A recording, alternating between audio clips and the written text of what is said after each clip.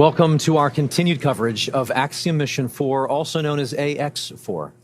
Hello, I'm Paul Wizakowski, strategic space storyteller for Axiom Space, based out of Charlotte, North Carolina. And I'm Ronnie Foreman, a senior sales manager here at SpaceX.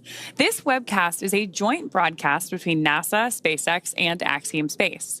Tonight, we'll all be walking you through the events of the Dragon spacecraft approaching and docking with the International Space Station. Our coverage today will continue through the welcome ceremony that awaits the AX4 crew once they are on board the ISS. The AX4 mission officially took flight yesterday, June 25th, when the Axiom Space crew lifted off from Kennedy Space Center's historic Pad 39A at 2:31 a.m. Eastern. This is the inaugural flight of the latest Dragon in SpaceX's fleet. Shortly after reaching orbit, Commander Peggy Whitson announced the name of this Dragon, calling it Grace. Our four-person crew for this mission is slated to conduct up to 14 days of efforts aboard the International Space Station. The crew is currently inside Dragon, and they are now positioned just outside the keep-out sphere around the International Space Station, approximately 420 kilometers above Earth. And so right now, we are awaiting the approach initiation burn that will be the first of several steps that incrementally guide them to the zenith docking port, or the space-facing port of the International Space Station. The Crew 10 Dragon spacecraft will be there to greet the Axiom Mission 4 crew when they arrive as well.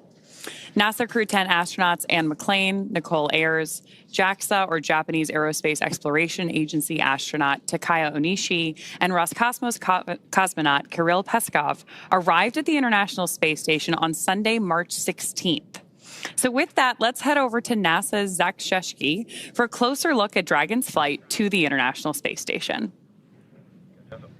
Hello, Paul and Ronnie. It's great to be with you, and welcome Dragon Grace and the Axiom Mission 4 crew aboard the International Space Station. I'm joining you from the International Space Station Flight Control Room here at NASA's Johnson Space Center in Houston, Texas.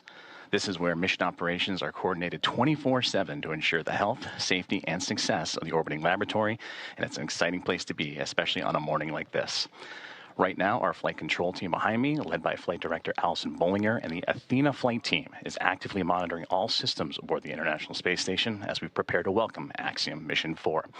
We're just a few moments away from the approach initiation burn to take Dragon and the crew closer to the orbiting laboratory, and the teams on the ground have pulled go already and have tested out and continuing to test out big communications loops, which connects the teams here in Hawthorne, Houston, Dragon Grace, and the International Space Station. For Dragon, they have 16 Draco thrusters aboard to be used to help navigate the spacecraft to its destination, the orbiting laboratory, each providing 90 pounds of force to help it get to its final destination. It's been quite the journey for the crew since launching yesterday morning, starting with the phase burn that happened shortly after launch. Now, it's the first of 5 major burns, that is the phase burn, which happens at the highest point or apogee of Dragon's first orbit and occurred about 46 minutes after launch. It raises the lowest part of the orbit, the perigee, helping Dragon get closer to the space station's path. And then the boost burn would quickly take place.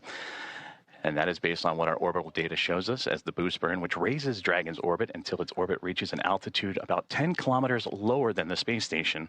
And this took place around 8:15 a.m. Central Time yesterday morning. After that, we executed the close burn about 45 minutes later. Next was the close co-elliptic burn, which adjusts Dragon's orbit so it stays about 10 kilometers below the station the whole way around the Earth. Now, co-elliptic just means that both orbits of both the Dragon Grace and the International Space Station are nearly the same shape and the same speed. Several hours later, the transfer burn was then executed, and this is the 4th maneuver in which the transfer burn raises Dragon's highest orbital point to just about 2.5 kilometers below the space station. And then finally, the co-elliptic burn would round everything out, and that would occur just shortly before we came on the air, or earlier this morning, I should say, and that helps Dragon maintain a consistent orbit with the International Space Station.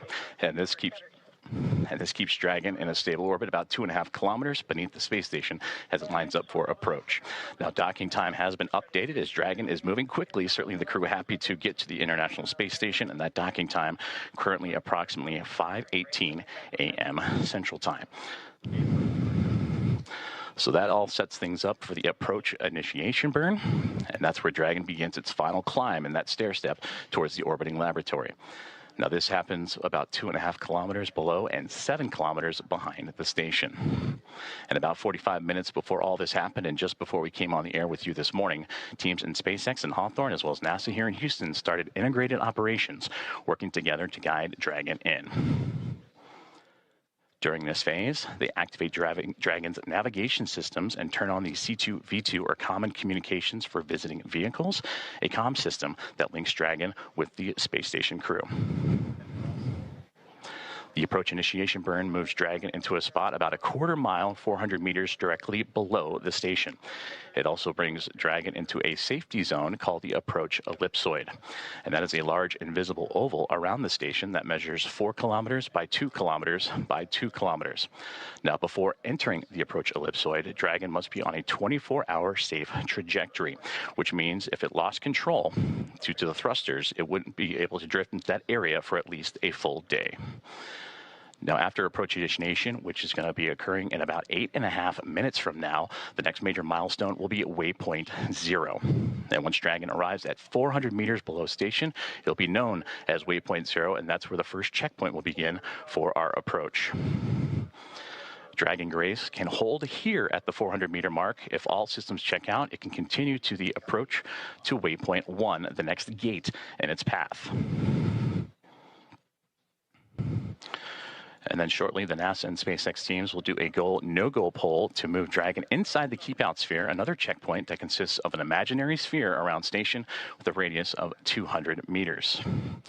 Flight controllers here on the ground use this to monitor all arriving and departing vehicles, and this is another chance to confirm that all the guidance and navigation and control systems are working correctly on Dragon Grace before moving closer to station. All of this carries a similar requirement on the orbital trajectory of Dragon, and if Dragon were to somehow lose control of its thrusters, and the space station would be safe for 4 orbits or about 6 hours rather than the 24-hour required to enter the approach ellipsoid. So as you can see on your screen, from waypoint 0 to waypoint 1, that's where we move to the next gate, in which waypoint 1 will swing, the Dragon will swing up and over the International Space Station and arrive at an approximate distance of about 220 meters. At this point, it will be on what we call a docking axis.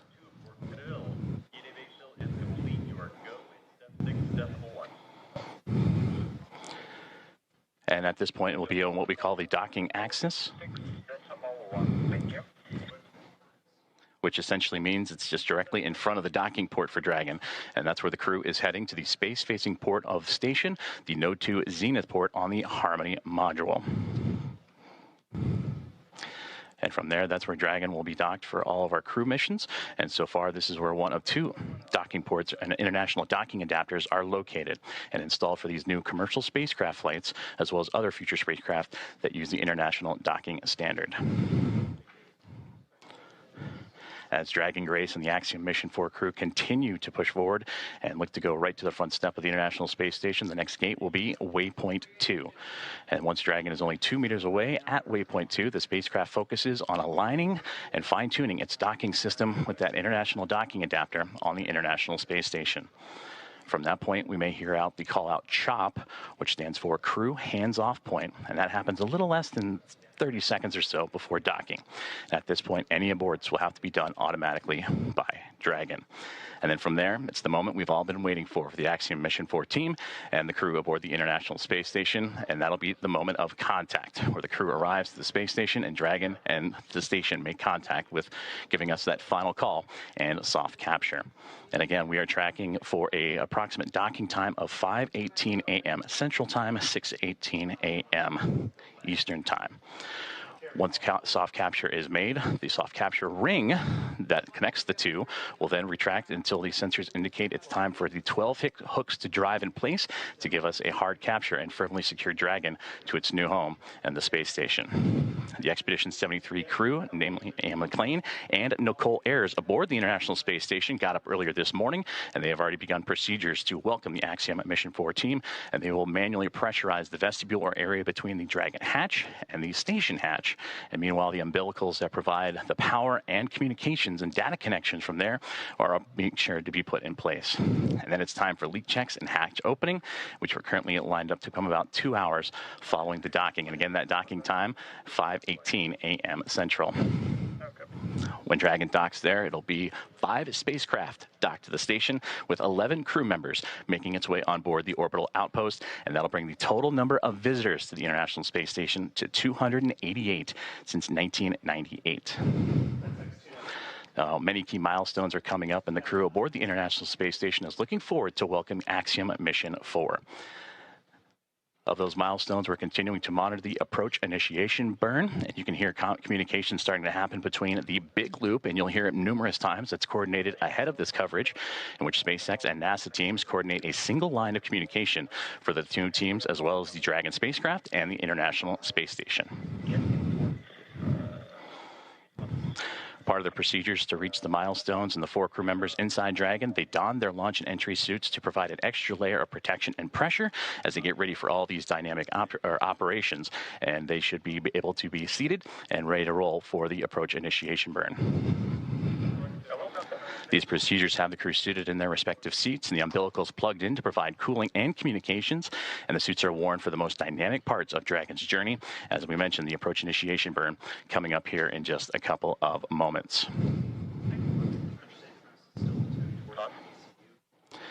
So as we await for the approach initiation burn, which will be coming in just a couple of moments, let's check back in with our friends in Hawthorne. Thank you, Joseph. As with all things in human spaceflight, every step is methodical and intentional. Reaching the International Space Station is no different.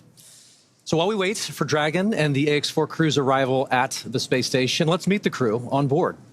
Our mission commander today is Peggy Whitson of the United States.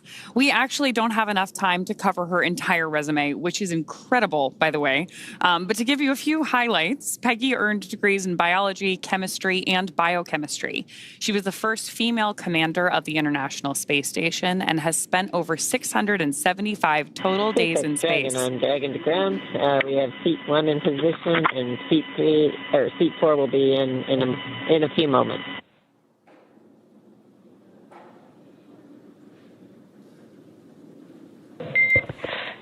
And Peggy, I copy on Dragon to ground. Seat 1 is in position, and seat 4 is almost there.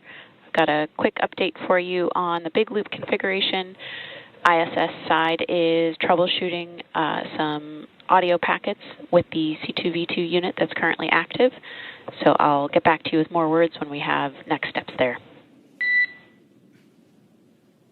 Standing by. Thanks for the update.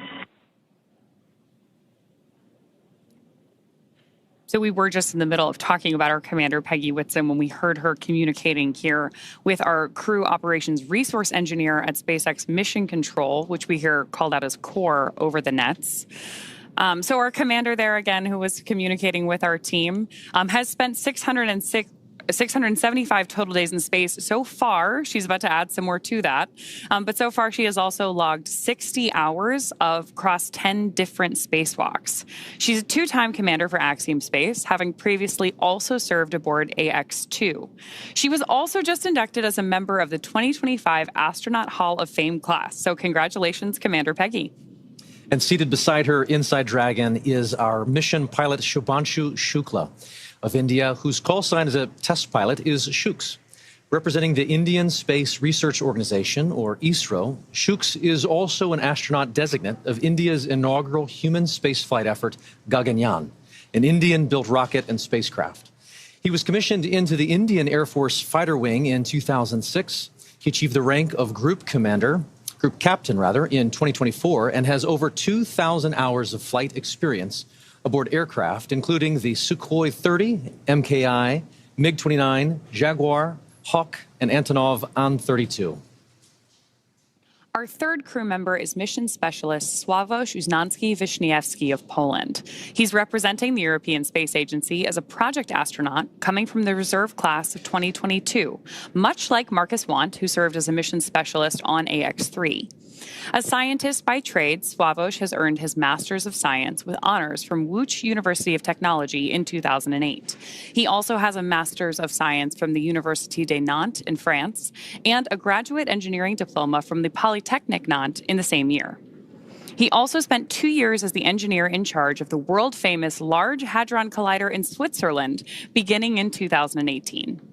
And rounding out this incredible crew is mission specialist Tibor Kapu of Hungary. He represents Hungarian to Orbit Astronaut Program, or HUNOR. The program aims to send Hungarian astronauts to the International Space Station for scientific research and technological development, as well as to inspire young people. He graduated from the Budapest University of Technology and Economics, earning a degree in mechanical engineering, followed by a master's degree specializing in polymer technology. In 2023, Tibor emerged as one of 4 Hungarians selected from a pool of 247 candidates for the HUNOR astronaut program. He has invested a notable amount of time in his career focused on space radiation protection while awaiting his acceptance to HUNOR. Together, they are the crew of AX-4, Axiom Space's 4th private astronaut mission to the International Space Station. This mission represents the return to spaceflight for 3 nations, but it also highlights the growing opportunities for nations and entities around the world to conduct meaningful work in low Earth orbit. And this is an incredible crew. They have spent 10 months of training together. They reported to Houston last August and have been kind of shepherded through a variety of training efforts since then, all leading up to this moment. It has been truly an honor to see them come from different parts of the world and come together as one team. Dragon SpaceX on Dragon to ground. The approach initiation maneuver is complete. Performance was nominal. Reminder, if the C2V2 link is lost for 10 minutes without ground action, Dragon will perform a breakout. Timers are available in your event details. Dragon copies. Good AI, and watch for C2V2 and event details. That's a good copy. And for another status update on C2V2, ISS side is working a swap to C2V2 Bravo unit. Good to hear. Thanks. So that's great news as we continue in our approach of the Dragon spacecraft to the International Space Station. That first approach initiation burn, or the AI burn, ran nominally. And nominally in space talk means everything went well. So it means we're moving closer to that docking ceremony and welcoming the AX-4 crew on board. I love it. And so we'll continue to listen in and in hopes that they will continue to progress towards docking. Obviously, there's a lot of action that has already taken place over the last 24 hours. And we'd love to share a little bit of that pre-flight effort with you that built up to launch and then towards docking. So yesterday, June 25th, the AX-4 crew was driven from quarantine to Kennedy Space Center. Here you see a photo of them at a handover event. This is a special moment where the Axiom space operations crew officially hands over the crew to SpaceX before they go to the Falcon support building to suit up. This was a moment where they got to spend a few minutes with their loved ones, with family and friends, and pause in the midst of all the operational choreography and just take in a moment about what they were about to do and to celebrate it and enjoy just this moment with loved ones. And then as this concluded, they got into the SpaceX Teslas that took them out to the Falcon support building, at which point they were officially in the hands of SpaceX.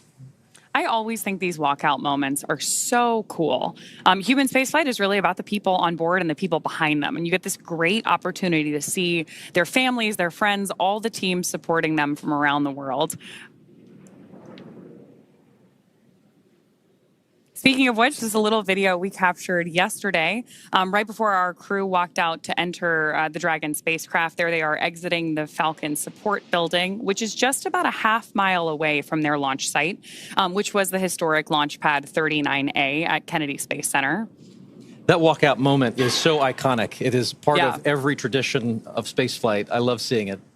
So is this, actually. We've got a member of our closeout crew there with our 2 of our astronauts headed over to the pad in those 2 iconic Teslas. We've got our commander there looking very happy. Those smiles. Yeah, are the crew infectious. getting to see Falcon 9 from the base before riding that elevator up to space.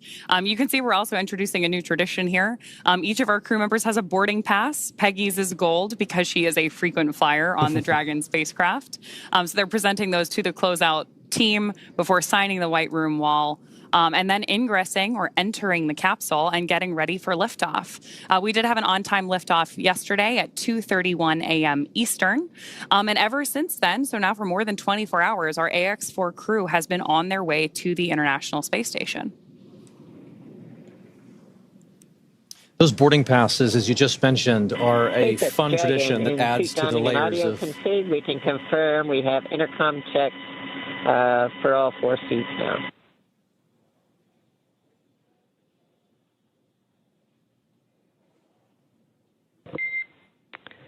And Peggy, could you repeat your last? Just wanted to verify we had successful intercom checks, step 5.2, and suit donning and audio config. And we're just moving on. Okay, I copy successful intercom checks and suit donning and audio config complete and ready to move on. Good copy. So you'll hear us continue to talk from mission control here at SpaceX and the big loop, right? We've got NASA in the loop now, too, as we approach the ISS, to our crew on board to perform comm checks. And SpaceX Dragon, suit donning and audio config is complete for all 4 crew members. And to provide status updates. SpaceX copies 4.010 suit donning and audio config complete for all 4 crew members. So that's particularly good news for mission control because one of the things that we have our astronauts do anytime we enter a dynamic phase of flight is put on those IVA suits. So when we talk about suit donning, they've been comfortable, right? Like we had those spacesuits on for liftoff, and hopefully we'll have some shots of liftoff from yesterday here for you in a moment. But we put those spacesuits on for liftoff, and then once we're safely in orbit, the astronauts can doff or take those suits off. But now that we're approaching the International Space Station, again, we're going to don the suits, put them back on, because we're moving into that dynamic phase of flight. So we're getting some confirmation there from our crew to mission control that we're moving forward in each of these careful steps, preparing both the capsule and the AX-4 crew for docking to the ISS. And these are all good call-outs. Yeah, great to hear. Yeah. Perfect. I love it. We were talking about ingress just a moment ago. We'd love to show you shots of launch from yesterday. The teams at Kennedy Space Center, the SpaceX teams and the NASA teams, were able to get some great shots of this Falcon 9 and Dragon lifting off. This was also the second liftoff and landing for our booster yesterday, so pretty exciting to see that flight-proven launch vehicle once again flying from 39A. And there you have it, Grace taking to the air for the very first time. That's a good point, Paul. This is our 5th and final Dragon in the fleet, which received its name yesterday from our commander, Peggy Whitson. Great shots of our crew there on their way up to space yesterday.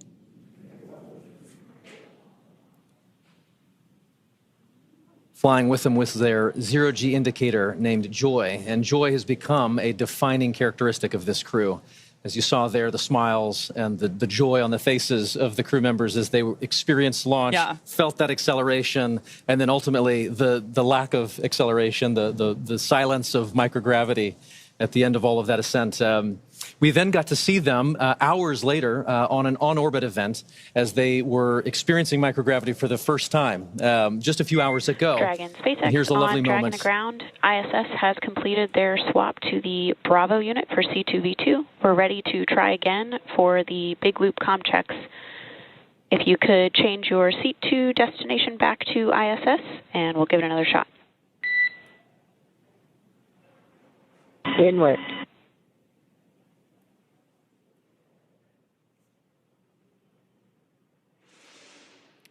So Joseph mentioned this earlier, but C2V2 stands for Common Communications for Visiting Vehicles. And what we're doing now is that final comm check as Dragon approaches the ISS to make sure that we're ready for our visiting vehicle. Station on the big loop. We are very excited to have you loud and clear, Peggy. And we are excited to hear your voice and looking forward to seeing you guys shortly. I can't wait to see you either, Peggy. Excited you guys are here. And SpaceX copies Dragon loud and clear on the big loop.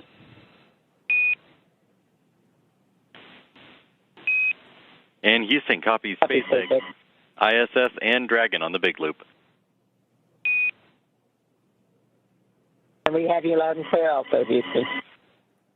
So that was an awesome illustration of the big loop. You just heard astronauts on board the ISS talking to astronauts on board Dragon, confirmed by Mission Control here in Hawthorne, and then confirmed again by Mission Control in Houston. That is why they call it the big loop. We're literally going around the world. It's great. We are.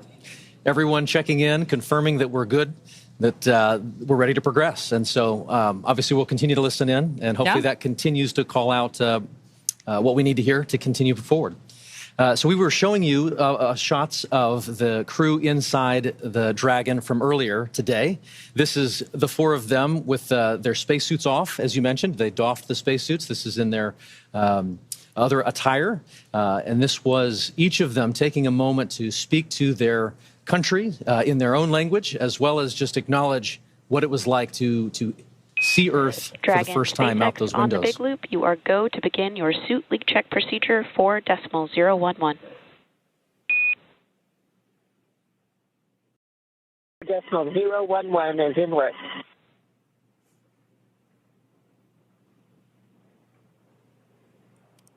So good news there that our crew is moving forward with additional checks on board. We're obviously working a lot of different procedures here, too. You'll hear our team call out a series of different numbers. They're all carefully enumerated procedures that we step through to make sure that we don't miss anything in any of the steps it's going to take us to get to the ISS safely. Speaking of which, just in case you're just joining us, it would be good to go over many of the steps that took us to get to this point. Yesterday was launch day. Axiom 4 marks SpaceX's 18th human spaceflight launch overall. Including Axiom 4, Falcon 9 has supported 48 missions to the ISS with our Dragon spacecraft, starting with our first cargo resupply mission in 2012. And since 2022, SpaceX has supported the next generation. SpaceX Dragon, we're at step 2.2, waiting your go on suit leak check on the big loop.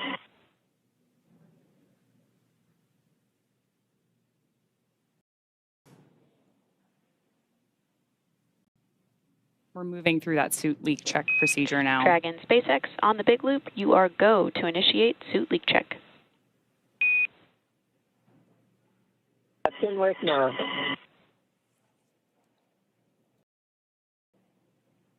Acknowledgement there from our commander.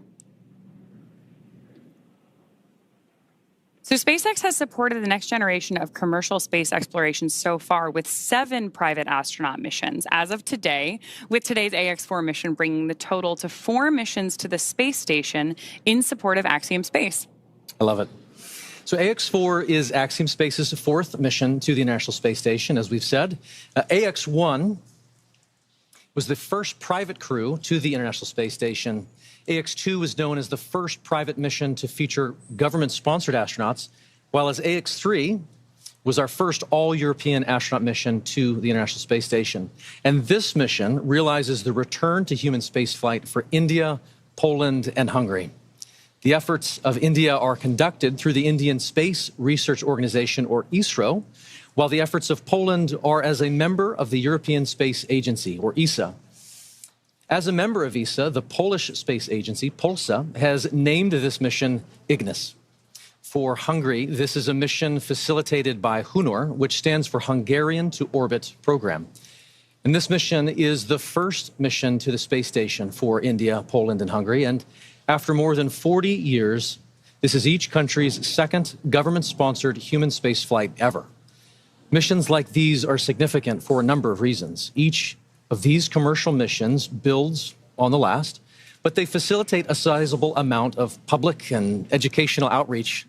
Medical research, intergovernmental relationships are built and fostered through these moments, and the list goes on. To be honest, there a lot of hard work goes into each of these missions to make sure that every minute is maximized. Ultimately, each one serves as a critical stepping stone on the path to providing global, sustained access to low Earth orbit.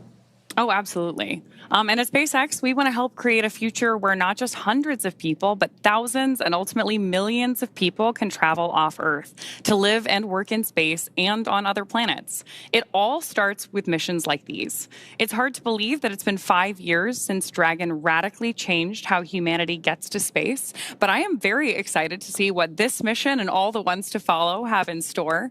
But with that, I do want to check back in with NASA at JSC. So, Joseph, let's hand it back to you. Thank you, Ronnie and Paul. And absolutely, yes, it's an incredible day to welcome the Axiom Mission 42 to the International Space Station. And I know we've already covered so many key milestones, including what it took to get to this point right now. And arrival day is always a busy one aboard the Big Loop. We see 4 good suit leak checks. And right there, another great milestone. Another great milestone right there, 4 good suit leak checks. And we talked about that earlier about during the dynamic phases of flight, the crew puts those suits on to make sure that everything is safe and sound for them to provide that extra layer of protection as they continue to chase down the International Space Station. Now, from the space station perspective, here inside the International Space Station Flight Control Room at NASA's Johnson Space Center in Houston, Texas, arrival day is always a busy one. And this morning, with no exception, NASA's astronauts Anne McClain and Nicole Ayers are already in position inside the cupola module, and they're using specialized software to keep track of Dragon's trajectory and confirm it remains inside its designated corridor. Now, the next key milestone that we're going to keep an eye on now is a course correction or a mid-course burn that's pretty much halfway between the AI burn, which went successfully a few moments ago, and then up to waypoint 0, which is really going to start those key gates that the Dragon Grace spacecraft will start navigating on its way towards the International Space Station and docking to that zenith port, that space-facing port of the Harmony module. Now, once Dragon is docked, Nicole Ayers of NASA will be the first one to begin the hatch opening operations. She'll start by opening the large hatch on Node 2. That's that zenith space-facing port we were talking about, and that gives the crew access to the pressurized mating adapter. From there, they'll begin pressurizing what's called the vestibule. That's the small space in between the Dragon and the space station hatches. This area was exposed to the vacuum of space before docking, so it'll need to be filled with air to be equalized with both the pressure, both for the spacecraft and anyone inside the space station to equal out and for those to pass through. Ayers will then use a small valve on the station's hatch to gradually introduce air into that vestibule. And meanwhile, the flight controllers here in Houston will be closely monitoring the pressure readings to confirm that the seal is tight and everything is leak-free before giving the go for hatch opening. Now, here inside the International Space Station Flight Control Room, the controller is already hard at work. They've been doing so all morning long and well into since the launch, really, and beyond. NASA Flight Director Allison Bollinger and her Athena flight team are leading operations here in the International Space Station Flight Control Room in Mission Control. And then seated to my right, to their right is the Capcom, who you'll hear communicating to the teams on the International Space Station, a part of that big loop. You heard the comms checks multiple times between SpaceX, Dragon Grace, International Space Station, and the teams in Houston, so we're all on one single line of communication. Now, taking a look at who's aboard the International Space Station, we heard them mentioned a little bit earlier on, and currently aboard is the Expedition 73 crew members. And they are led by Commander Takuya Onishi, who is on that far right-hand side. And several members of this expedition crew have celebrated some key milestones for him. For Takuya, he celebrated 200 days in space about 2 weeks ago. Up next is NASA's Anne McClain. She is sitting right in front of Takuya on that right-hand side. She recently celebrated 300 days in orbit this past week. For Nicole Ayers, just on the other side of that Expedition 73 crew patch, she recently celebrated 100 days in space on Monday, and she and McClain are going to be the ones that are going to be monitoring the Axiom Mission 4 team and dragging Grace to the International Space Station. Then NASA's Johnny Kim, a flight engineer. He is on the back left-hand side of that image. Kirill Peskov of Roscosmos, a flight engineer, celebrated 100 days in space on Monday, and Sergei Ryzhikov, flight engineer, right there in the center. And then you have Alex Zubritsky, a flight engineer of Roscosmos as well. So flight controllers here in Houston have also begun the process of feathering the station's solar arrays and looking to get that multi-step procedure designed to protect the arrays from thruster plume exposure during Dragon's final approach. Now, taking a look at the updated timelines and what we're looking forward to, we're about 7 minutes away from that AI mid-course burn, and from there about 27 minutes from that waypoint 0 mark. And then from that point on, the space station and Dragon will continue to close the gap between each other. And then about 1 kilometer away will be the two vehicles, and that'll be in about 13 minutes from now. So again, a lot happening surrounding Dragon Grace and the Axiom Mission 4 crew, as well as those aboard the International Space Station. We mentioned earlier that this will become a team of 11 that'll be joined together, and after docking, which right now is continuing to be adjusted, and working closer to about 5:22, approximately 5:22 a.m. Central Time. And then we'll have the hatch opening, which we just walked through the procedures of having to equalize the pressure between Dragon and Space Station so those could pass through.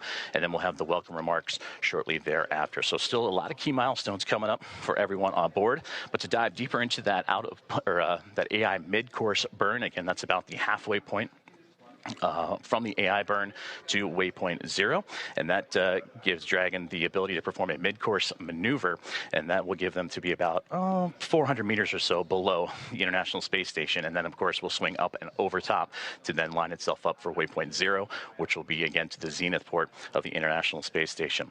And from there, Dragon will execute a small mid-course maneuver, and that's just to fine-tune its approach and bring it to about that 400-meter mark and get ready for the remainder of its gates and those checkpoints it has to come to for the International Space Station and Dragon to eventually meet up.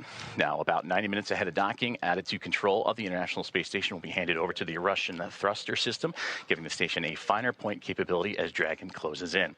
We're looking forward to welcoming the Axiom Mission 4 astronauts aboard the International Space Station.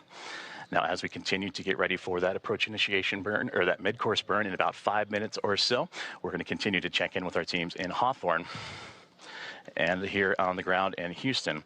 As you can see right there, the process that it took for Dragon to get to the International Space Station, starting about 45 minutes after launch yesterday with the phase burn, and then that stair-step approach to get to the front door of the International Space Station with those 5 key burns leading into the approach initiation. Now, all teams on board the International Space Station have been up and at it early this morning. We talked about the roles for Nicole Ayers as well as Ann McLean getting ready to welcome the Axiom Mission 4 team. You heard the great communications between the two already as they're eager and anxious to welcome Peggy Whitson, the former NASA astronaut and commander of Axiom Mission 4. She continues her record-setting mark as the most experienced astronaut, American astronaut in the history.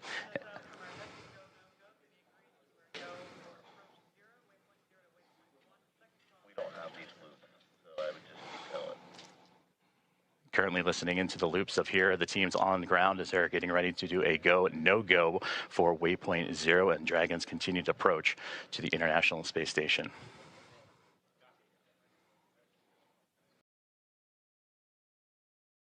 We have no views, so you're going to have to keep tap dancing, and we don't have these loops in our broadcast, so you're pausing with no loops broadcast.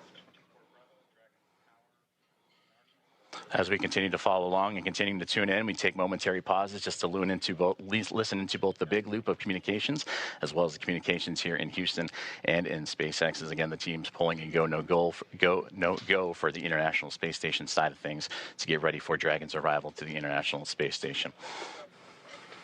As I mentioned, once the mid-course maneuver is complete, it's then on to waypoint 0 and getting them to that 400-meter mark. And hopefully we can take a look at a little bit of that graphic of what's to come for the Dragon Grace and the team aboard Axiom Mission 4.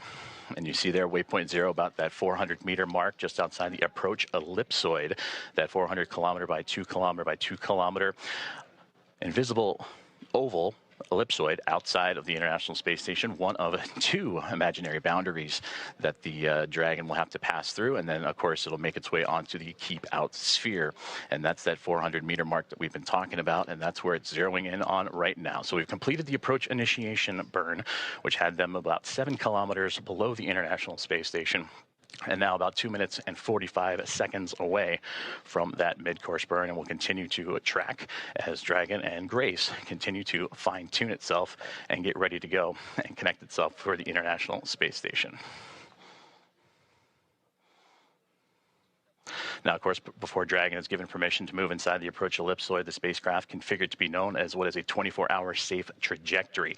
And this means that if Dragon were to lose control in its thrusters, it would be at least 24 hours before it could move inside the approach ellipsoid again. But again, those upcoming milestones, everything continuing to press on along as Dragon, so far so good, as it continues its chase down of the International Space Station.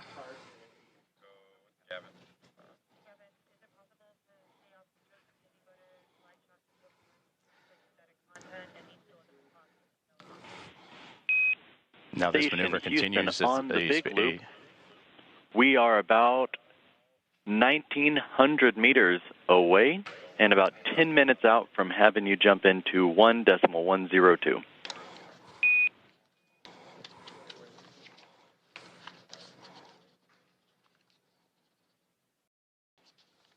Great call outs there, as you heard the team saying about 1,900 meters away, that separates the Dragon and Grace spacecraft and the International Space Station.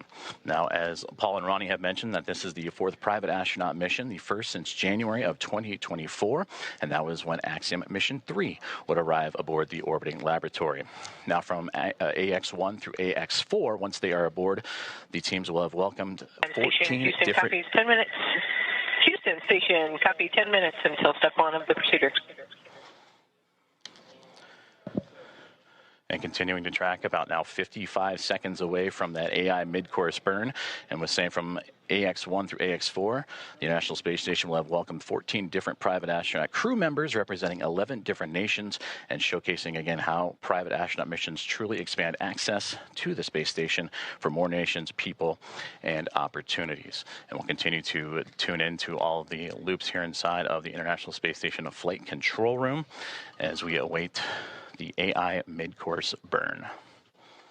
And now standing about 20 seconds away as it continues to fine-tune, Dragon Grace continues to fine-tune its path towards the International Space Station.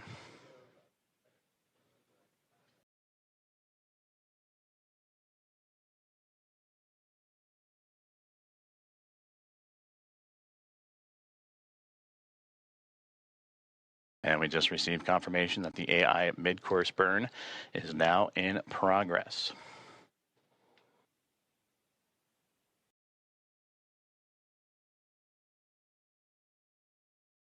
And again, this is done about halfway from our starting point, which was the approach initiation burn, and that'll get Dragon on its path towards waypoint 0. It's just a small burn, but again, all about fine-tuning and its approach to ensure that we're targeting a precise point of about 400 meters directly below the International Space Station.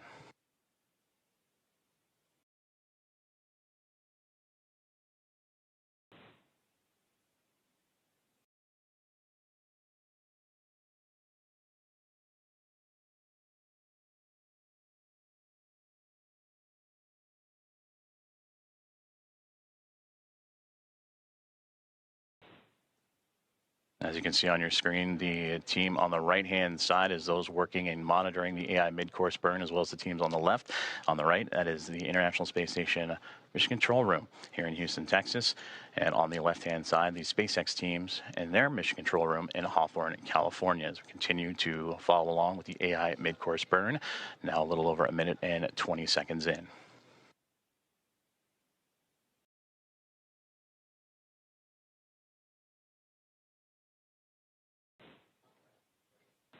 And mid-course burn has just been completed, and everything has been reported as nominal. Dragon, SpaceX on the big loop, mid-course maneuver complete. Performance was nominal.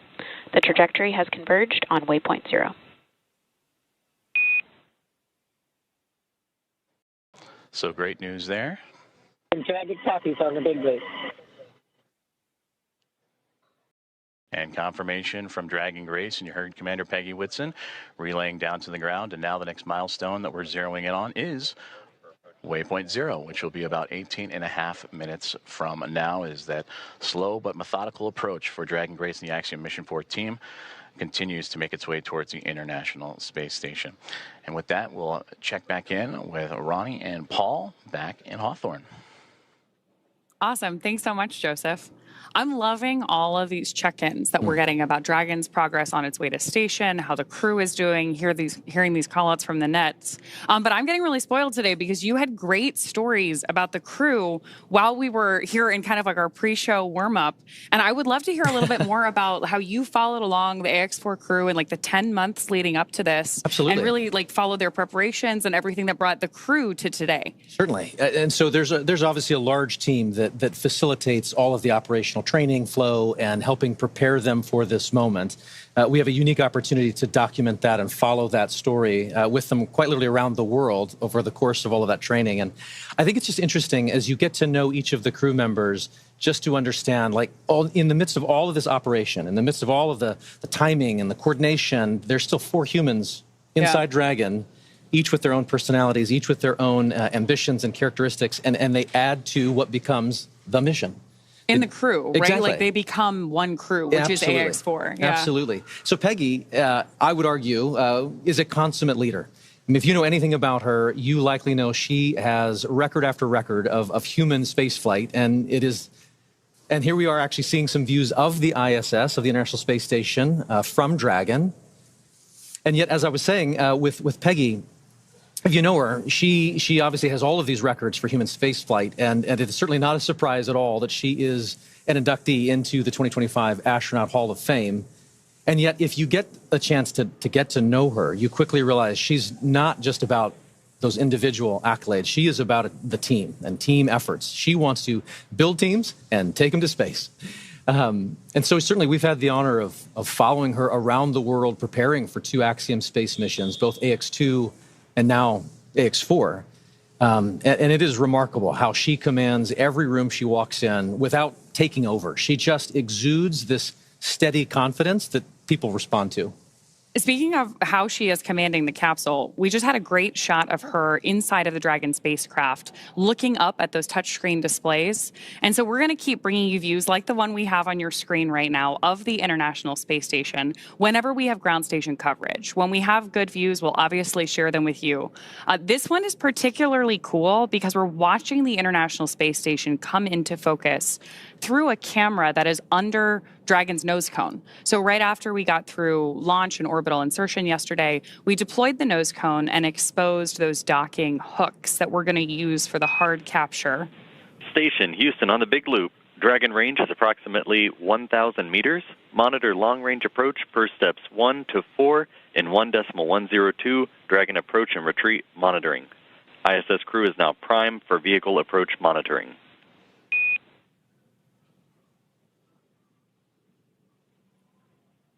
More of those joint communications on the Big Loop there about that approach that we're watching on our screen right now. It's pretty cool. Absolutely. And it looks as though Dragon is currently underneath the International Space Station. We're looking almost up at it from underneath. Yeah, and we had those great graphics earlier that showed how we're balancing this really careful geometry and approaching each step with these methodical burns.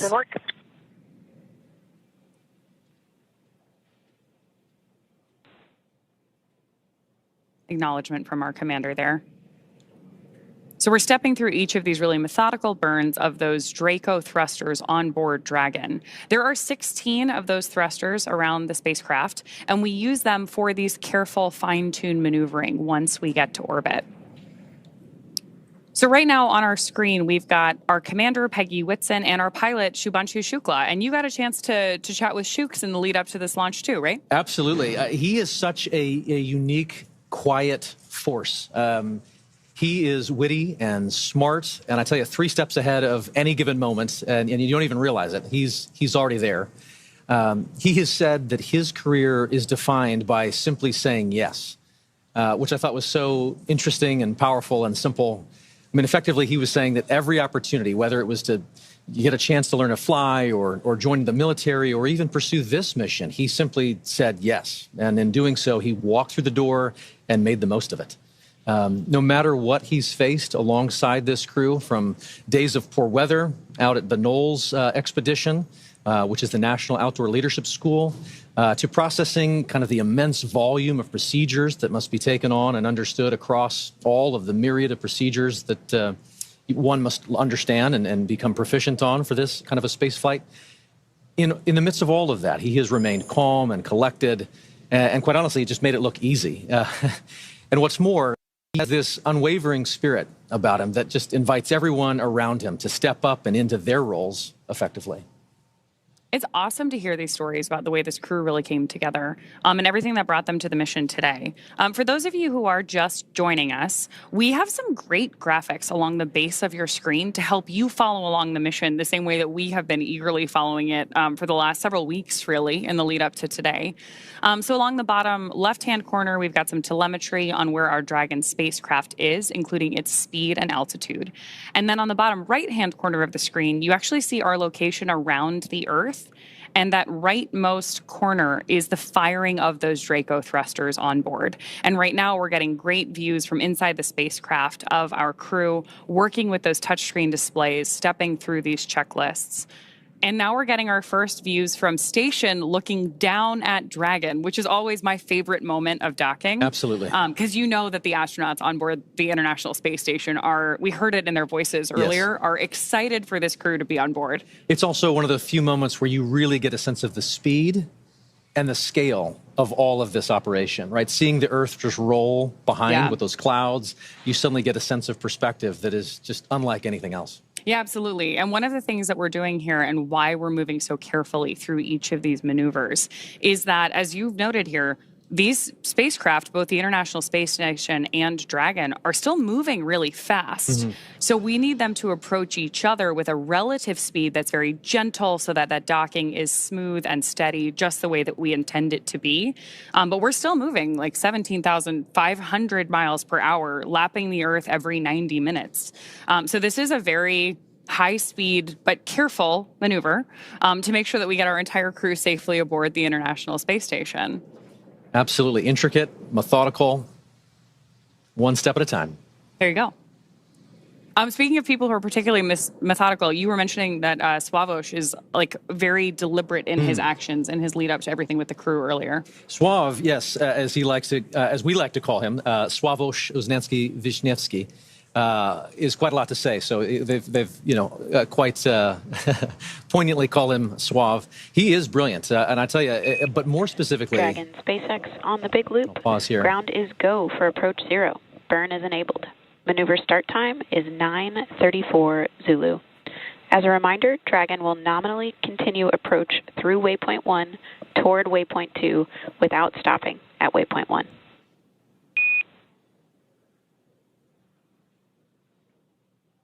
And there we have And another. Dragon copies all, and we're go for the approach as well.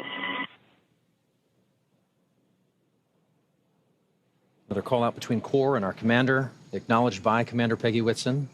And that was a cool call out, too, because we told the crew that we're going to move right through waypoint 1. Each of those waypoints are an opportunity for us to pause and make sure that everything's going well. So that means that everything's really going on track, right? We're ready to move into this next process of approaching the station. So we were talking about Sław, and just to finish that thought, I have often described him as somebody who is brilliant, but more specifically, he is curious. Sławomir is certainly one who is genuinely in pursuit of knowledge and understanding. I've actually never seen him to shy away from asking the next question. Throughout all the training, you can expect him to raise a hand and lean in, and everyone else does as a result. I mean, you just kind of get pulled into that earnest pursuit of knowledge, and he wraps it all up in a pretty good charm. He's exciting to learn beside. You know, I for one, found myself wanting to lean in and learn alongside him as an outsider here. But his curiosity is probably matched only by his love for exploration and being out in the unknown. Like from sailing to hiking to kind of peering over that next ridge, he is one who is constantly seeking and experiencing something new. He has a love for this life and for this planet that is infectious. One can only imagine how that perspective is growing as he's looking out the window and seeing the Earth and perhaps even maybe the ISS at this point outside Dragon. Oh, yeah, absolutely. I mean, speaking of his love of something new, 3 of the crew members that we have on board AX4 are first-time flyers to low Earth orbit and to the International Space Station. So very excited to hear their take on both being up there and then everything they have to share with all of us once they return. So with that, can we round out some stories here for our 4th crew member? Absolutely. So Tibor, he is an incredible thinker. You can just see him process any information and immediately then begin to put it to use. He is someone who just grabs and goes. But also, even more than that, he's someone who really feels things deeply. He cares about what this mission is. He cares about what it means for all those back home in Hungary. He's got a very high emotional intelligence, I would say. He can read the room in an instant. But I tell you, his gift to humanity is to then be able to elevate and brighten everyone around him. I don't know of a single instructor, maybe ops team member, or even medical support staffer who doesn't smile when they think of Tibor Kapu. And I also tell you, he is tireless. There is quite a lot that he is capable of and responsible for, and that is invigorating to just see him approach every step of everything he's asked to do with diligence. And there were a lot of steps in the lead up to this for our crew. Astronaut preparation is extensive, from training that's specific to each crew member's role to learning SpaceX protocols, space station systems, and preparing for the science and outreach activities they'll be conducting in space. Private astronaut training is pretty rigorous. So in addition to the work that they did in the field, like you mentioned with the National Outdoor Leadership School, or NOLS. Station Houston on the Big Loop. First step, 1 of 1.102. Can you please confirm Dragon is in sight and give us an attitude assessment?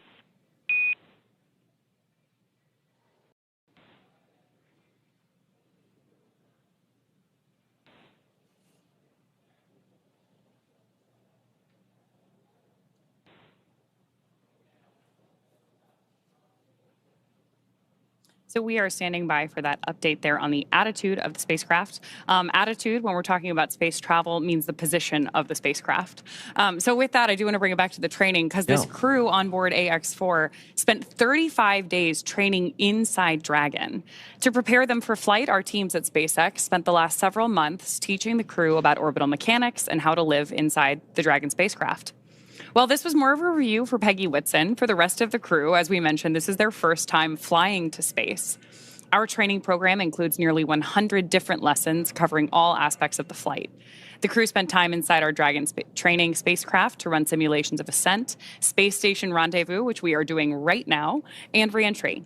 And they also spent time at the launch pad in our suit-up room and working through emergency procedures that would be necessary in the unlikely event of a pad abort. And in addition to the critical training from SpaceX associated with... on the Big Loop, com check. Houston reads you loud and clear.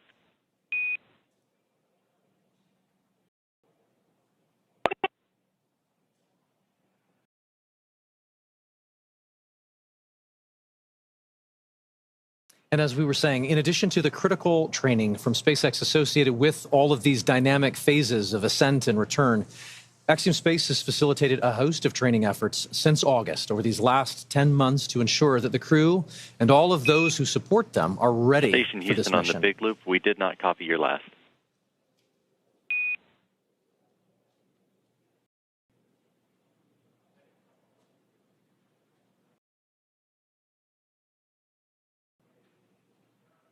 Houston Station on the Big Loop. We have Dragon in sight, and attitude looks nominal. Houston copies. That's a good report. That is a great report. It's always nice to hear those confirmations, especially across the Big Loop, because we are coordinating so many teams for missions like this. Absolutely.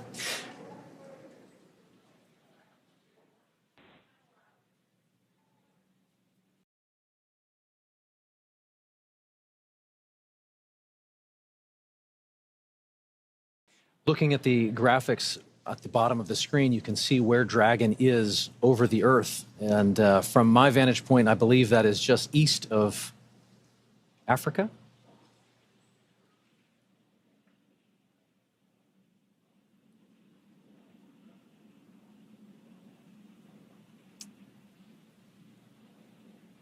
I think one of the things that's the most striking to me is that as we watch all these different visuals come into play, which again, we are bringing you whenever we have them. So when we've got good views, we're sharing them with you. We're really seeing how quickly Dragon is approaching the station. At 429 kilometers above the Earth, they are continuing to raise that elevation, that altitude, and get closer and closer to where they'll be working and living for the next 2 weeks. But again, these visuals just tell an amazing story of where we're going and what we're doing, where low Earth orbit is. It is hard to really comprehend and wrap your mind around the idea of living off planet, and yet visuals like this start to help you make that real. Oh, absolutely. And hearing commentary like we did earlier from that on-orbit check-in, it was great to hear how quickly even the crew was saying they were learning how to do things in microgravity, especially because we have so many first-time flyers on this mission. Hopefully, first time but not the last. We have a repeat with our commander, Peggy Whitson, as well. Absolutely. A little bit of joy goes a long way, and overcoming some of those probably initial sensations and adjusting to microgravity.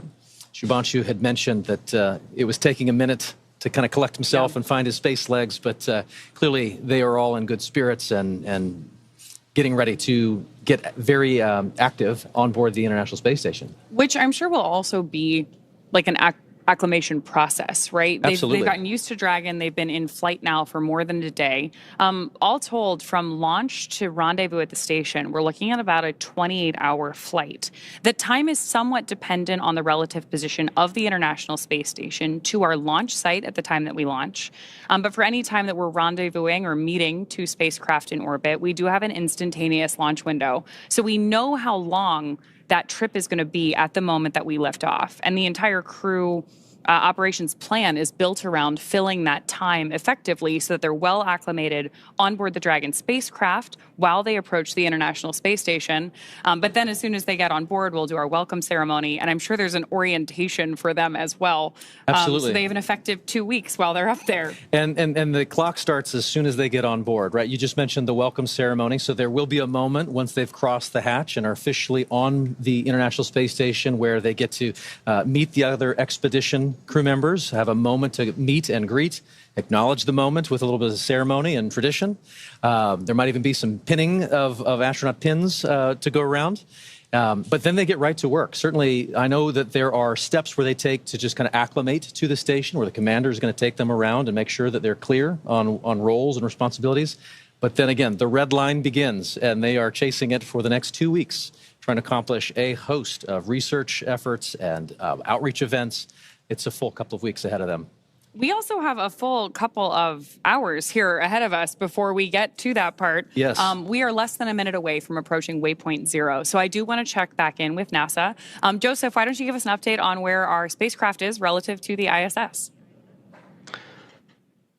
Thank you very much, Ronnie and Paul, as we here in the teams at the International Space Station Flight Control Room tracking the arrival to waypoint 0 for Dragon Grace and the Axiom Mission 4 team, which they have just now hit that mark, which means approximately 400 meters directly below the station. And we can see those wonderful views now, and you can really see that high resolution of Dragon Grace continuing its methodical approach to the International Space Station. We're still tracking a docking time of about 5:18 a.m. Central Time, 6:18 a.m. Eastern. And you mentioned the hatch opening, and then as well as the welcome remarks shortly to follow. Hatch opening roughly about 2 hours or so after the initial contact and capture. And then when the hooks drive, the 12 hooks that are on the bulkhead there of the SpaceX Dragon will connect itself and create that hard mate, sealing itself to the orbiting laboratory. And once the pressure checks and seals will be done, then everything will be pressurized and ready to go. So waypoint 0 has been achieved, and now they're making their way on to waypoint 1. But you heard earlier on the loops that they have received the go to proceed past waypoint 1 and head straight on to waypoint 2. And that means they'll continue to swing up and above the International Space Station, and then what would have been a pause at the 220-meter mark, they'll continue to press forward and look to get to about waypoint 2. And waypoint 2's arrival will be just right on the doorstep of the International Space Station, Dragon, about 28 SpaceX meters on away. the big loop, approach approach 0 has started and the trajectory has converged on waypoint 1. Expect arrival at waypoint 1 at 10:09 Zulu.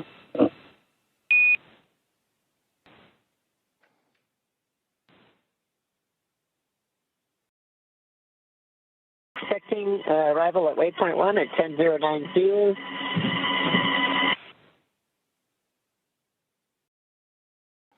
And there you heard it right there, that they are continuing to move on along and get ready to approach what would be waypoint 1, which that milestone will be in about a little less than 40 minutes from now. As you see right there on your screen, the Dragon Grace spacecraft continuing its methodical approach to the International Space Station. And of course, the 7 members aboard Space Station right now, looking forward to welcoming Commander Peggy Whitson, pilot Shubhanshu Shukla, as well as mission specialists Sławomir Uzlański-Wiśniewski and Tibor Kapu to the orbiting laboratory. And a welcome back to Commander Peggy Whitson. This will be her 5th time in her 5th space flight.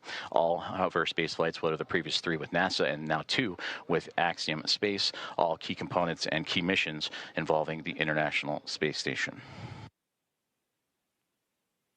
And you also heard on the Big Loop confirmations from Nicole Ayers and Ann McLean, who are monitoring Dragon's approach. They are in the cupola. That is the famed window to the world from the International Space Station that you see so many stellar views from many astronauts that share their experiences from the cupola. That is where they're using special technology to monitor and make sure that the Dragon spacecraft stays in the exact corridor, and that makes sure that everything is remaining on track and stays in its expected zones.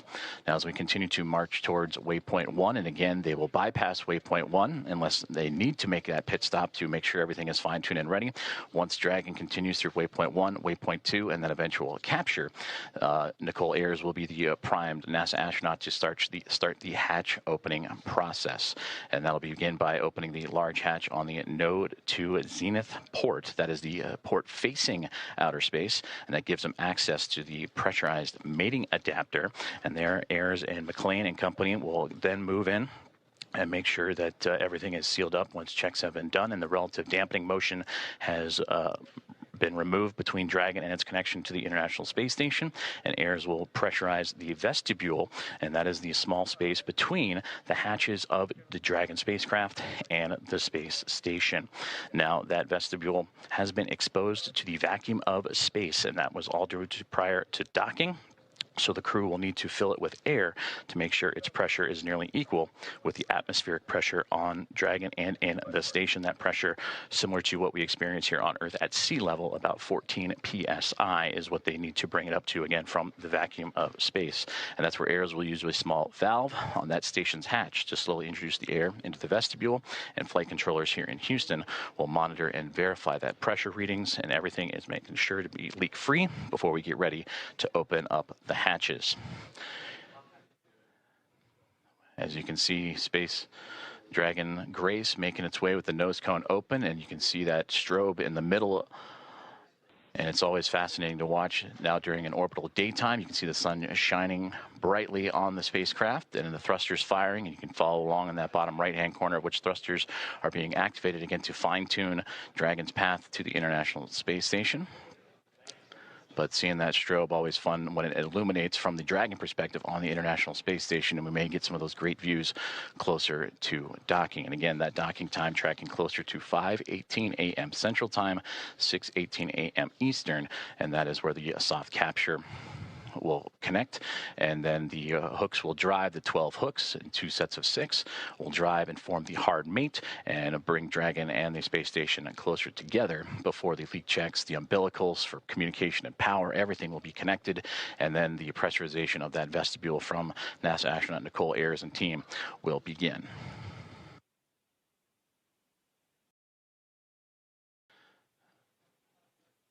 About 36 minutes from now, Dragon spacecraft will reach its waypoint 1 mark. And again, that's where the spacecraft will swing up and above the International Space Station, as it'll be docking to the space-facing or zenith port of the Harmony module.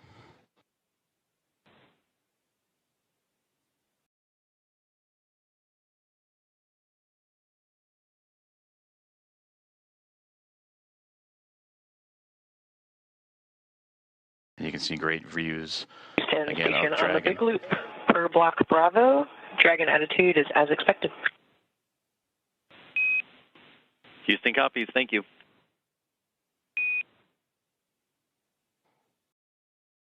Great communications there. Is everything going to plan for Dragon Grace? And you can see those thruster firings, those plumes of gases that are helping the spacecraft navigate its way from waypoint 0 to waypoint 1. And as mentioned, it's going to go up and over top of the International Space Station and then align itself to that zenith port.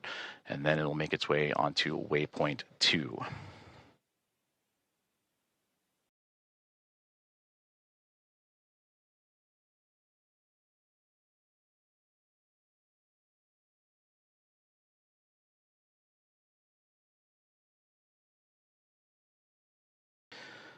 As mentioned previously, all visiting vehicles that arrive to the International Space Station take this phased approach when going to the orbiting laboratory, stopping at those predetermined gates. And that's for teams here on the ground, both in SpaceX and in Houston, to run quick checks on vehicle performance before approaching the laboratory.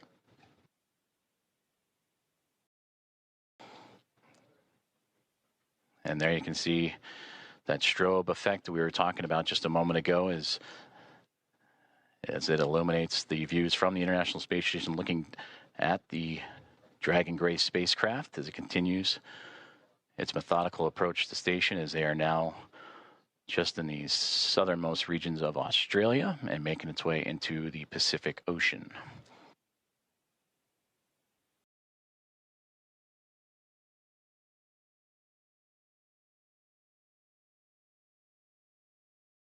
Dragon and station just began an orbital nighttime period, so we'll continue to lean on that strobe effect on the spacecraft to follow along.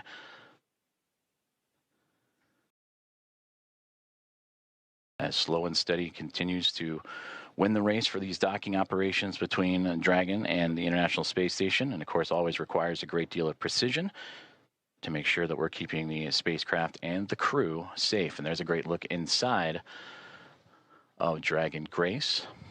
And then the view from the spacecraft now looking to the International Space Station, and those slight glimpses of daylight left before both the orbiting laboratory and the spacecraft completely enveloped in darkness during the orbital nighttime period. You can see the radiators. That's what's most prominent in the view of the International Space Station. And at the very top of this view of the International Space Station, you can see what was Dragon Endurance. That is the Dragon spacecraft vehicle that Crew 10 took to the International Space Station back in March. So upon docking, and once everyone is settled, you will see the International Space Station flying with both Grace and Endurance, and 5 total vehicles connected to the orbiting lab.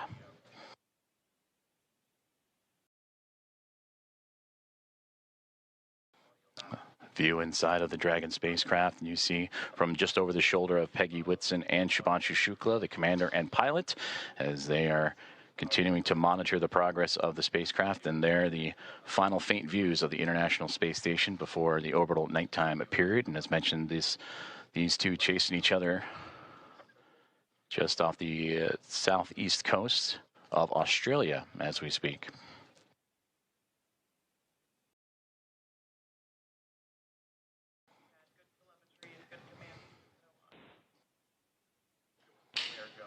And a great view of that center screen there, where you're seeing Dragon lining itself up with the International Space Station, and the views that both pilot Shubhanshu Shukla of ISRO and Peggy Whitson, commander of Axiom Mission 4, are monitoring.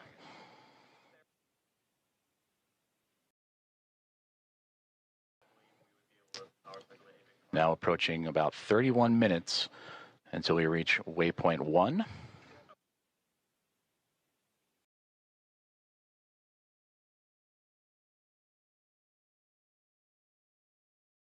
And once the spacecraft reaches waypoint 1, it'll be about 220 meters away, a little more than 656 feet from the orbiting laboratory, is Dragon Grace on its inaugural flight, looking to connect up to the International Space Station.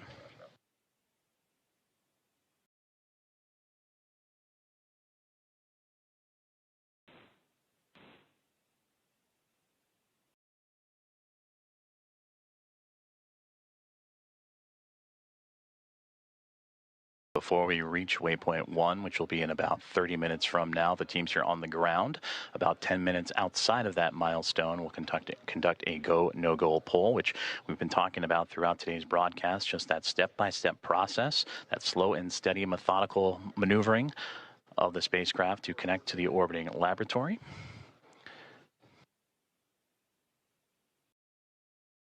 And we're continuing to follow along for an approximate docking time of 5:18 a.m. Central Time, 6:18 a.m. Eastern.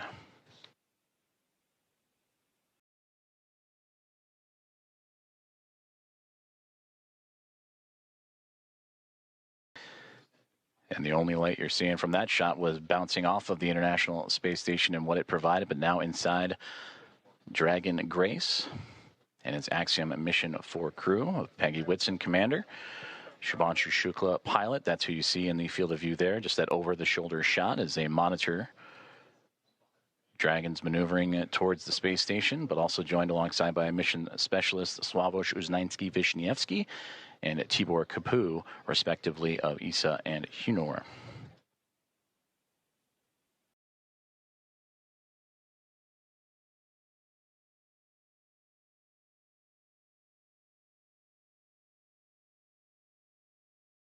And as we continue to take a look at the orbital nighttime phasing of the International Space Station and the Dragon Grace spacecraft, you see those thruster firings continuing that methodical approach for the craft, but you can also see in that left-hand side the speed of which they are traveling, the Dragon spacecraft at that, as it makes, again, it's starting to steady out and that slow push towards the orbiting laboratory, 428 kilometers above Earth.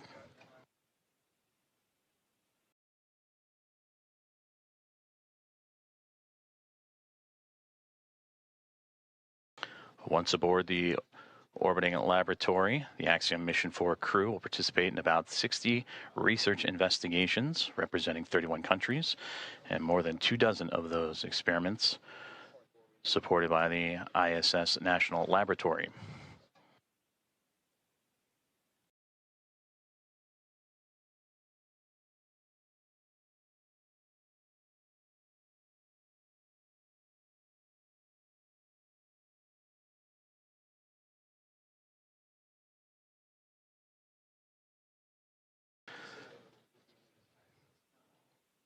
And there's a live look at the teams here on the ground on the left-hand side. That is Mission Control in SpaceX, Hawthorne, California, following along with Dragon's progress, I should say. And on the right-hand side, it looks to be Axiom Space here in Houston, just down the road from Johnson Space Center, NASA's Johnson Space Center, where we are located. And the International Space Station Flight Control Room, all three teams working together in integrated operations. That began just before we went live for today's broadcast. We're all three monitoring the progress of the Dragon spacecraft to the International Space Station. And you've been hearing communications on what is the Big Loop, which is that single line of comms that allow for the Dragon spacecraft and Grace to communicate with the International Space Station, but also for the teams on the ground here in Houston and in California and Hawthorne, all to communicate together. So everybody on the same page as the spacecraft continues its push towards the orbiting lab.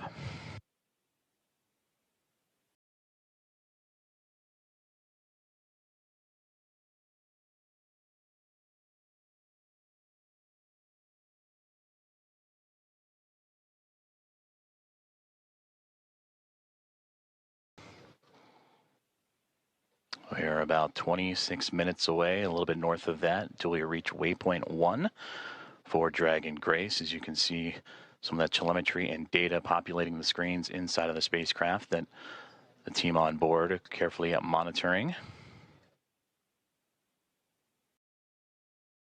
And this is the view from the Dragon spacecraft looking up at the International Space Station, as these two now making their way into the southernmost regions of the Pacific Ocean, having just passed underneath the south and then the southeast of Australia.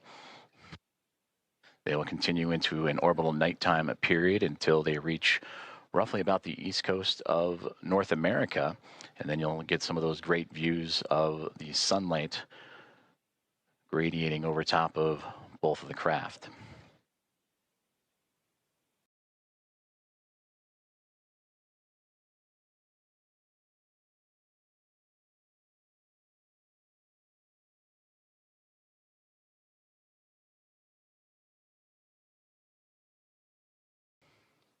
So far, everything performing nominally for the SpaceX Dragon Grace spacecraft as it continues its push towards the International Space Station, and what's been quite the journey for them. You heard earlier that this, since launch all the way up to the anticipated docking time, will be about a 28-hour process, 29 hours or so. So a lot has happened in a short amount of time as the teams in Hawthorne, California on the left and the teams on the right-hand side in Axiom Space working together with those here in Houston.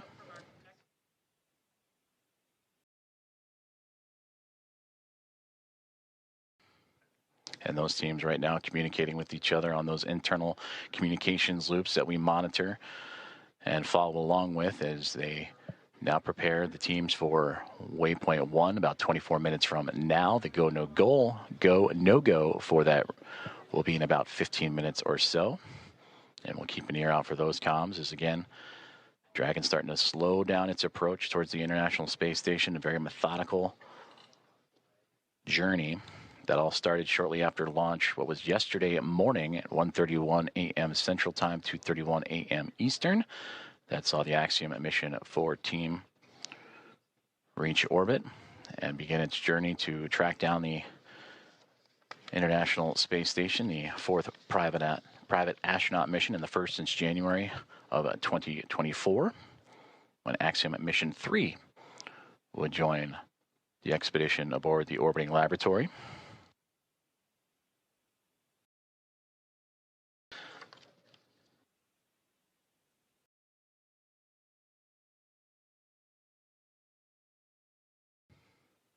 On board the International Space Station, the crews, they were up and got right into preparing for Dragon's arrival. NASA's Anne McClain and Nicole Ayers, who you've heard at times on the big communications loop talking to all parties. They are in the station's cupola using specialized software to track Dragon's approach and making sure it stays in the expected zones with that orbital nighttime currently enveloping the station and the Dragon spacecraft. They're keeping a close eye, and of course from the space station perspective, and we'll see it as we receive video communication, that strobing effect, that strobe light on the front,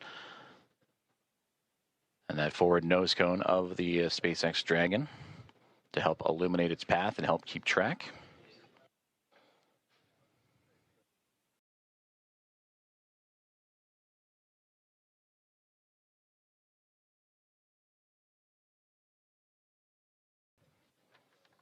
Earlier, we also received that as the Dragon spacecraft makes its way towards waypoint 1 about 22 minutes from now, that the teams on the ground were looking to bypass this milestone, but will again do a go, no go poll, make sure everything looks exactly as it should before allowing that bypass of the spacecraft, and then its maneuver up and over top of the International Space Station, and then proceeding onto waypoint 2.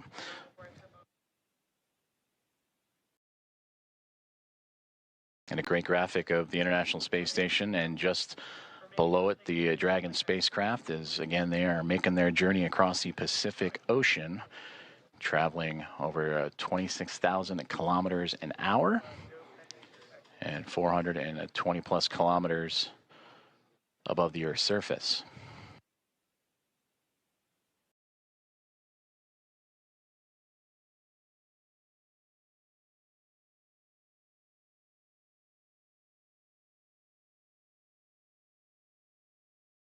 We've been talking about that methodical approach for the Dragon spacecraft that started immediately, or 45 minutes or so immediately after launch yesterday morning, in which they would execute a series of burns from the phase burn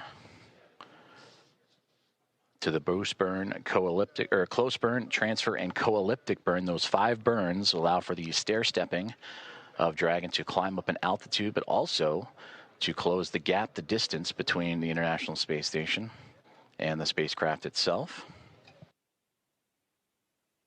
And that is what's led us up to this morning. The approach initiation burn started just shortly after the start of this broadcast, in which Dragon, in integrated operations with SpaceX and NASA working together with Axiom Space, all monitoring closely as Dragon Grace continues its way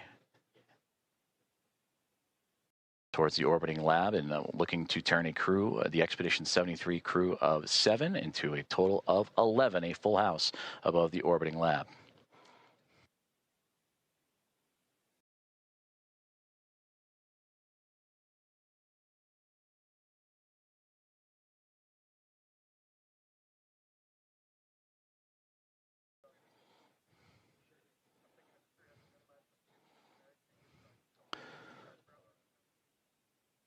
Now inside 20 minutes to the Waypoint 1 arrival. And about 10 minutes or so, the teams here inside Houston as well as and SpaceX in Hawthorne, California will continue to monitor and do the go, no go for Waypoint 1. And if everything is on track, they'll continue to proceed through Waypoint 1 onto Waypoint 2. And Waypoint 2 has them right on the doorstep of the International Space Station, about 20 meters out when they arrive to that waypoint, a little more than 65 feet away.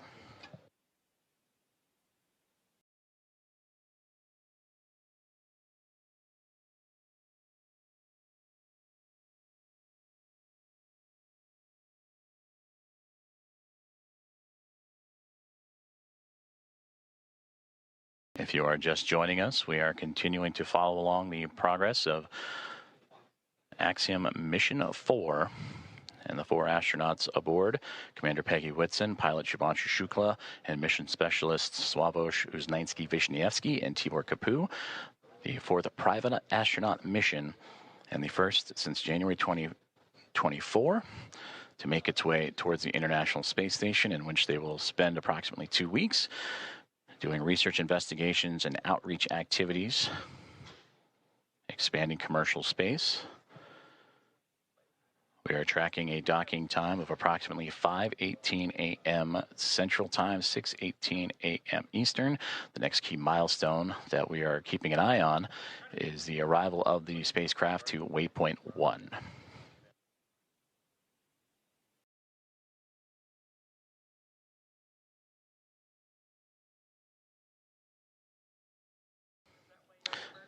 And to gain perspective, Waypoint 1 will be about 220 meters away between the Dragon spacecraft and the International Space Station. And that's the second checkpoint. They have already reached Waypoint 0 to begin this process. Waypoint 0, Waypoint 1, and then on to Waypoint 2, which we mentioned is about 20 meters away.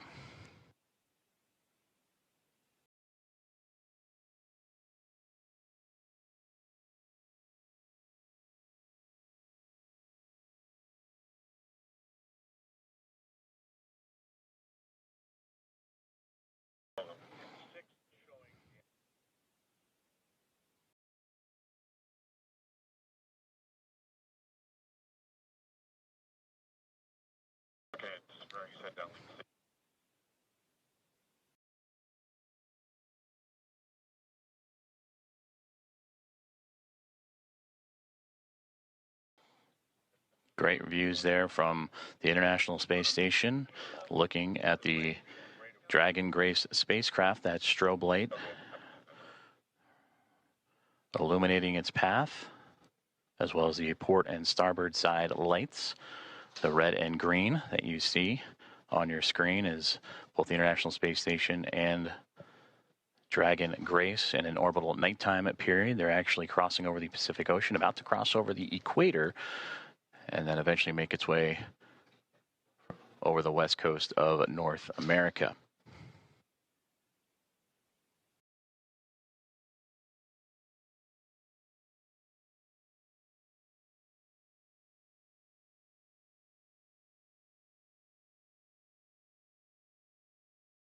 We'll start to see the spacecraft and the International Space Station once again become illuminated with an orbital sunrise. In a few more moments, that'll occur as they continue their journey over the Pacific Ocean. And for the Dragon spacecraft approaching Waypoint 1, now about 15 minutes from that point.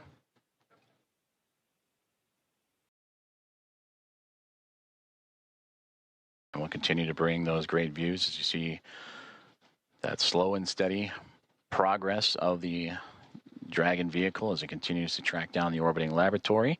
And on your screen, you see the speed and altitude, where it is over the Earth in current relation. But on that far right-hand side, that's the thruster firings. And you just see those illuminate every so often as Dragon continues to fine-tune its path towards the International Space Station.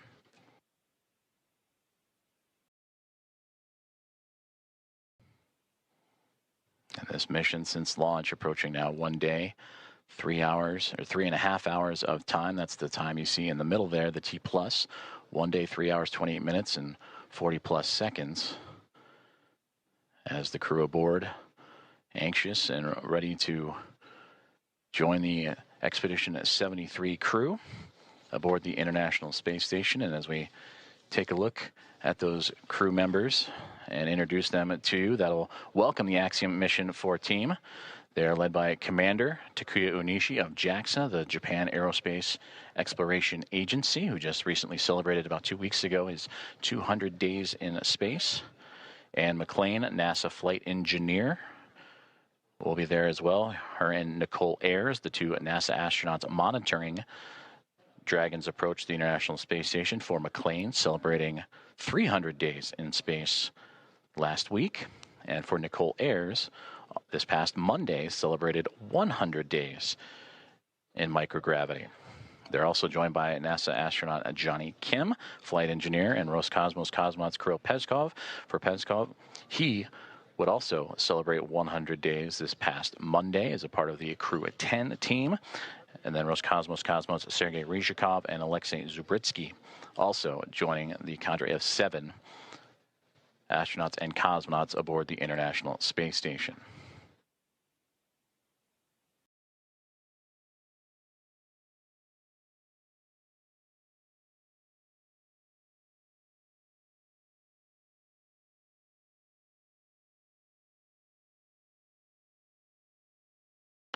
We mentioned earlier this is the 4th private astronaut mission to the International Space Station, and the first since January of 2024, since Axiom Mission 3. From the Axiom Mission 1 now through Axiom Mission 4, the International Space Station will have welcomed 14 different private astronaut crew members representing 111 different nations, and showcasing how these private astronaut missions truly expand access to the space station for more nations, people, and opportunities.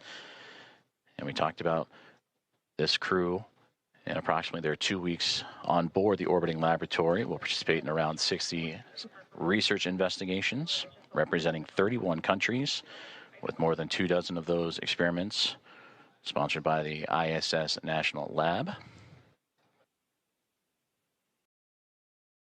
In about 2 minutes, we'll monitor the loops and keep an ear out for the go, no-go poll on the ground for teams that'll be monitoring Dragon's approach to waypoint 1. And that waypoint will be reached in a little less than a dozen minutes, 12 minutes from now.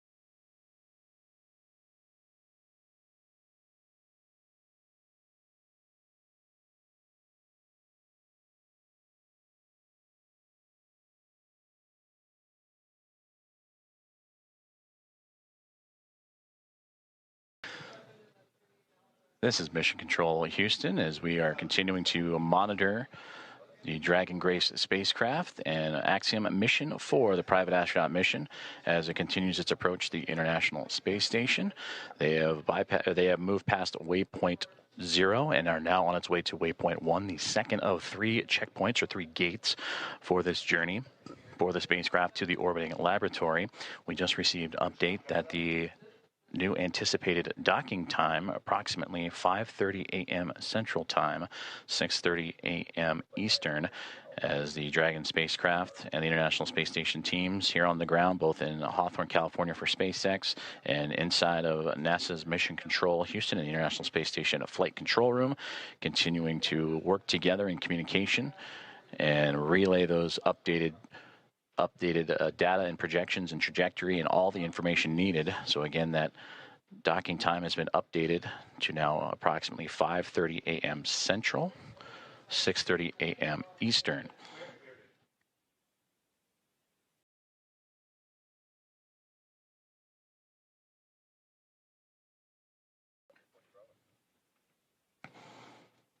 And the flight control teams here in Houston and listening in on the loops on overall communications have just pulled go for Dragon's approach to waypoint 1. And they will reach that milestone waypoint 1 in about 9 minutes from now.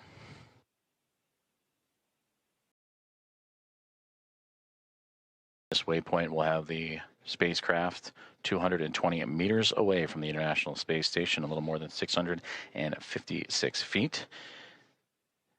And once it reaches that docking access, an additional go-no-go pole will be created, in which the teams will then pull for the arrival of the spacecraft to waypoint 2.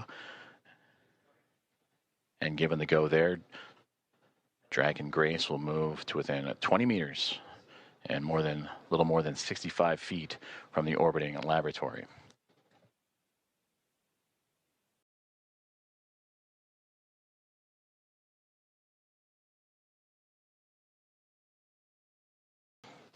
And earlier we also had communications that if everything goes to plan and Dragon continues to remain on its trajectory, that they would bypass waypoint 1 and go straight from 0 to waypoint 2. But once it arrives to waypoint 1, this will be the point in the spacecraft's journey in which we will be on what we call the docking axis, which will essentially mean that it is directly in front of the docking port that it'll connect itself to. The crew are right now heading to the space-facing port on the International Space Station, node to zenith of the Harmony module. That zenith meaning it is the side of the space station facing space. So its journey brings it from underneath the International Space Station, Dragon Grace, to swinging up and over top of it, and then arriving at that docking access en route to waypoint 2.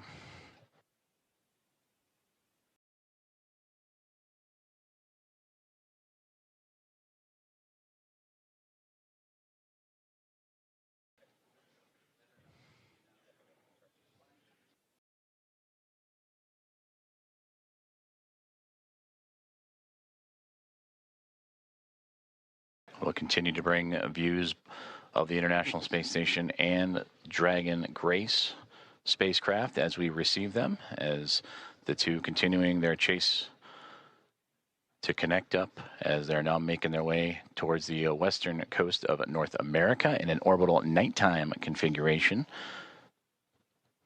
And we've seen views of the Dragon spacecraft in that orbital nighttime with the strobe lights shining bright. Once it gets closer, it'll actually illuminate the International Space Station and allow for greater views of the docking port itself that it'll connect to. And again, that node 2 is zenith port of the Harmony module of the space station. And that anticipated docking time that has now recently been updated to 5:30 a.m. Central, 6:30 a.m. Eastern.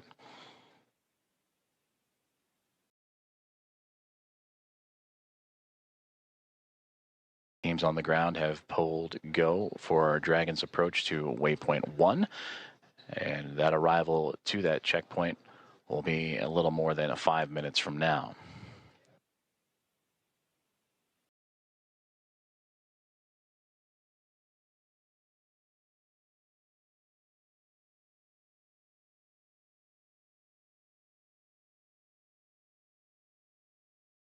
The crew inside Dragon Grace Axiom Mission 4. They are in their launch and entry suits and ready to continue their journey towards the International Space Station. And there you see it, the view from the orbiting laboratory, looking at Dragon Grace. As you see that strobe light we were just mentioning, as it gets closer, will illuminate the side of the orbiting laboratory, as well as the port and starboard lights, the red and green. Crew in their launch and entry suits, providing that extra layer of protection and pressure, and that happens, are in them during these dynamic phases of flight.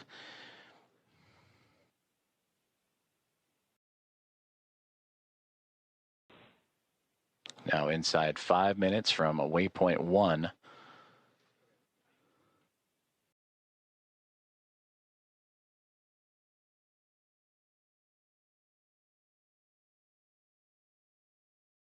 When Dragon docks to the International Space Station, there will be 5 spacecraft connected to the orbital outpost, and we'll bring the crew up to 11 crew members, and the overall total of the International Space Station to 288 visitors since 1998.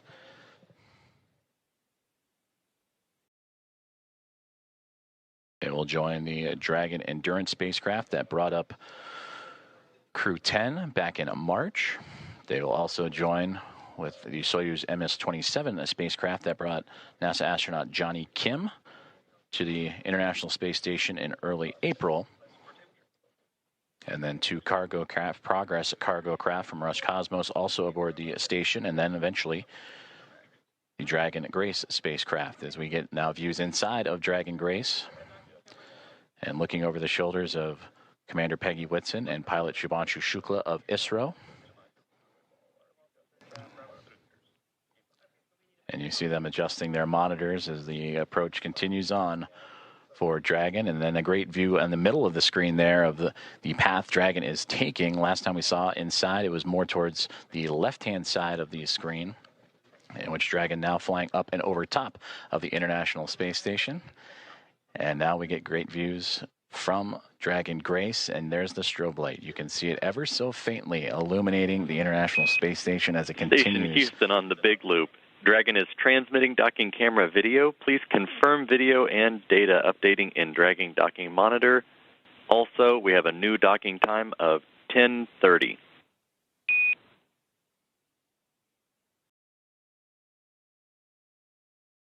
Copies. We are seeing data on the Dragon Docking Monitor, and we copy 10:30 for the new docking time.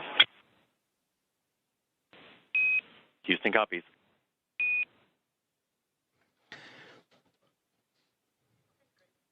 Great communications there on the Big Loop between the teams in Houston and SpaceX, talking to Dragon Grace and the confirmations of the updated docking time. You heard the words 10:30. That's 10:30 Zulu, which Central Time is 5:30, as we had mentioned, 5:30 a.m. Central, 6:30 a.m. Eastern. As we return to that exciting view from Dragon looking up at the International Space Station, you can ever so faintly see the solar arrays coming into view, and that strobe light illuminating the radiators, which are right along that central portion and angling upward.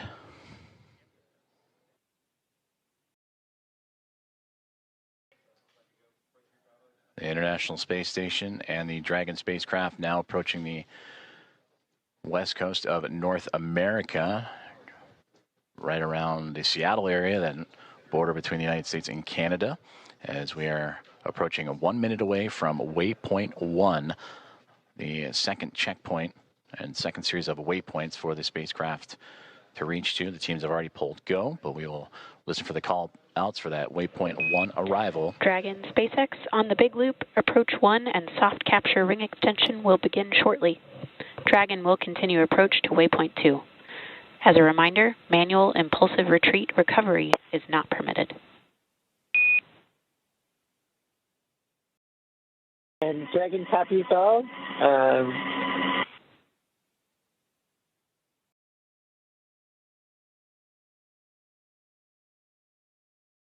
And there you heard communications on the Big Loop about that soft capture ring, and that is the initial contact that will occur between the Dragon spacecraft and the International Space Station, a soft capture, with that soft capture ring then retracting and the 12 hooks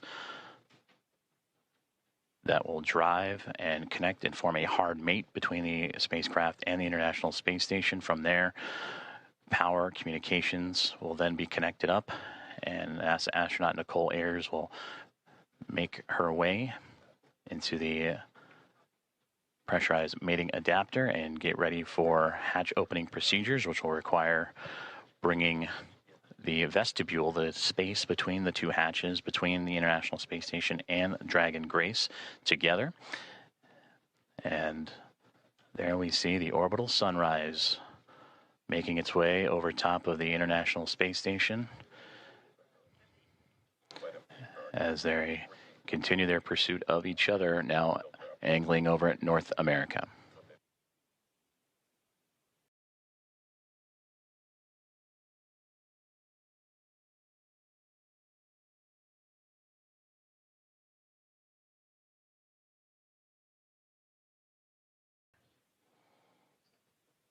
And there in the center screen, if you look at the topmost, the Dragon now perfectly aligned over top of the International Space Station, now looking down at that Node 2 Zenith port, and a great view just off the bottom portion there. That is the Dragon Endurance spacecraft that it'll be just alongside of.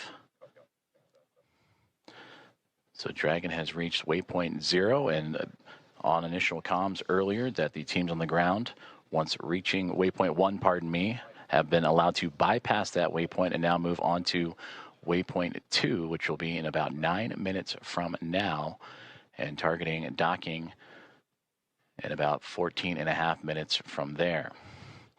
Go, no-go polls for docking in about 7 minutes as the teams on the ground continuing to monitor Dragon's progress. And once they arrive to waypoint 2, there will be a pause, make sure everything is lined up just perfectly before that final approach and docking.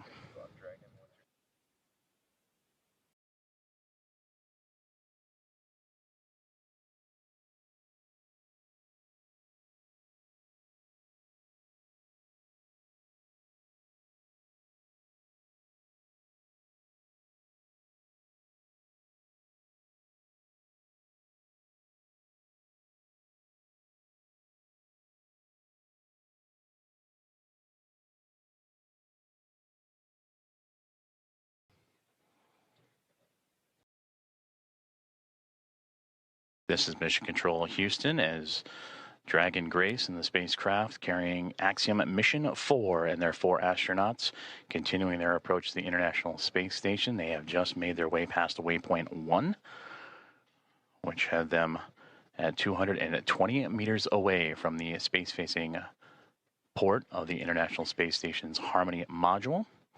And now on the path to reach waypoint 2, teams on the ground have concurred or agreed that they will take a brief pause at waypoint 2, which is 20 meters away, to make sure everything is aligned precisely. And there you see the view from Dragon and that newly illuminated International Space Station as the two craft navigating its way over North America, coming into an orbital sunrise and daytime period.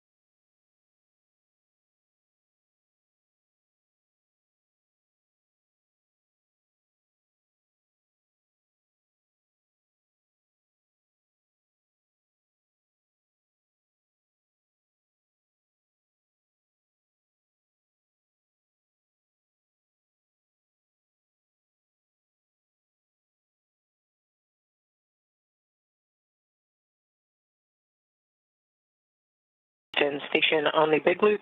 Dragon attitude is still as expected, and station is ready for docking. Houston copies. At waypoint 2, Dragon will briefly pause to align for docking, then automatically resume approach. Houston copies. Commentator Rob.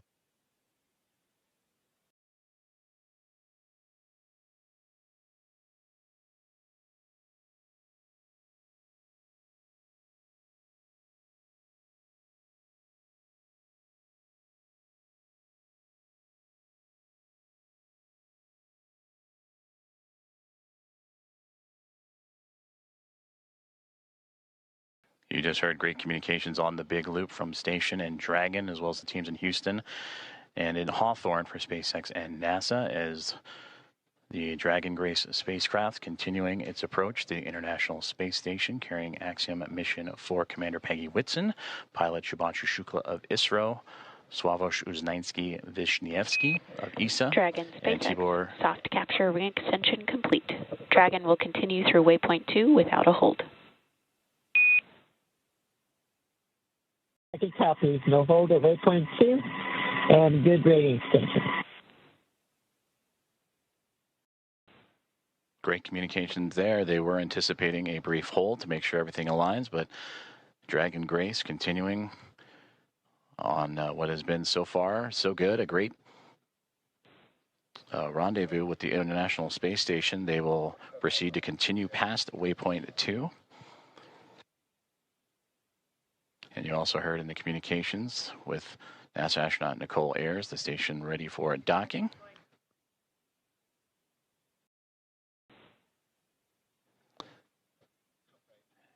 And a great view of the SpaceX Dragon Grace spacecraft making its glacial approach to the International Space Station. And the view from the space station looking up as it approaches the space-facing or node 2 zenith port of the Harmony module.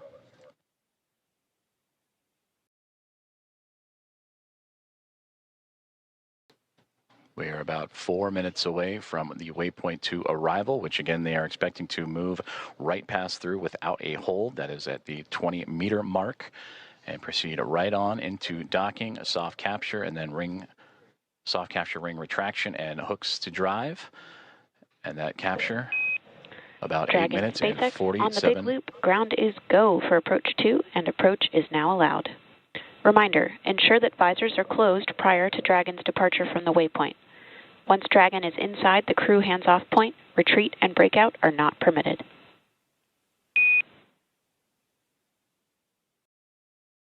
Dragon copies, and we have visors down, and we are go for docking as well. And copy on the approach. Inside 2, stop. SpaceX copies, visors down. SpaceX crew is go for docking.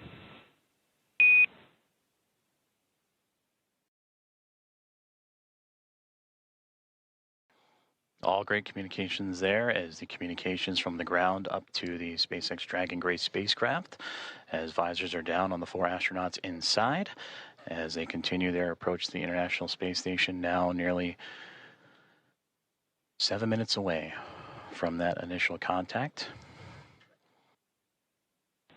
Dragon and the International Space Station now making its way over the northernmost territories of North America and Canada, and heading towards the Atlantic Ocean, as we are now 7.5 minutes away from the approximate docking time, as Dragon will move smoothly past waypoint 2, about 20 meters away.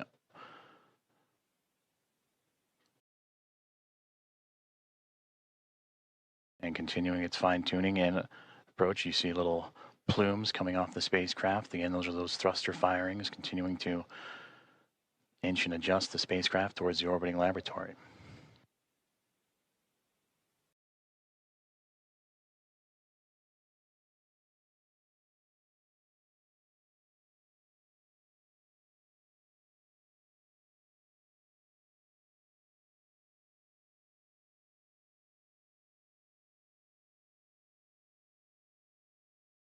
Dragon continuing to get bigger and bigger from the viewpoint of the International Space Station, as waypoint 2 about 90 seconds away, and there it'll be just a mere 20 meters away. And there, the spacecraft will focus on aligning its docking system with the docking adapter, and then fly in to make the initial contact and give us what we will call that soft capture, or the soft capture ring will retract, and then the hooks will drive to form the hard mate. And that capture, or that initial contact, coming in about 6 minutes from now.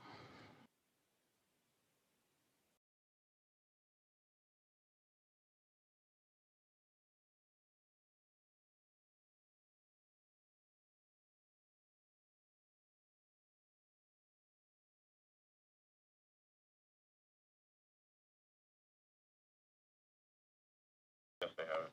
I can press them. They switch it up.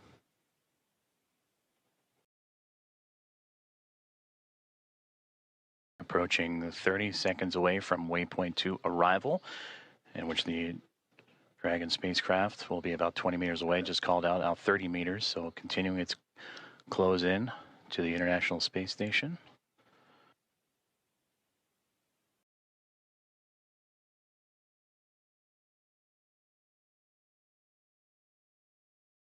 Dragon Grace now 25 meters away.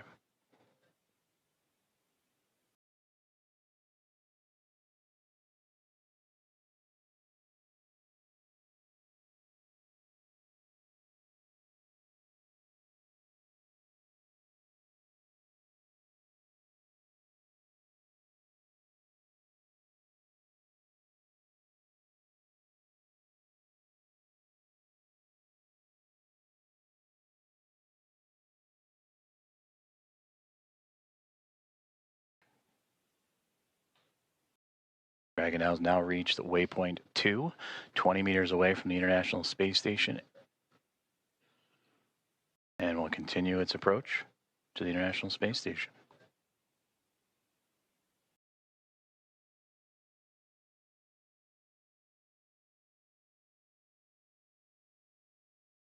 And there you can see a great view of that zenith port, that space-facing port on the International Space Station's Harmony module. As the Dragon spacecraft right now sitting at waypoint 2, just 20 meters away.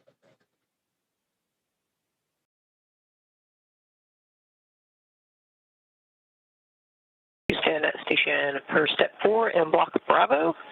Dragon attitude is as expected. Houston copies.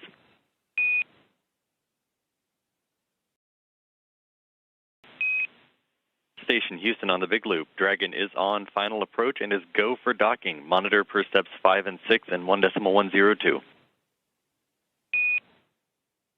Station copies. Monitoring per steps 5 and 6.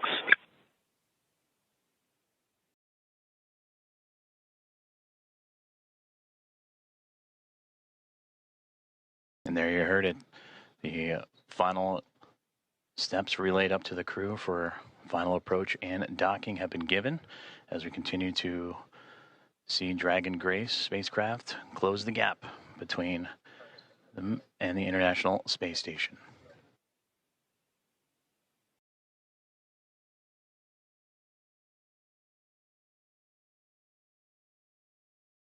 Now, just before the spacecraft reaches the international docking adapter for that soft capture, you'll hear the call out CHOP, or crew hands off point, which Dragon will continue its journey and make that initial connection, that soft capture, in those final few moments.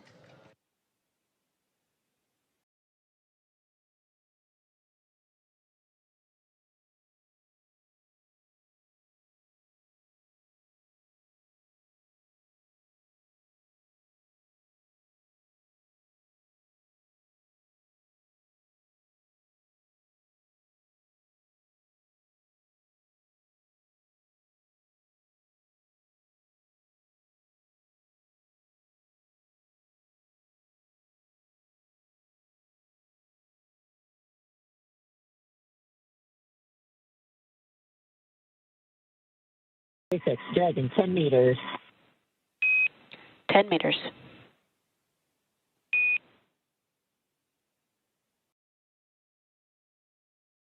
Inside 10 meters, a little less now than 30 feet away, is all that separates Dragon Grace from the International Space Station.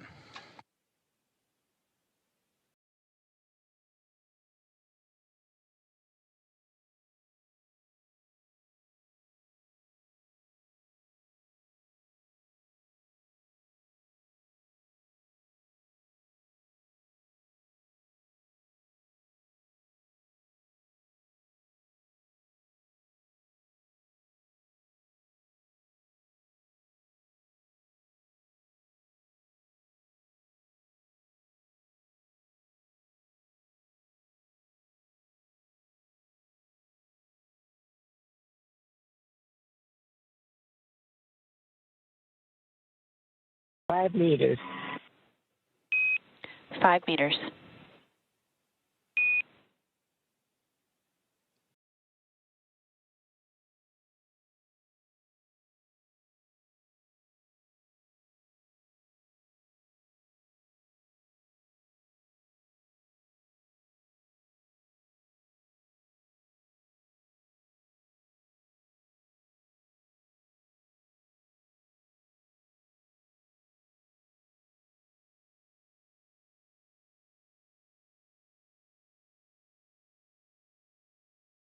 Two meters. Chop. Houston Station, 2 meters, chop. We have chop. 1 meter. 1 meter.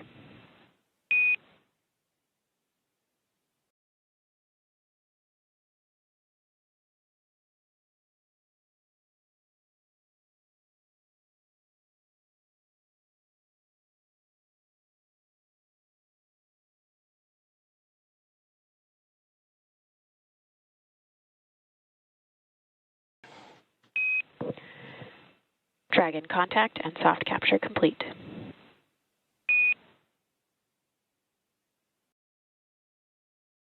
Copy.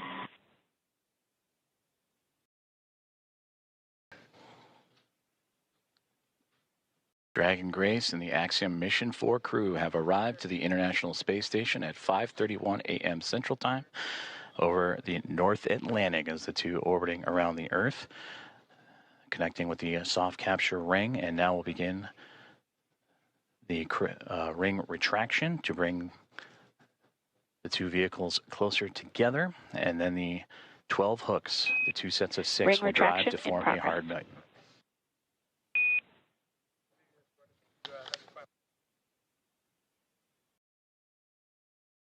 And there you heard there, the soft capture ring is retracting, and then we'll do so until sensors are indicating it's time for those hooks to drive in place and give us a hard capture and firmly secure Dragon to station.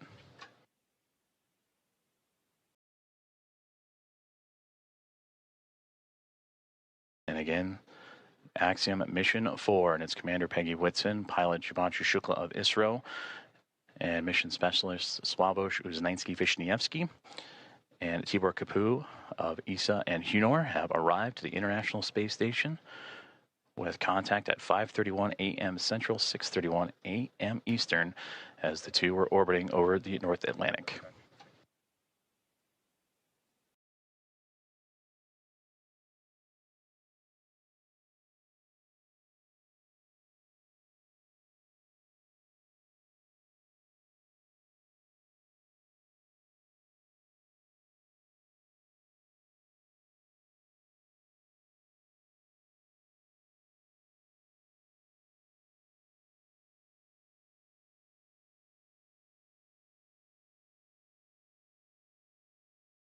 The soft capture ring, that initial contact between Dragon Grace and the International Space Station, continuing to retract, and we'll await for the calls that the sensors read that it will be time for those 12 hooks on the Dragon to then begin driving and connecting itself to form a hard mate to the International Space Station.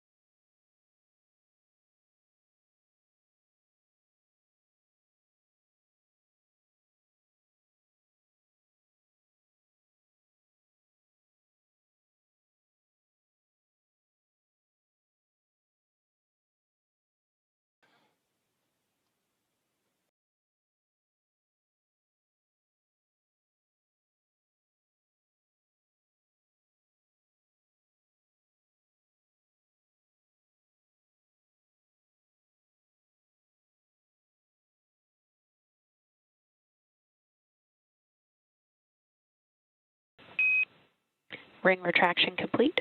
Docking sequence is holding for MCS reconfiguration.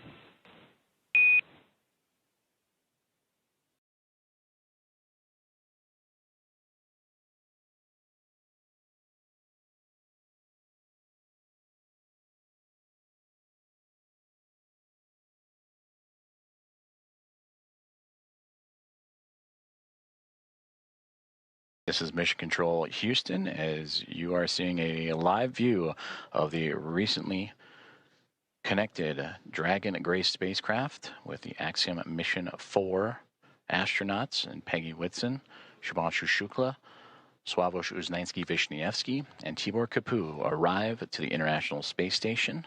Soft capture and contact at 5:31 a.m. Central Time, 6:31 a.m. Eastern, as the two were orbiting above the North Atlantic. And right now, the two mated with that soft capture, the soft capture ring retracting to pull the spacecraft closer to the International Space Station. And once given the go, the ring or the hooks around the Dragon nose cone will drive and connect to form a hard mate.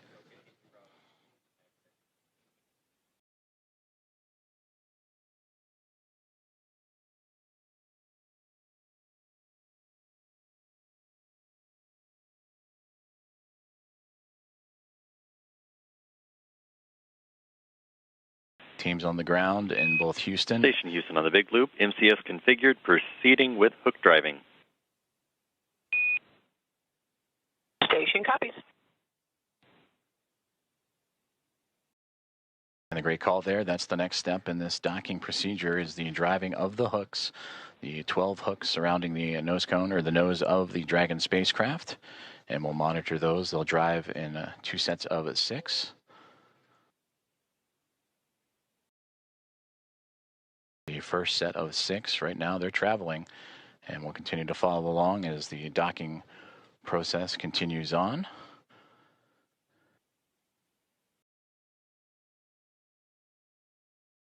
And then after that first set of 6, the second set will drive and connect Dragon to form a hard mate to the International Space Station. And once the docking is complete, NASA astronauts Anne McClain and Nicole Ayers, who have been monitoring from the International Space Station from the cupola of the Dragon's arrival, it'll be Ayers that'll begin the hatch opening or hatch operations. And that'll start by opening up the main hatch on the Node 2 Zenith section of the Harmony module. That's what you see Dragon connected to. And what's separating that module and the Dragon spacecraft is that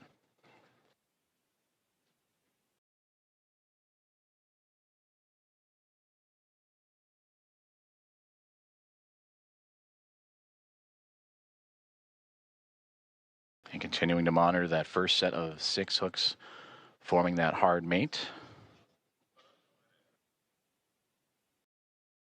And once the full set of 12, Ayers will continue the docking procedures with the leak checks and then begin making its way into the pressurized mating adapter. That's what you see between the Harmony module and the Dragon spacecraft, and access into there to then what we begin pressurizing the vestibule, that small compartment between the 2 hatches. And that vestibule has been exposed to the vacuum of space prior to Dragon Grace's arrival. So the next step is to carefully reintroduce that air and pressure inside so it matches both that of the station and the Dragon spacecraft.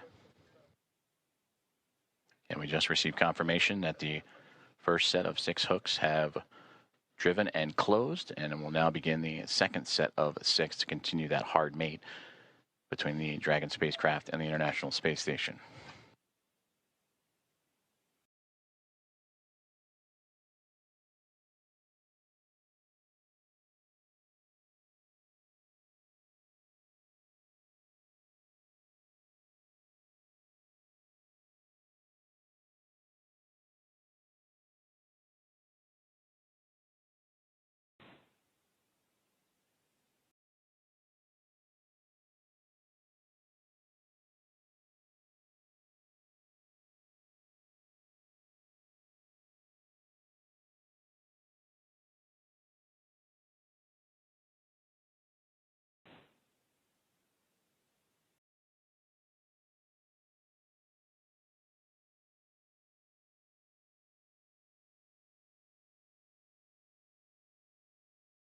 If you are just joining us, this is Mission Control Houston, where Axiom Mission 4 aboard the Dragon Grace spacecraft have connected to the International Space Station at 5:31 a.m. Central Time, currently in the process from soft capture to the hard mate to the orbiting laboratory. First set of 6 hooks have closed, and now monitoring that second set of 6, 12 in total, to form that hard mate.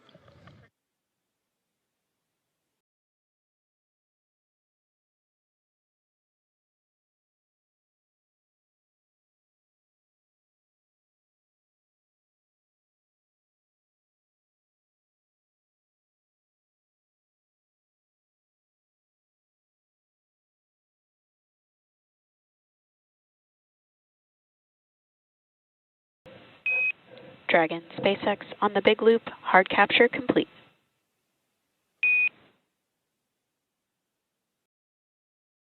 Dragon copies. Hard capture complete.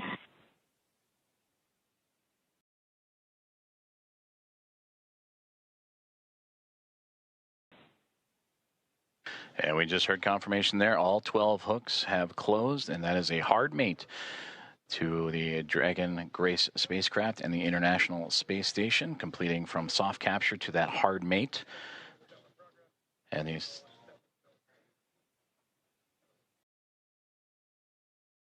So the soft capture ring retraction in progress, and then it'll be on to establishing umbilical connections between the spacecraft and the International Space Station. That'll allow for the transfer of communications and power through those umbilicals. So we're Dragon.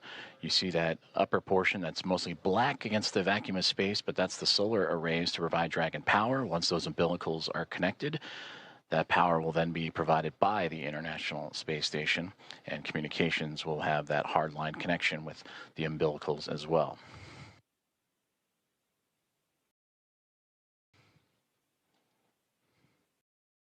And once those umbilicals have been connected, that'll complete the docking process, and that's when NASA astronauts Anne McClain and Nicole Ayers, namely Ayers, will jump into action and begin the leak checks and hatch opening procedures.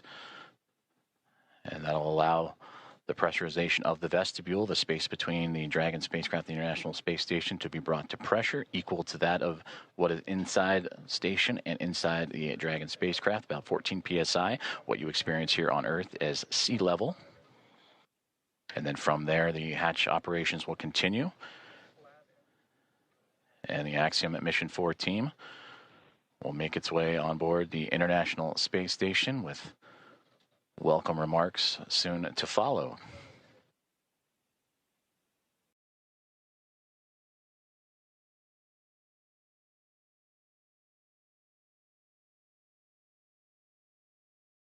Soft capture ring has now been stowed away, and the umbilicals are in motion again to connect Dragon Grace and the International Space Station, providing that communications, that direct line of communications and power.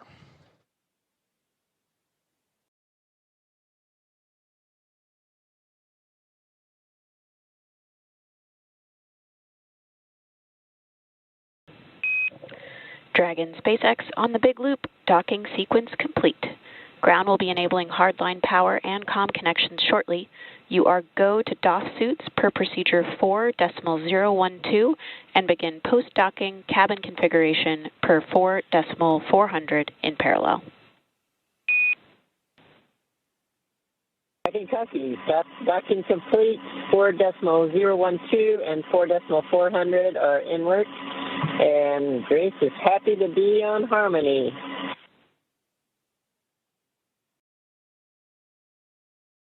Grace Station, we are excited to welcome you. Peggy, Shug, Suave, and Tibor, we cannot wait to open the hatch and give you guys a hug. We'll see you soon. Looking forward to it. And Axiom 4 from Houston, welcome aboard the International Space Station. It's an honor to have you join our outpost of international cooperation and exploration.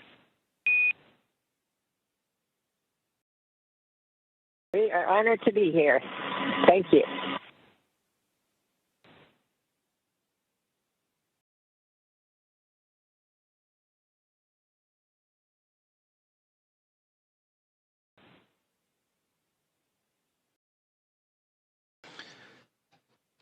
Very exciting moment for all those aboard.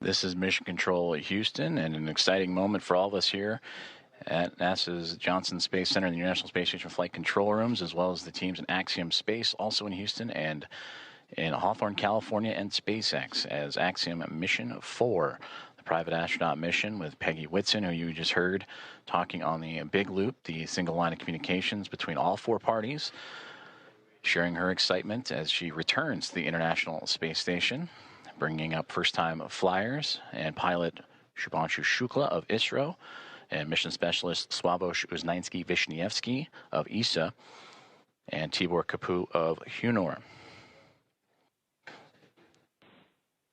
Contact between the two, between Dragon Grace and the International Space Station at 5:31 a.m. Central Time. And now that the hooks have connected, all 12 and umbilicals deployed, providing power and communications.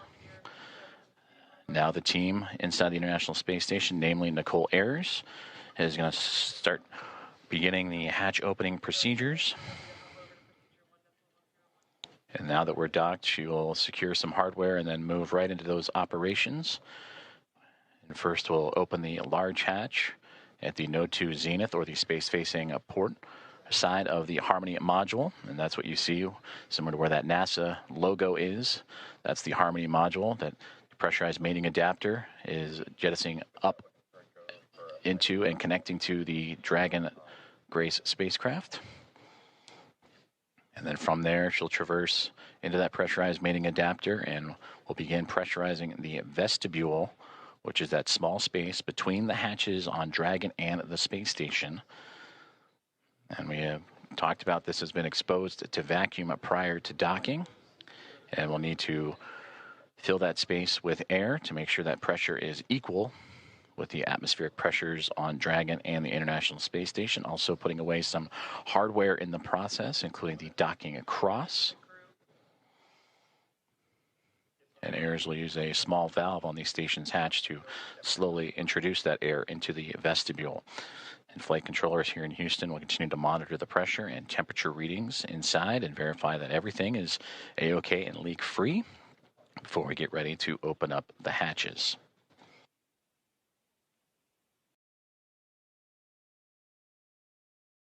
From that capture moment, which again was 5:31 a.m. Central, 6:31 a.m. Eastern over the North Atlantic. It takes roughly about 2 hours to get everything pressurized and checked out before we open up the hatches and welcome in Axiom Mission 4 to the International Space Station.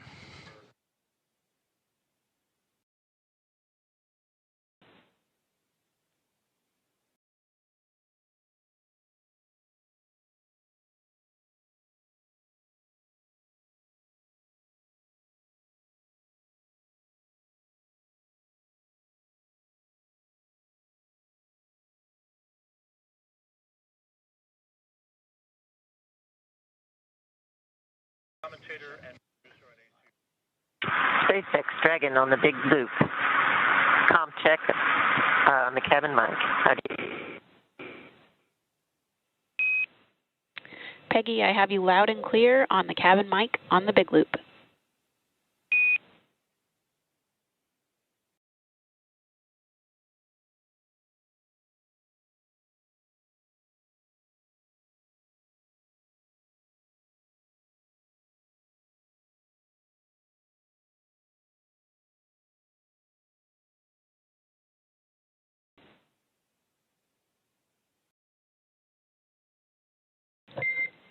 Dragon. SpaceX on Dragon aground. That call on the cabin mic actually came over Dragon aground.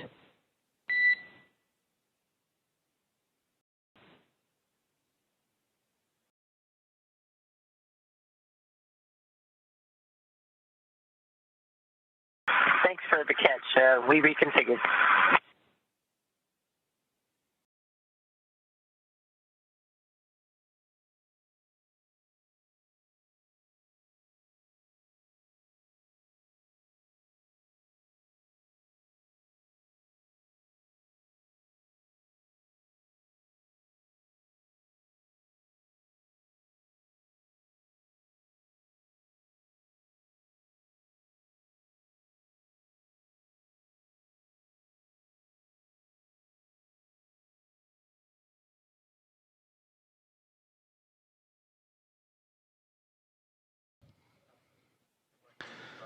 This is Mission Control Houston as we continue to follow along the progress of the contact capture and beginning of hatch opening procedures as Axiom Mission 4 has arrived to the International Space Station with contact at 5:31 a.m. Central Time. The soft capture and ring have been retracted and stowed away. The 12 hooks around the nose, the bulkhead there of the Dragon SpaceX connected to the pressurized mating adapter have latched on to create the hard mate. The umbilicals have been extended to allow for Dragon to run on power and communication lines provided by the International Space Station. And now looking at approximately 8:35 a.m. Central Time for welcome remarks, and shortly after the Axiom Mission 4 team make their way through the hatchway and into the International Space Station.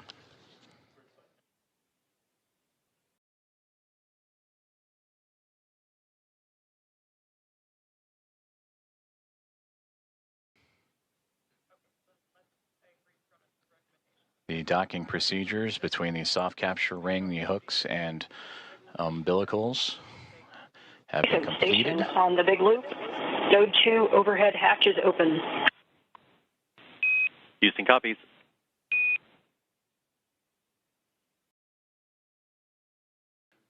And a good call there down from NASA astronaut Nicole Ayers saying that she has opened up the hatch for the Node 2 Zenith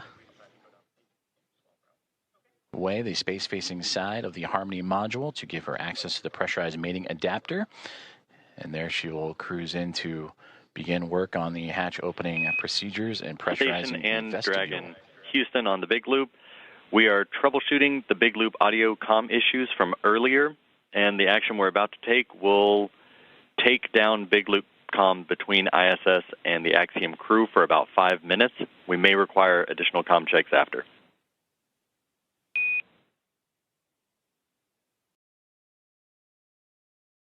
Station copies. Dragon copies.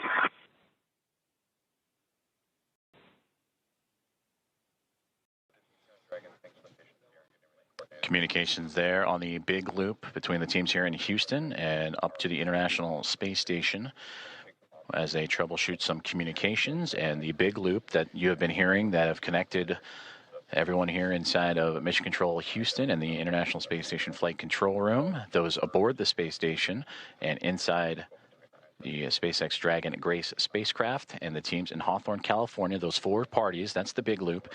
They will troubleshoot those communications for about 5 minutes and then recheck.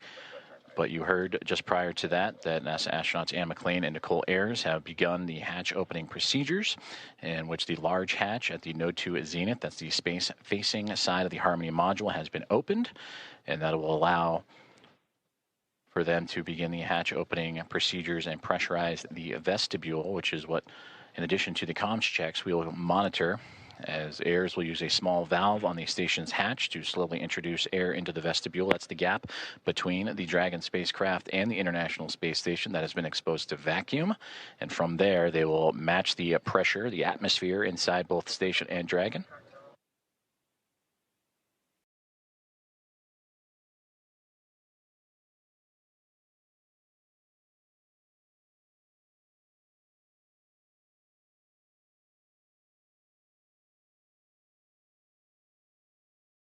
And this procedure for a hatch opening usually takes about 2 hours or so to perform leak checks and make sure every connection and everything is safe and sealed. On the big loop. In step 2.4, the time is 10:56. The APAS equalization valve is back closed.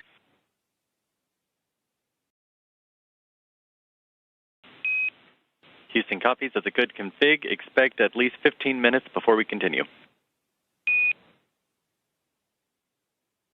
Copies.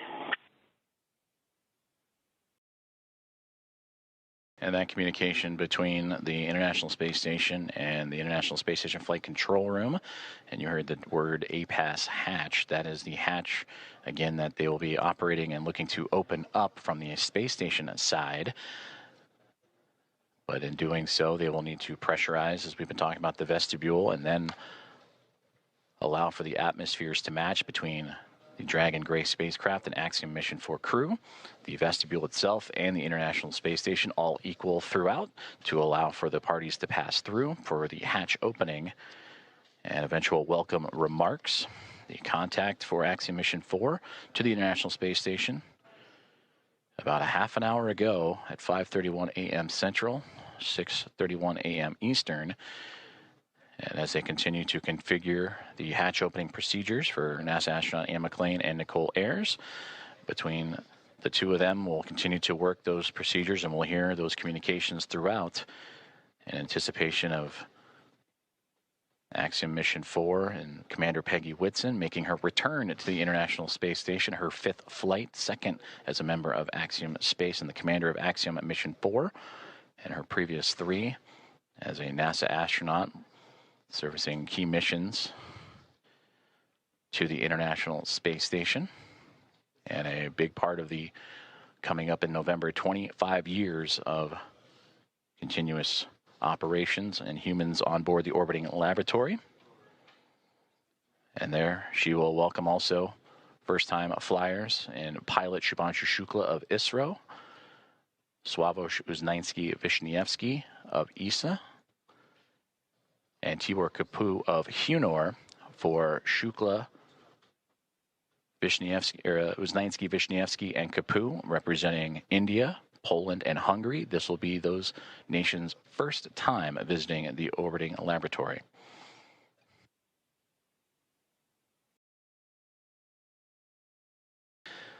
And with that, from Axiom Mission 1 through Axiom Mission 4, the International Space Station will have welcomed 14 different private astronaut crew members representing 11 different nations, showing how private astronaut missions truly expand access to the International Space Station for more nations, people, and opportunities.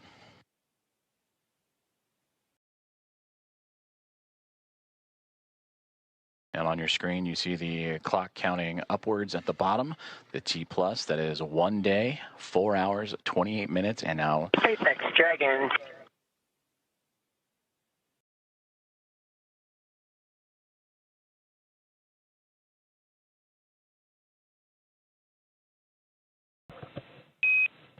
Dragon SpaceX on the big loop.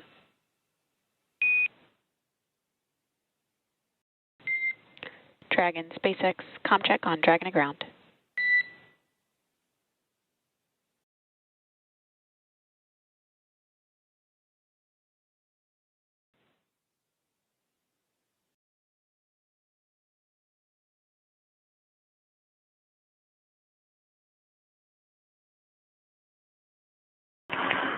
SpaceX Dragon from the cabin mic on Dragon to ground.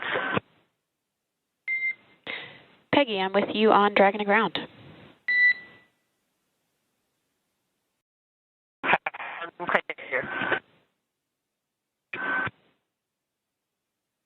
Did you call for me, or did I misunderstand? I was returning your call. Okay, stand by for inventory. Copy, standing by.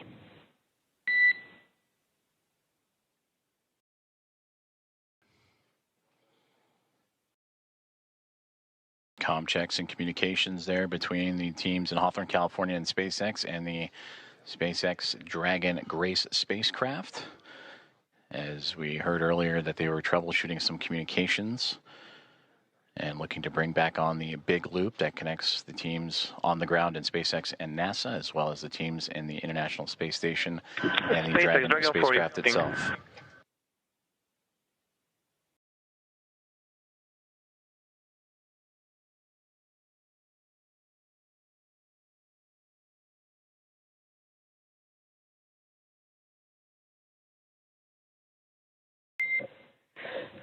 SpaceX Dragon 4, inventory reporting on Dragon to ground. And I'm with you on Dragon to ground. We are about to enter a LOS period for about 4 minutes, so we'll need to stand by.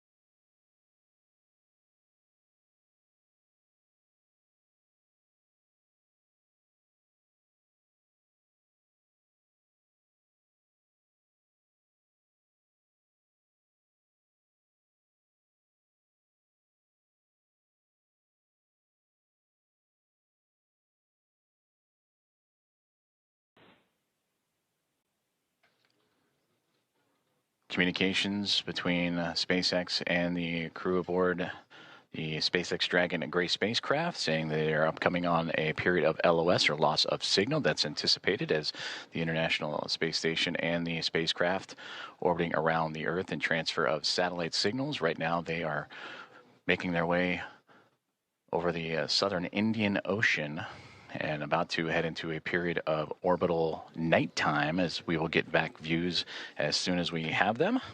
And again, the spacecraft carrying Axiom Mission 4 and the 4 private astronauts contact with the International Space Station at 5:31 a.m. Central Time, and expected to continue with hatch opening procedures as they have already driven the hooks, connected the umbilicals for power and communications, and NASA astronauts Nicole Ayers and Ann McLean working on those hatch opening procedures as we speak.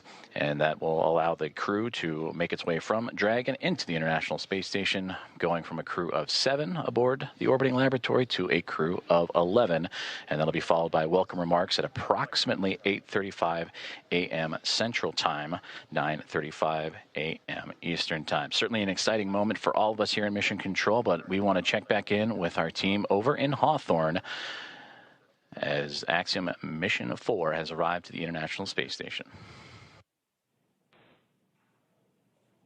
For as many times as we have had the privilege of supporting crews headed to and from the International Space Station, I'm certain that it is an incomparable experience. Something that unless you're on board, you can't possibly understand what it really feels like. Paul, and I'm confident that you and I cannot do it justice even attempting to tell everyone joining us today about it.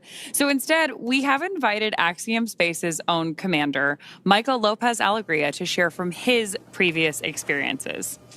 LA, MLA, or Commander, you've got a few designations, right? For those who may not know. How you doing, Paul? Good to see you, Ronnie. Hey, it's good to see you as well, sir. Thank you for joining us this morning. Yeah, good to be with you. So for those who may not know, I've got to share a few stats here just to make sure people understand who we have joining us today on the show. You've flown to space 6 times, 2 of those to Dragon, on Dragon for Axiom Space. You've got a running total of, say, 296 days, 16 hours, and 15 minutes, give or take or so, in space. You've conducted 10 EVAs over the course of your career, and when you're not in space, you're helping get others at Axiom Space to space, right? As our chief astronaut. Do I have all of that right? Sounds good. I'm not sure about the minutes and seconds, but everything else sounds right. That's awesome. Well, we want to spend some time with you and just ask you some questions about your experiences getting to the International Space Station. Obviously, you know a thing or two about rendezvous and docking. So the first question is simply, we've just watched Dragon Grace dock to the space station. You've done this several times. What's the mindset for a crew at this point in the mission? So as we get closer and closer, you know, we're transitioning from the phase where you're basically waiting to get to the ISS, and you're laser focused, especially the last 220 meters from what they call waypoint 1 into docking. a lot of focus on what's being shown on the displays. We have several parameters that we're monitoring: closure rate, the what they call the corridor, et cetera. There are a few things that could cause the system to stop or retreat or even break out, which means you'd come back and try to rendezvous on another day. So that's really what's going on, at least technically, I guess, in your mind. Obviously, emotionally, it's a completely different story. You know, you've been in there. In these their cases, they've been in there for almost 30 hours since launch. Not a ton to do, and so they're very eager, I'm sure, to get aboard the ISS and start working. So for you, on your missions, say AX-1 and AX-3, what was this moment of the anticipation of the hatch opening? What was that like for you and your crew? You know, like a lot of spaceflight, it's very busy, and you're trying to juggle a couple of different emotions. I mean, obviously, one is you've got a lot to do. They're getting out of their suits. They're putting on their flight suits to get across. They've got some reconfiguration of the onboard systems to take care of. So on that plane, you're sort of focused on the task at hand. But secondarily, you're thinking, again, a lot about, what it's taken to get here, what is this going to be like when I float aboard the ISS for the first time. So there's an emotional component that is also pretty strong. A lot going on. So backing up even further, before you get to that kind of emotional moment of crossing the threshold, tell me a little bit more about the journey to get to that point. We, on this end, get to see launch, ascent, and then spacecraft separation. But after that, as you mentioned, you're kind of on your own. What are some of the hallmarks of your transit up to the station? Yeah, as you know, Ronnie, from the time of post-orbital insertion, when the Dragon is configured for on-orbit operations, until you really start the approach initiation, you're basically playing catch-up. And I heard it very well explained by John yesterday on the broadcast during launch, that it's basically you're on the same lane as the ISS, but now you've got to catch up.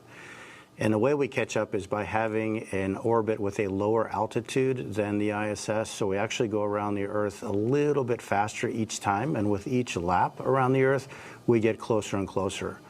And so there's not a ton to do. Those maneuvers to adjust the orbital altitude, we call them burns. They happen, first of all, automatically. Of course, we are monitoring when they're going on.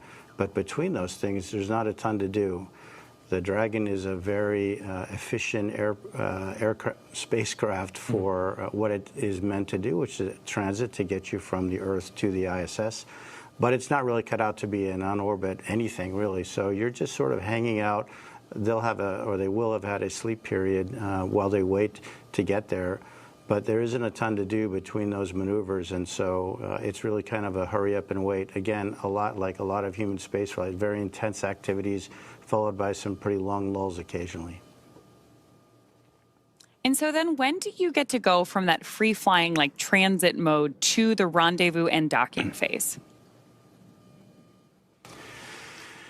Yeah, so after that series of maneuvers to change the altitude, we start approach initiation. And I would say that the transition is really when the spacecraft starts pointing at the ISS. Until then, the attitude is really optimized for power and communications considerations. But when it gets beyond a certain point, it starts actually looking at the ISS, and then you start being able to pick it up in the displays through the forward-looking cameras that are on board. LA, you've described the moment of getting into microgravity as you've transitioned into another plane, another world, another moment. Can you share a little bit of that thought, that mindset, as you transition from obviously the acceleration of launch into microgravity and being in that other world? I'd love to hear your perspective on that transition. Yeah, Paul, it's interesting. I mean, it really is kind of like a parallel universe in a way. We all live our lives in 1G pretty much our entire lives. But when you make that transition, it really is a very different sensation. For the first time you feel it, you can't even believe it. I mean, it's a little bit like the zero-G airplane that we are trained in, but of course, instead of lasting 20 seconds or so, it lasts effectively forever.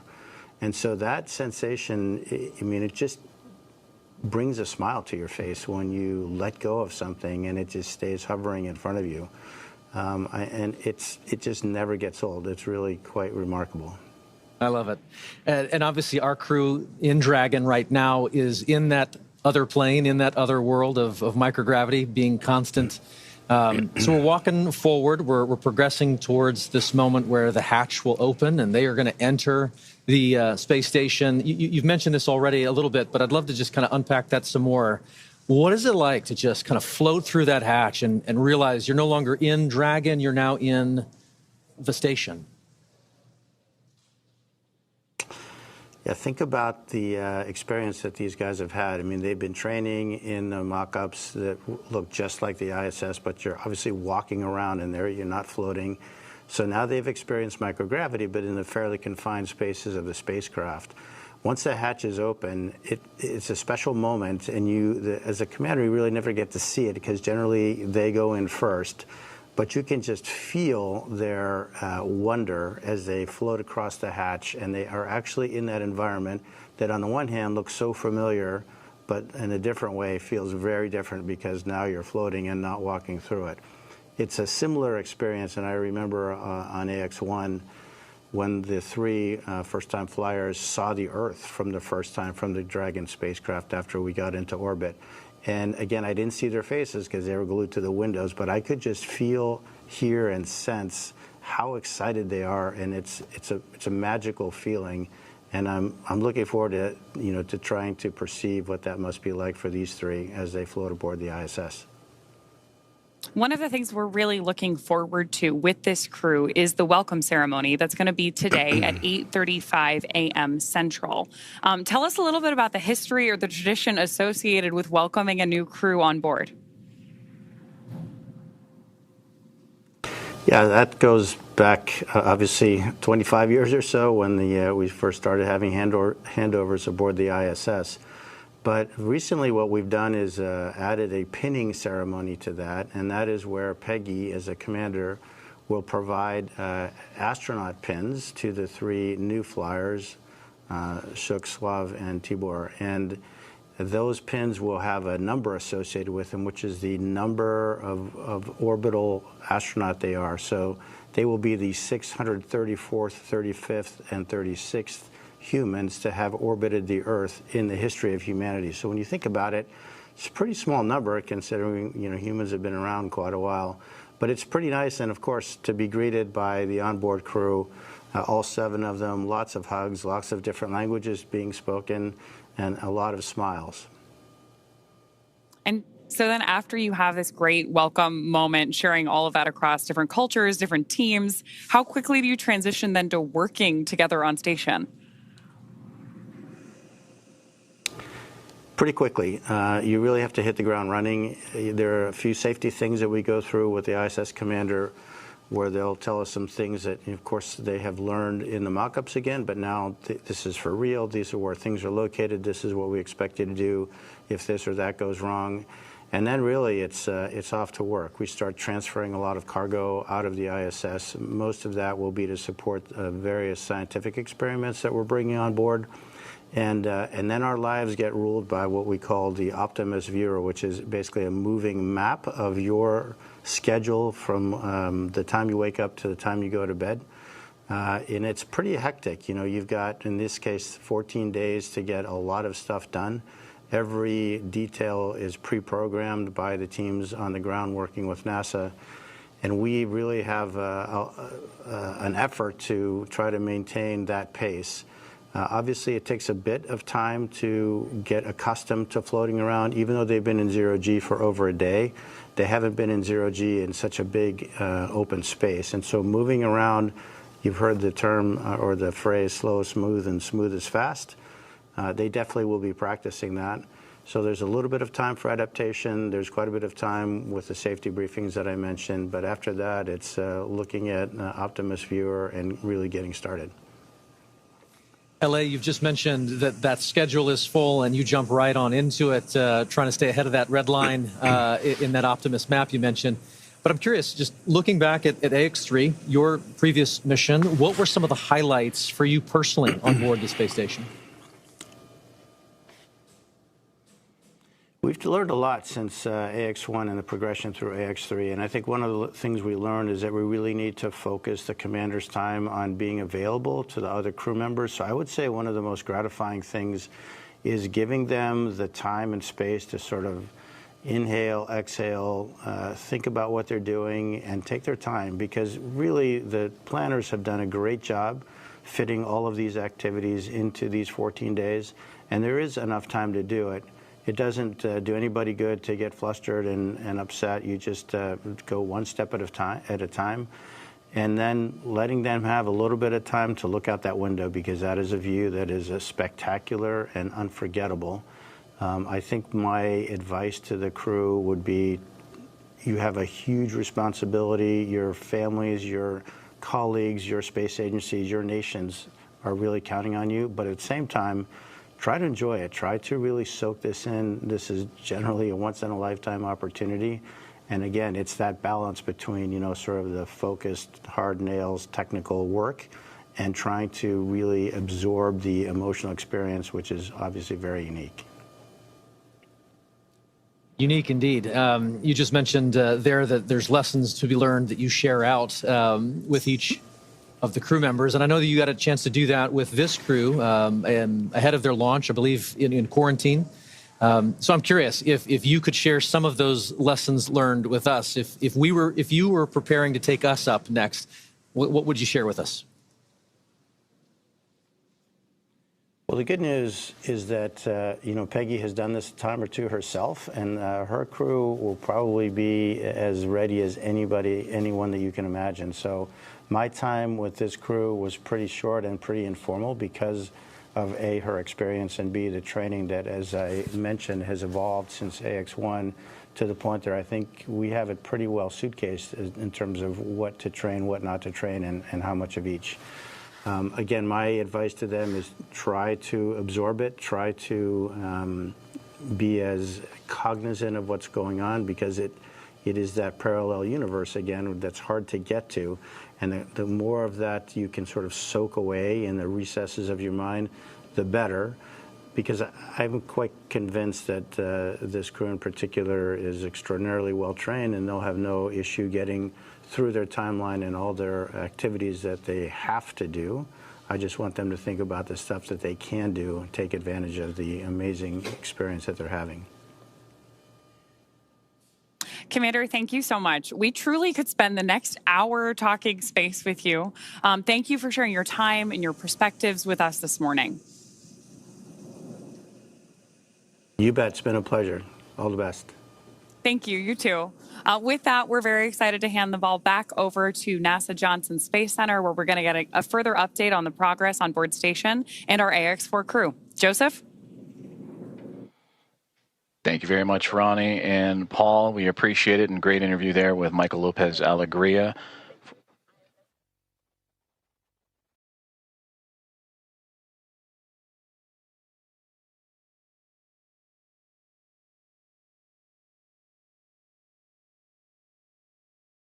Dragon copies.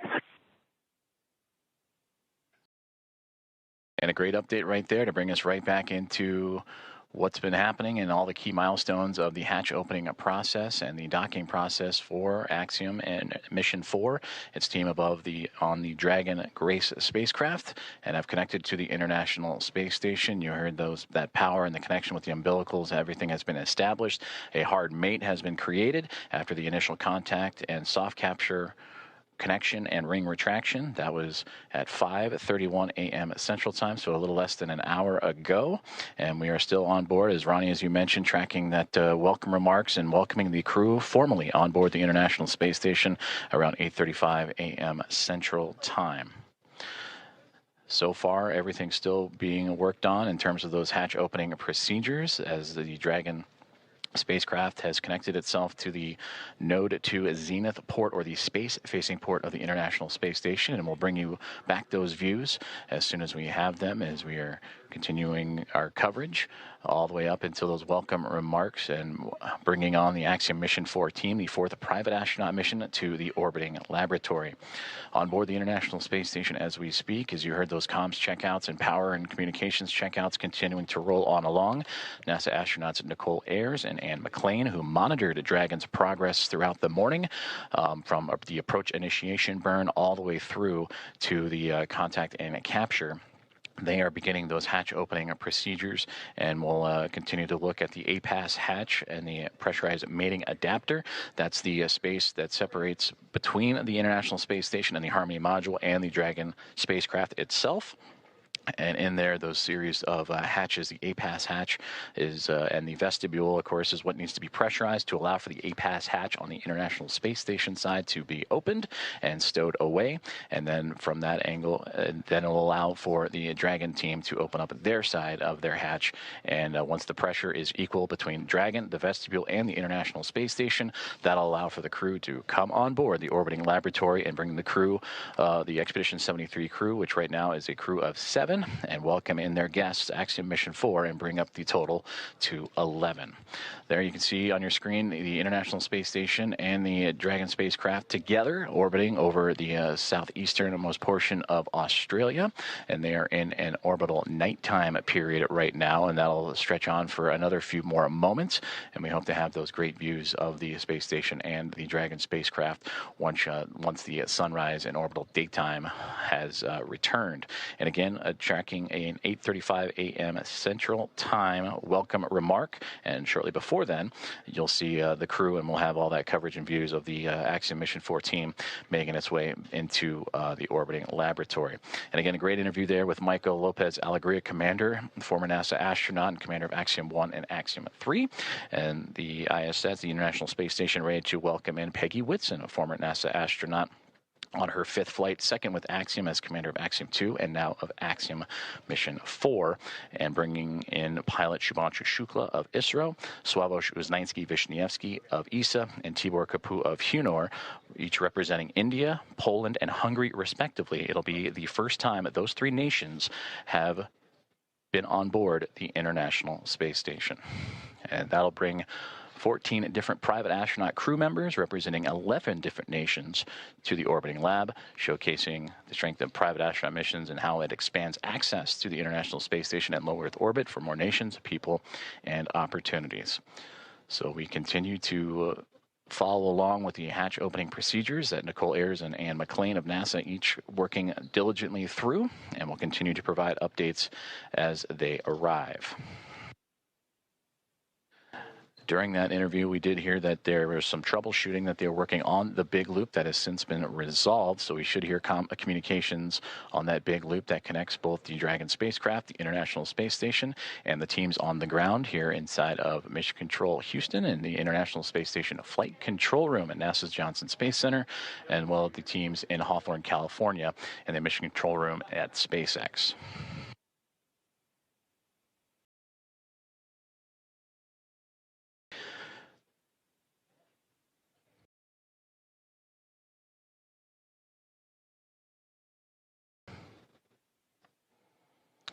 Currently on board the International Space Station.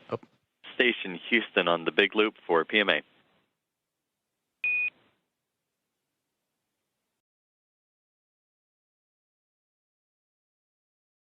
Houston Station, go ahead on the big loop.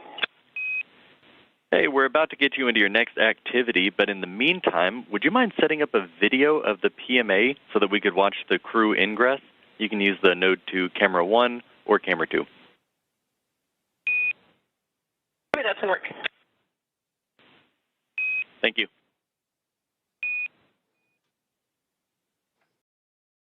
Communications from the ground here in Mission Control Houston up to the International Space Station, that PMA, pressurized mating adapter, and that is where NASA astronaut Nicole Ayers is currently operating in the hatch opening procedures, and they're asking to set up a camera so we can get live views in and witness the Axiom Mission 4 crew as they ingress or enter the International Space Station. So we will keep an eye out for those views coming from that pressurized mating adapter just inside the Zenith, Node 2 Zenith port of the International Space Station, that space-facing port.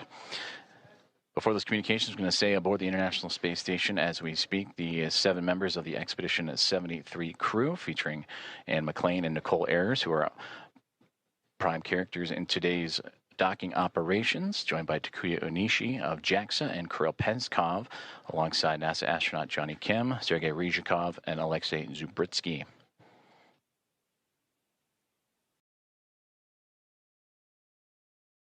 You heard during the interview with Michael Lopez Alegria some of those key milestones and celebratory moments that he celebrated in his time as the commander of Axiom Mission 1 and Axiom Mission 3 earlier, bringing those first-time flyers in Shubhanshu Shukla, Sławomir Uznański-Wiśniewski, and Tibor Kapu into microgravity for the very first time. The International Space Station also featuring first-time flyers Nicole Ayer and Kirill Peskov, alongside with Johnny Kim and Alexei Zubritsky for Ayers and Peskov. They recently just celebrated their 100th day in orbit this past Station, Monday. you actually have both Node 2 cameras on. You guys are welcome aboard. Fantastic. Those are great views. Thank you.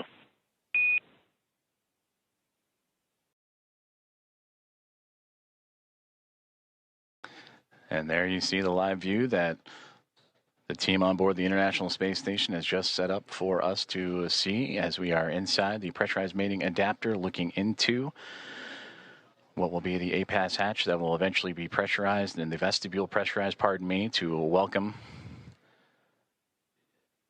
the Axiom Mission 4 crew aboard once everything is equal in pressure from SpaceX Dragon to the vestibule to the International Space Station, and the hatches on the Dragon and Space Station side are open.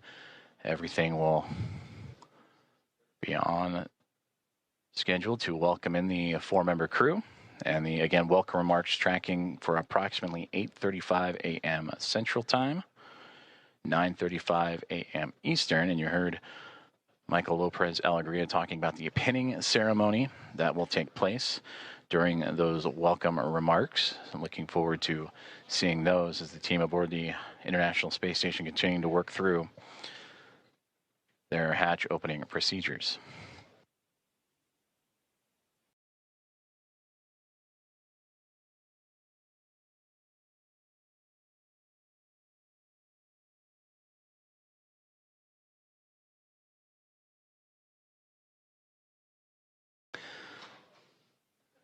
Since launching from Launch Complex 39A and NASA's Kennedy Space Center yesterday morning at 1:31 a.m. Central, 2:31 a.m. Eastern, the Axiom Mission 4 crew above the newly named Dragon SpaceX Grace spacecraft have tracked down the International Space Station through a stair-stepping procedure of multiple burns that occurred from just moments or a few moments after launch up until the early morning hours today, to allow them to catch up to the orbiting laboratory and set up for the final approach and docking, and that contact with the orbiting laboratory at 5:31 a.m. Central Time.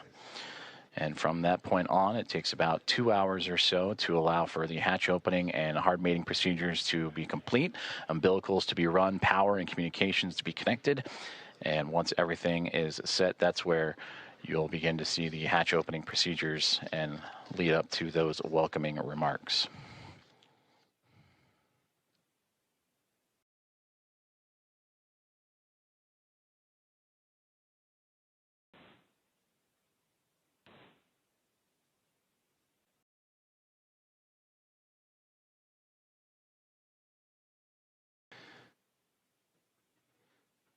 And as you're following along with us as we continue to wait for views of the International Space Station and the Dragon spacecraft as they are in an orbital nighttime period, making their way across the Pacific Ocean and approaching the equator, almost right in the middle of the Pacific Ocean. We'll get those views back from the exterior cameras.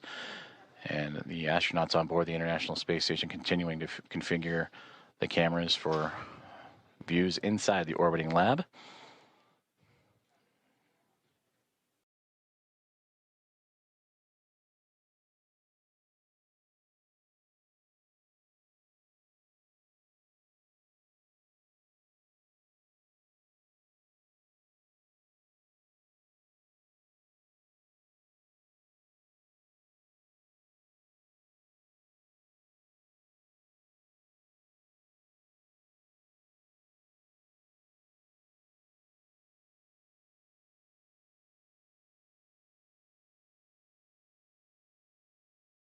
If you are just joining us, you are watching live coverage of the docking of Axiom Mission 4 to the International Space Station, the 4th private astronaut mission to the orbiting lab and the first since January of 2024. Docking has occurred And that was exactly an hour ago, 5:31 a.m. Central, 6:31 a.m. Eastern.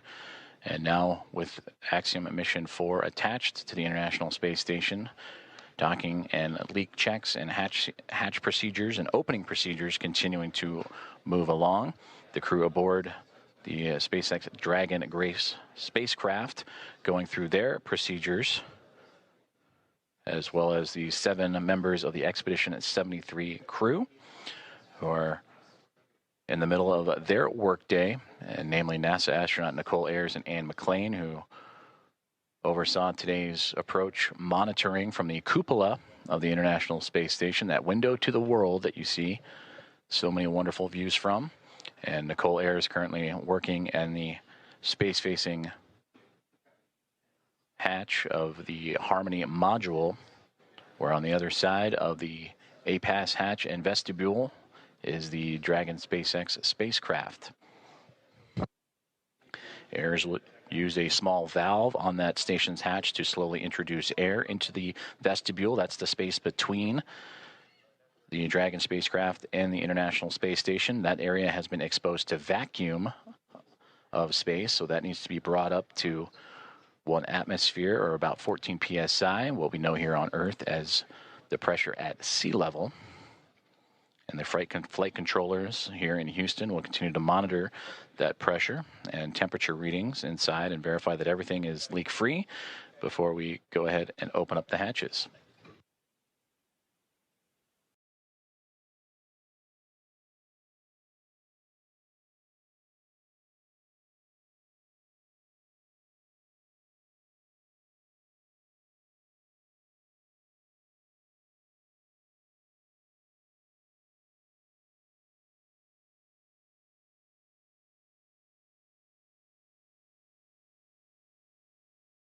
Just received communications from the team here inside the International Space Station Flight Control Room that the vestibule leak check has been successful, and it is good.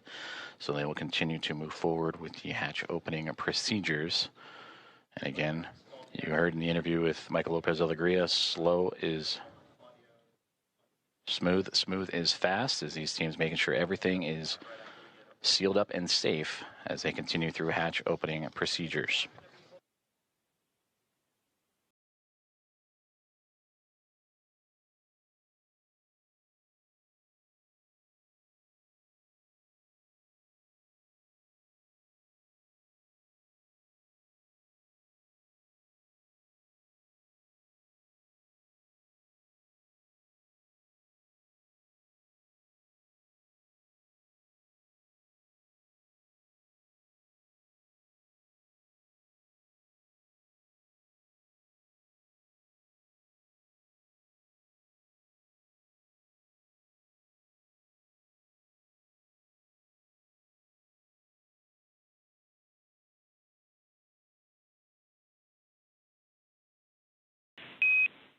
Station Houston on the Big Loop. We are doing some more troubleshooting for the C2V2 audio issue, so Big Loop is going to be down for another 5 minutes. In the meantime, you are go to pick up in step 3.1 of 2.102, and NASA TV should be available on VME TV now.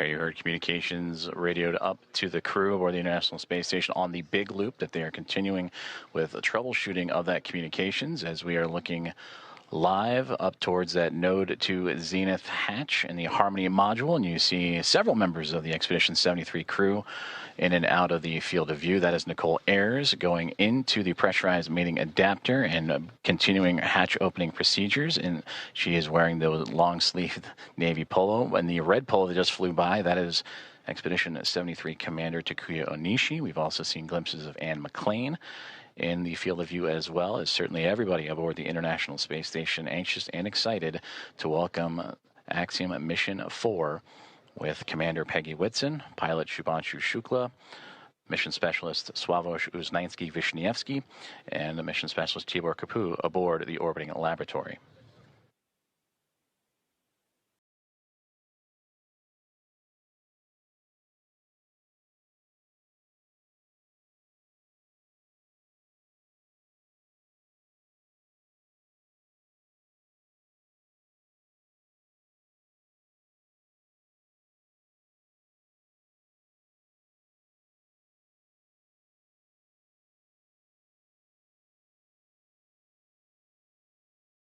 This is Mission Control Houston. If you are just joining us, you are following along with live coverage of the docking and soon-to-be hatch opening and welcome remarks of Axiom Mission 4 to the International Space Station. The mission began with the launch off of Launch Complex 39A and NASA's Kennedy Space Center yesterday morning at 1:31 a.m. Central, 2:31 a.m. Eastern. That took them on a journey that was a little more than a day to get them to the orbiting lab. They have since docked, and contact was at 5:31 a.m. Central Time. And after the connections made, the hooks driving to form the hard mate, umbilicals with power and communications connections all run. Now it is those hatch opening procedures and leak checks that the crew is currently working through aboard the International Space Station, while the crew aboard the on 2 for step 3.2, seeing about 0 for the DBTT, looking for your go to continue.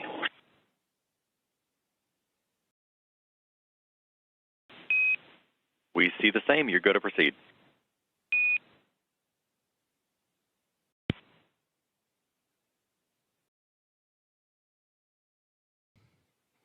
And continued communications as Nicole Ayers once again floating into that pressurized mating adapter and continuing those hatch opening procedures to welcome Axiom Mission 4.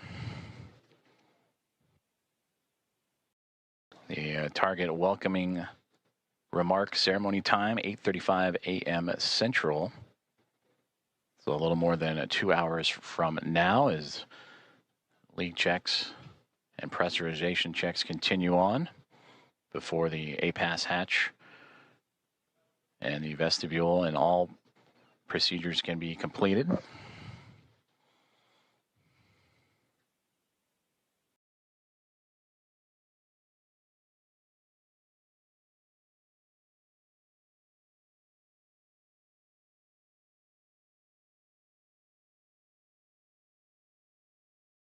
And a great view of some of those procedures as Nicole Ayers, again, you can see her with that right hand turning the crank and working on that hatch to continue those procedures.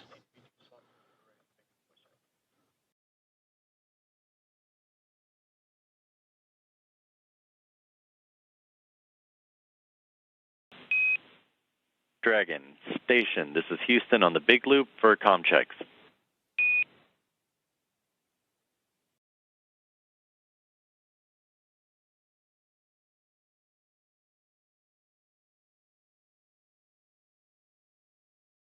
Dragon has you loud and clear.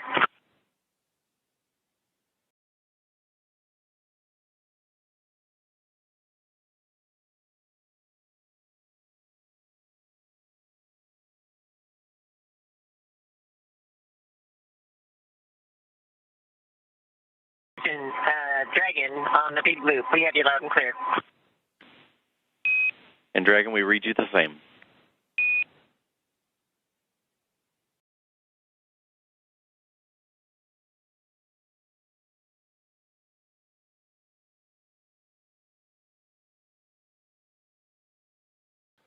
Great communications checks there as the teams on the ground continuing to work on those communications between the International Space Station and the ground, as well as the teams here in Mission Control Houston and Dragon, as we are watching live inside of the International Space Station up into the Node 2 Zenith hatchway as NASA astronaut Nicole Ayers continuing with her hatch opening procedures.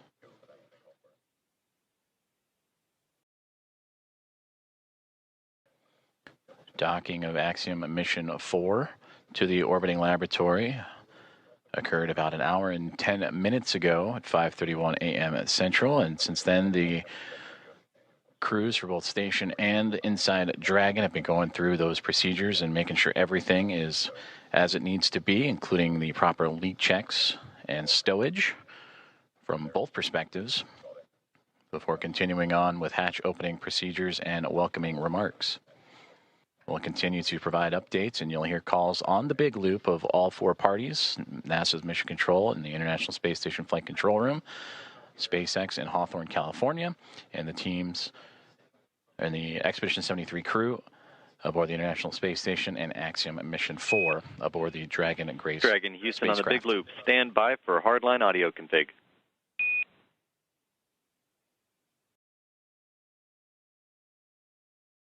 Dragon copies.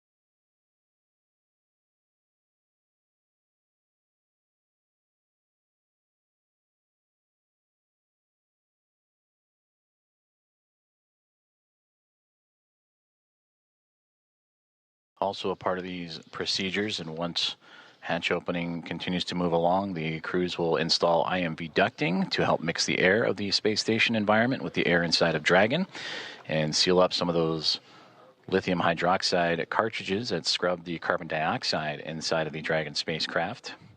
And that was on their ride to the International Space Station. They'll also check some vent valves as we go, and maybe need a little bit more time on board, but these last final checks are crucial to make sure everything is good to go, since it will remain docked to the International Space Station for nearly 2 weeks.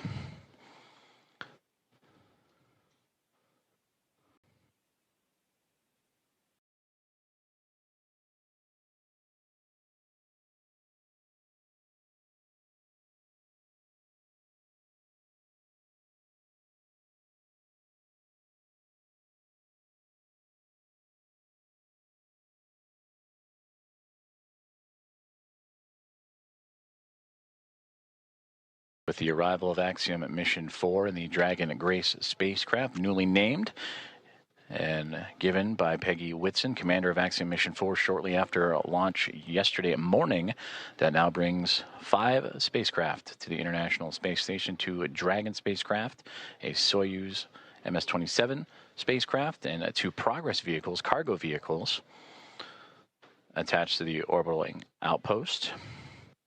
For Dragon, it is Endurance and Grace, connected to the forward and now zenith ports of the Harmony module, with 2 Progress vehicles and that Soyuz MS-27 also connected. And once the Axiom Mission 4 crew makes its way aboard station, that'll bring, since 1998, 288 visitors to the orbital outpost.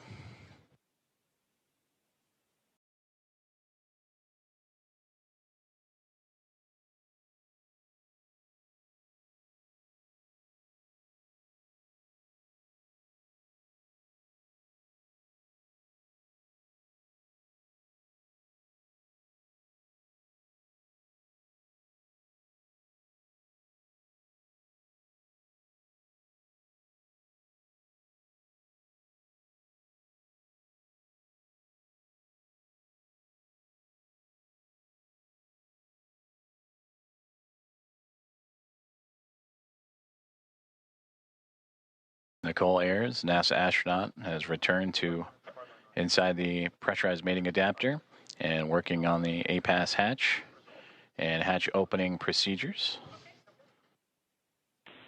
as we continue to get great Dragon views from Houston on the inside the big loop. International Space Com Station. check. Hardline audio configuration complete, and we have resolved the audio issues on C2P2. That sounds great, because we have you loud and clear. We read you the same.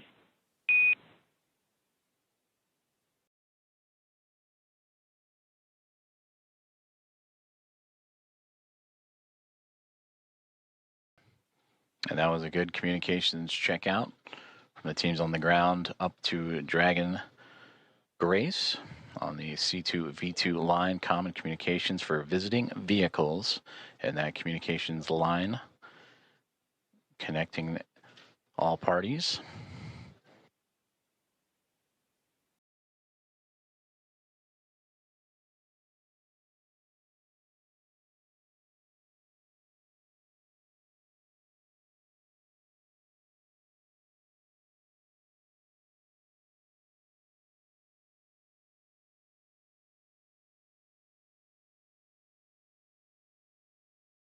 As we continue to work through hatch opening procedures, and again targeting approximately 8:35 a.m. Central Time for welcoming remarks as the International Space Station and Expedition 73 crew bring in and welcome aboard Axiom Mission 4. Both the orbiting laboratory and the newly docked SpaceX Dragon spacecraft over the northern Pacific Ocean, about to cross into the west coast of North America, right along the U.S.-Canadian border. And also around that time, we will start seeing an orbital daytime period as Dragon and the International Space Station have been orbiting in a nighttime phasing.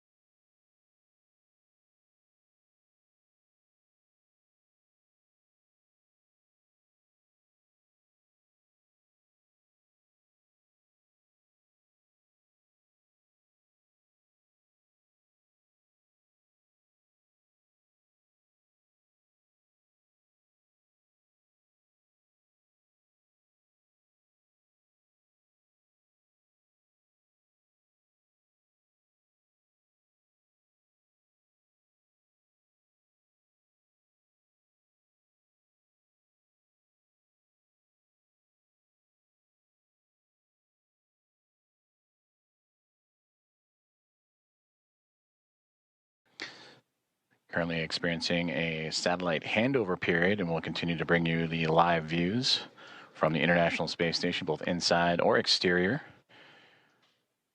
Once communications is established, which should be here in the next few moments. Until then, you can see on this map where exactly we're talking about, where the station and Dragon orbiting over the Pacific Ocean and about to cross over North America and over the northernmost territories of Canada.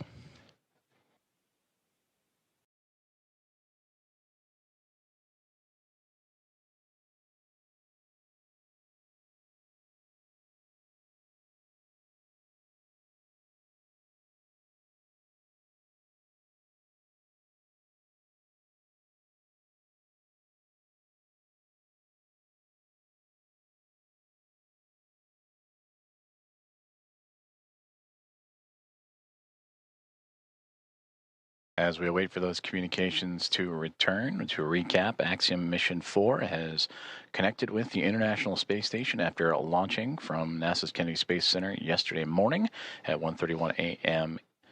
Central Time to connect with the space station at 5:31 a.m. Central this morning.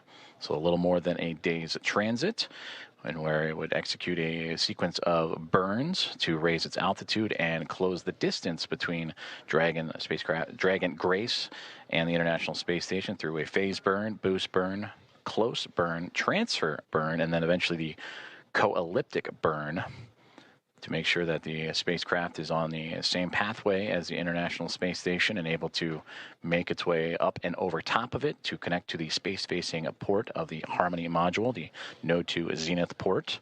As we now get views back inside of the International Space Station, that is a view from the other side. We mentioned the space-facing port that is looking up into where the hatchways will be to allow for the Axiom Mission 4 crew to pass through and be brought aboard the International Space Station. For Peggy Whitson, commander of Axiom Mission 4, her second flight as an Axiom commander after previously serving as commander of Axiom Mission 2.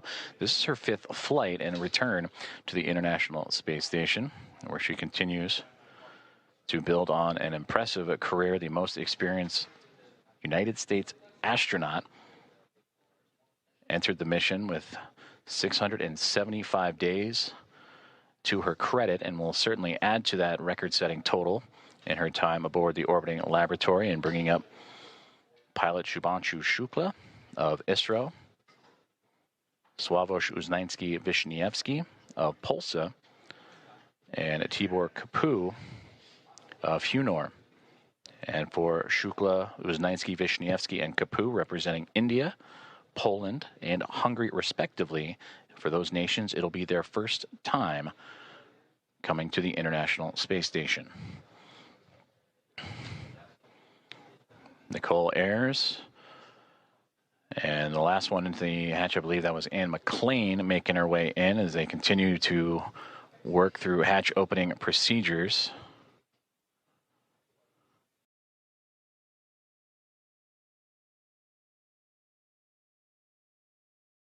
In the middle there, that is Expedition 73 Commander Takuya Onishi of JAXA. And then you just momentarily saw NASA astronaut Johnny Kim float in and out of view as the crew working together to continue these procedures, moving around some equipment, and to allow for the access to the APAS hatch. After successful vestibule pressurization and checks.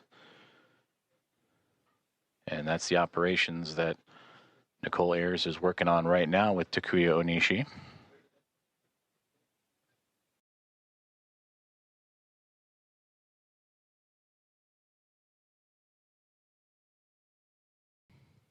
And Johnny Kim with camera in hand to document these procedures.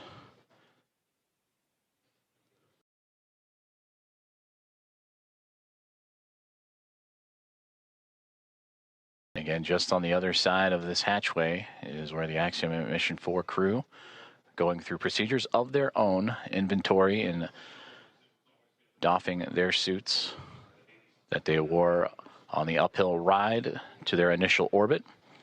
And after an off-duty period would put back on for those dynamic phases of flight, starting with the approach initiation burn that occurred earlier this morning.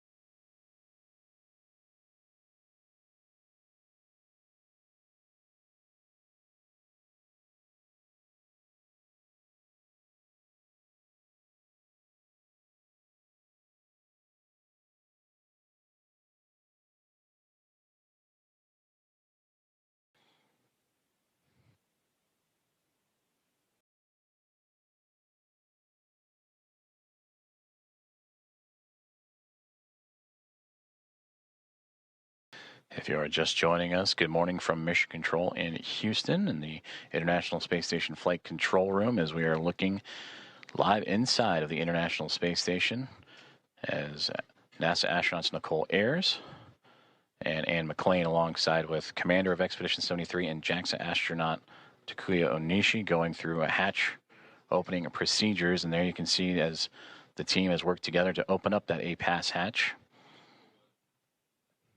and continue on with those procedures to welcome aboard eventually the Axiom Mission 4 crew with the welcome remarks. Currently still targeting. The big loop, the APAS hatch is open and no condensation observed on the field. Houston copies. Looks great. Thank you.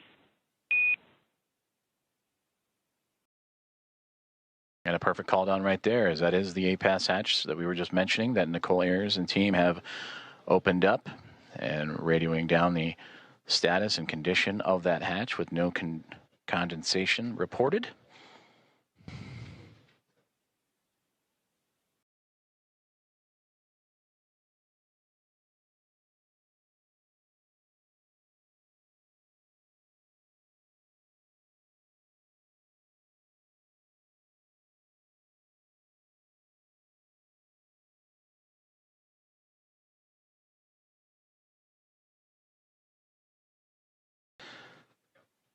And as Nicole Ayers continues to work on that hatch, you'll also see that hatch be covered up to give an extra level of safety to allow for the Axiom Mission 4 team to pass smoothly without having to worry about any additional hazards as they pass through the vestibule and pressurized mating adapter and eventually into the Harmony module of the International Space Station.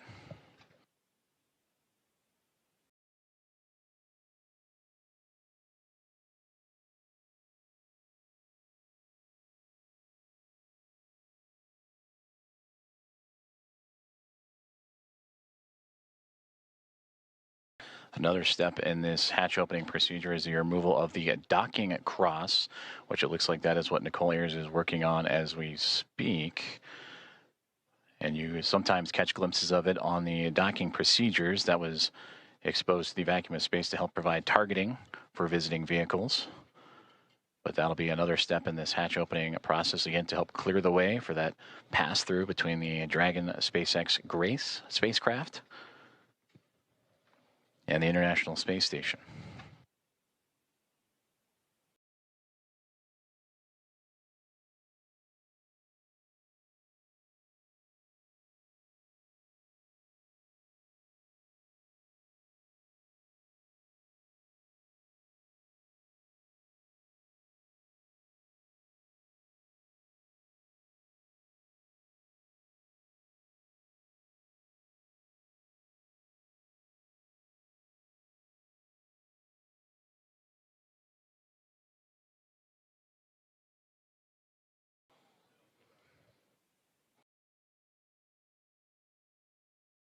Hatch opening procedures continuing to move along for the teams aboard the International Space Station and Axiom Mission 4 as we draw closer and closer to the anticipated hatch opening and eventual welcome remarks. And we thank you for tuning in and joining us this morning as we are live from the International Space Station Flight Control Room in Houston, Texas, monitoring Nicole Ayers as she continues to work through those step-by-step procedures. As the hatchway, there you see the large square structure just off to the right-hand side of our field of view with that window in the middle was Station opened up. Houston on the big loop. Just want to clarify, we want the standoff cross stowed in the standoff cross cover bag.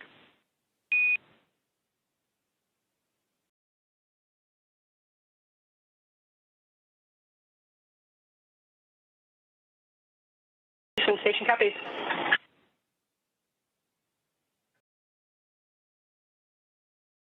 And that's the teams here on the ground assisting the astronauts on board the station with those hatch opening procedures.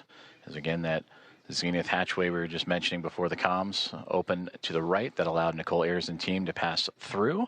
And that docking cross that was just removed will be inserted into its own bag. And there is NASA astronaut Ann McLean to join Ayers in the hatchway and continue on with those procedures as they now look to cover up the APAS hatch, which was just opened a few moments ago, to provide an extra layer of safety and protection for astronauts passing through.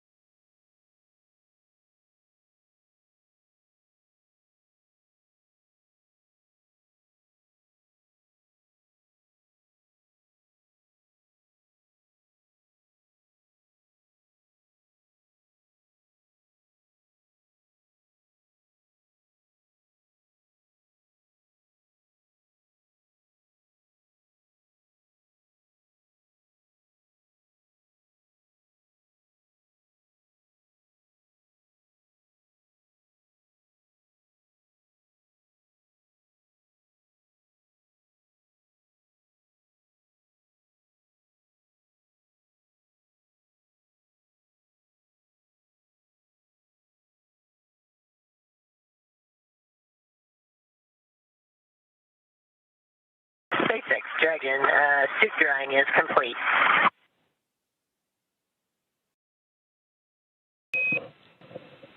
And Dragon, we copy on the big loop, suit drying complete.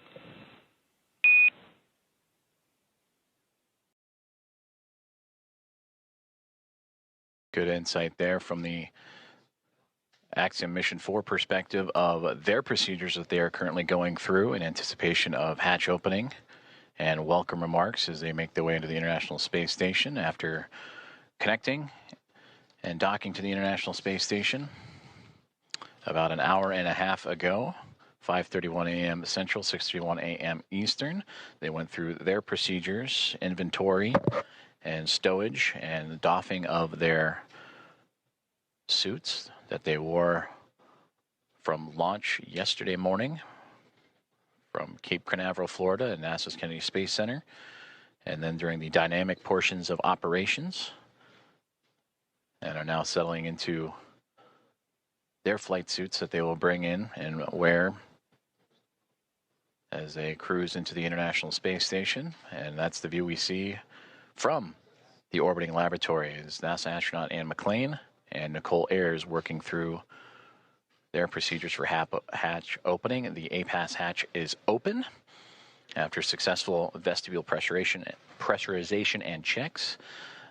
They are now covering up that APAS hatch. SpaceX Dragon in step 5 of 2.102. We're waiting your go for hatch open. Dragon, SpaceX copies on the big loop. You are standing by for hatch opening. We are waiting for hardline connections to be complete. I'll call back with a go. Okay, thanks. Sorry to rush you.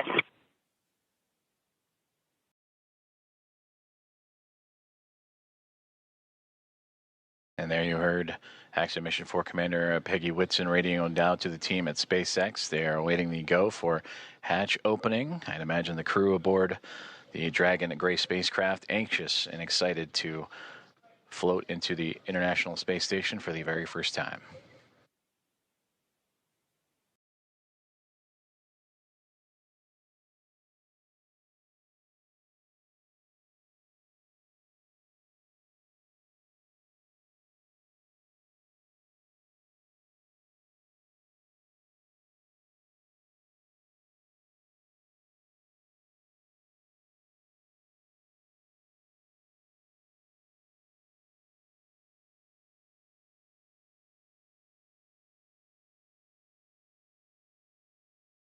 And you just saw that orange ductwork or hose-like piece of equipment that Anne McClain and Nicole Ayers were just operating with. That's a part of helping mix the air between the International Space Station and the Dragon spacecraft.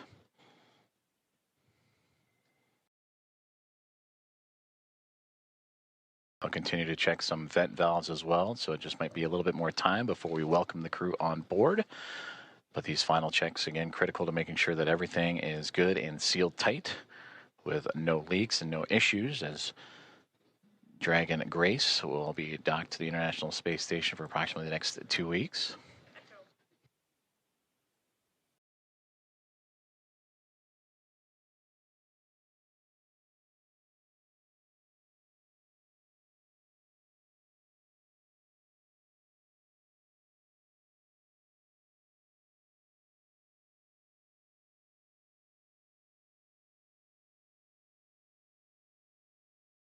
Houston, SpaceX station is ready for Dragon hatch equalization.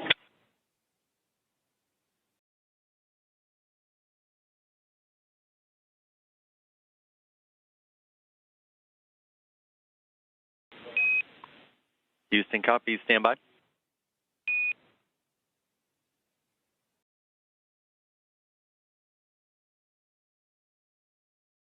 Another step in those hatch opening procedures is Nicole Ayers just radioed down for the SpaceX Dragon hatch pressurization and equalization. As you see the pop of flash bulbs aboard the International Space Station being documented, and plenty of smiles from the Expedition 73 crew as we draw closer and closer to hatch opening and welcoming Axiom Mission 4 aboard the orbital outpost.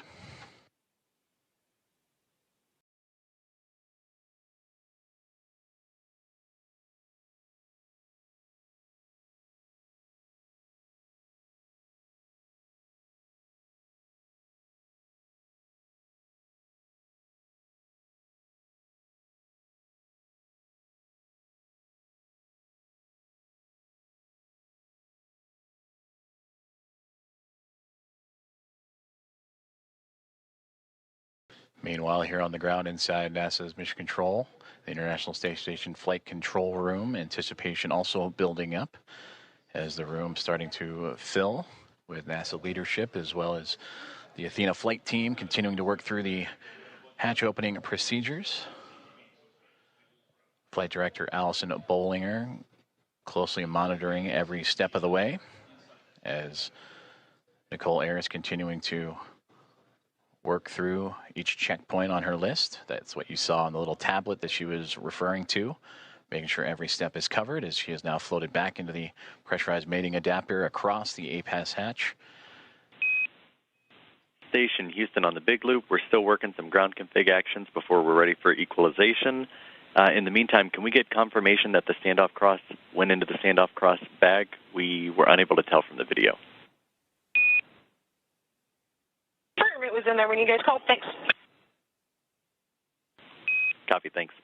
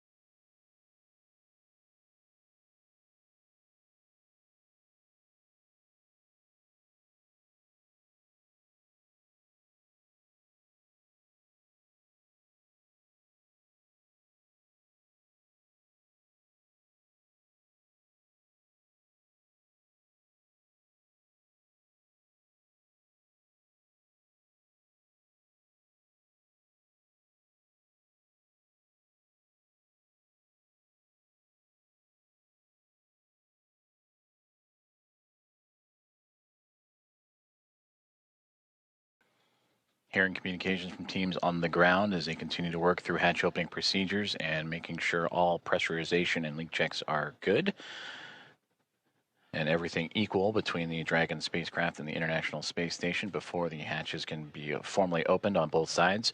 You can see into this hatchway the space-facing port, or into the space-facing side of the Harmony module aboard the International Space Station and the International Docking Adapter that welcomed the connection of Axiom Mission 4 at 5:31 a.m. Central Time earlier this morning.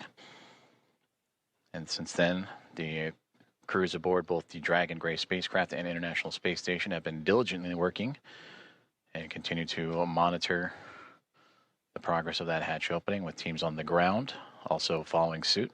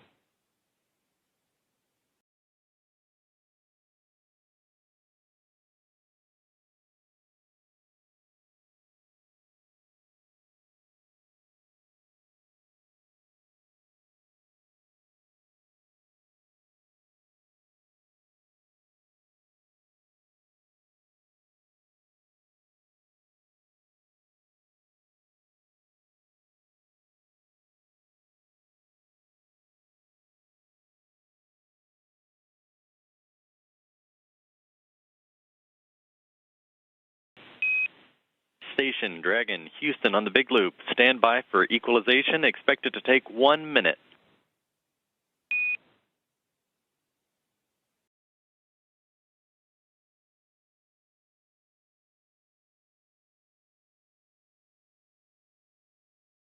Station copies 1 minute.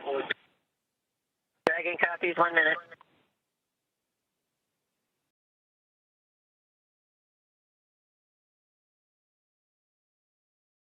Great communications there from all teams here at NASA's Johnson Space Center and International Space Station Mission Control Room, teams in the SpaceX in Hawthorne, California, and everyone aboard the Dragon SpaceX Grace and Axiom Mission 4 and the International Space Station as we continue to march towards the hatch opening to welcome Axiom Mission 4 aboard the orbiting laboratory.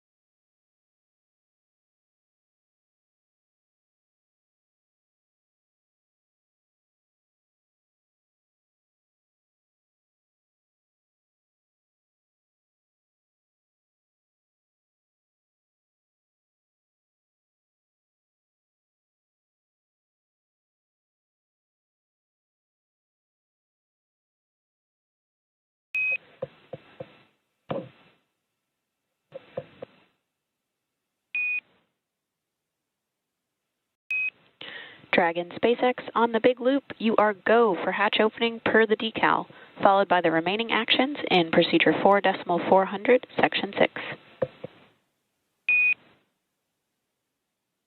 Dragon copies. Go for hatch open and remainder of steps in 4.400.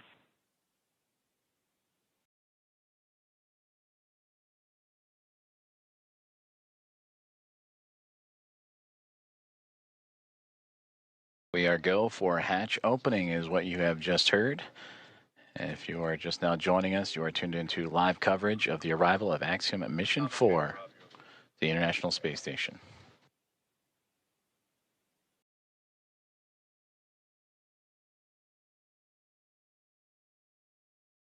SpaceX Dragon, hatch is coming open.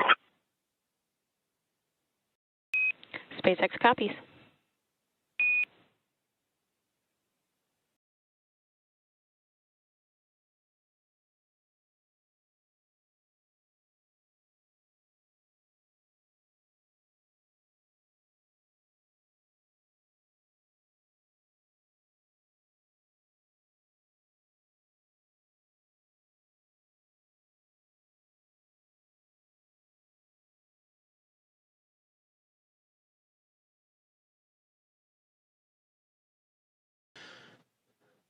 Expedition 73 crew anxiously awaiting as we just received the go for hatch opening to welcome Axiom Mission 4 into the International Space Station. There you see Ann McLean in the foreground working on the tablet, alongside with Johnny Kim on the far right-hand side, NASA astronaut, and then Roscosmos cosmonaut Kirill Peskov next to him, with Alexei Zubritsky and Sergei Ryzhikov, also of Roscosmos, in that mix. And right there in the middle, almost standing, if you will, from our perspective, is Expedition 73 Commander and JAXA astronaut Takuya Onishi.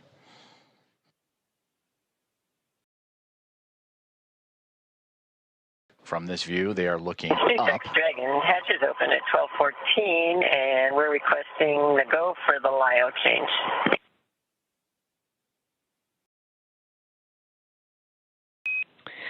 Copy 1214 Zulu hatch opening time, and you are go for LIO swap.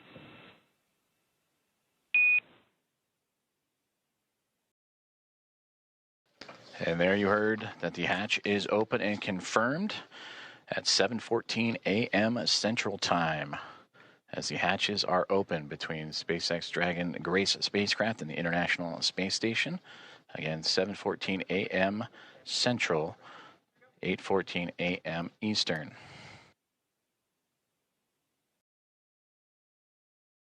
And you heard also the swaps of the LIO canisters. That's the lithium hydroxide cartridges that scrub the carbon dioxide inside of the Dragon spacecraft on the ride to the International Space Station.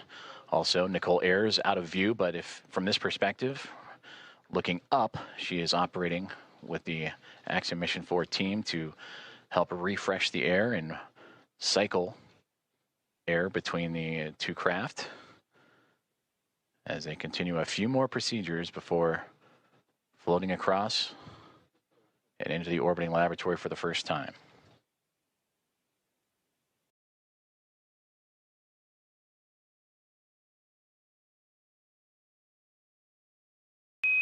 Dragon SpaceX on the big loop for LIO cartridge.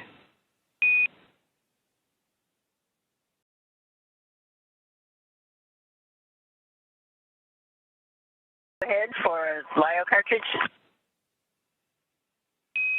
Just looking for clarification on your next action there. We're tracking LIO cartridge sealing per 2.102 step 6.5. Oh, okay. In my procedure, I had put instructions on the decal for section.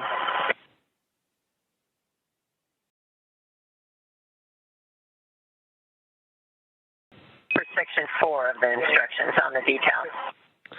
And copy that, Peggy. We'll defer to the instructions in 2.102. Okay, that's where we are.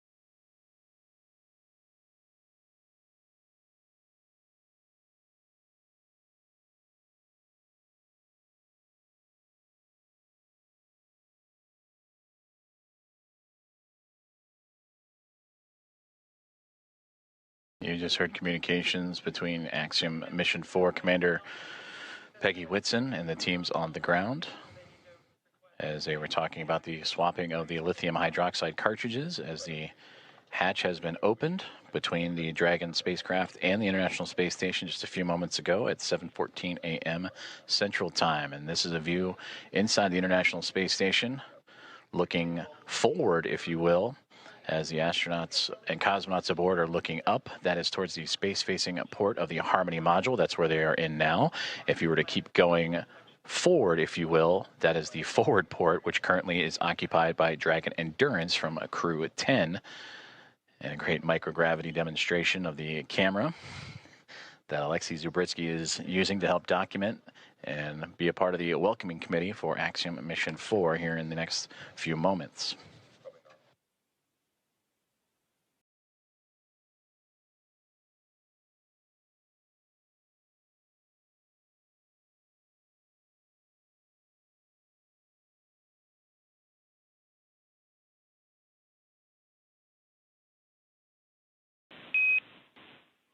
Dragon Houston on the big loop. Just to confirm, we want to make sure IMV duct installation is complete before we do LiO cartridge sealing. Yes, the IMV duct installation is complete. My bad, I didn't get it reported. Houston copies.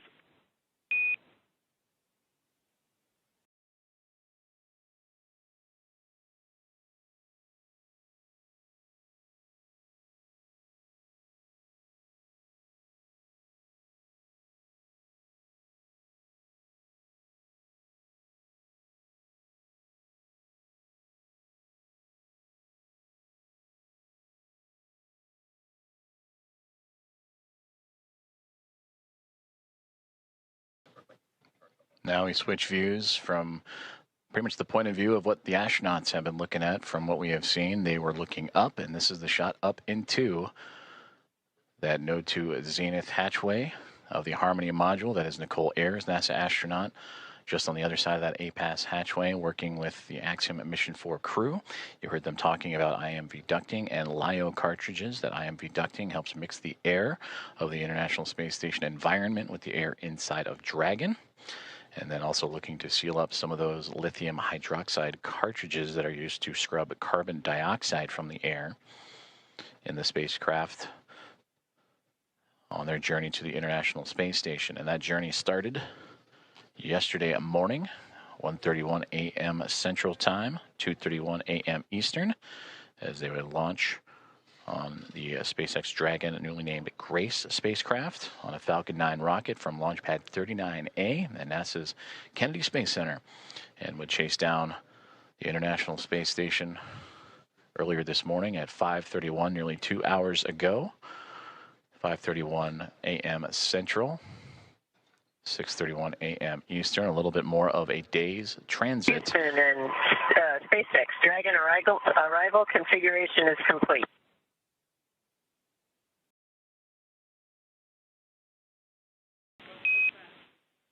Houston copies. SpaceX copies.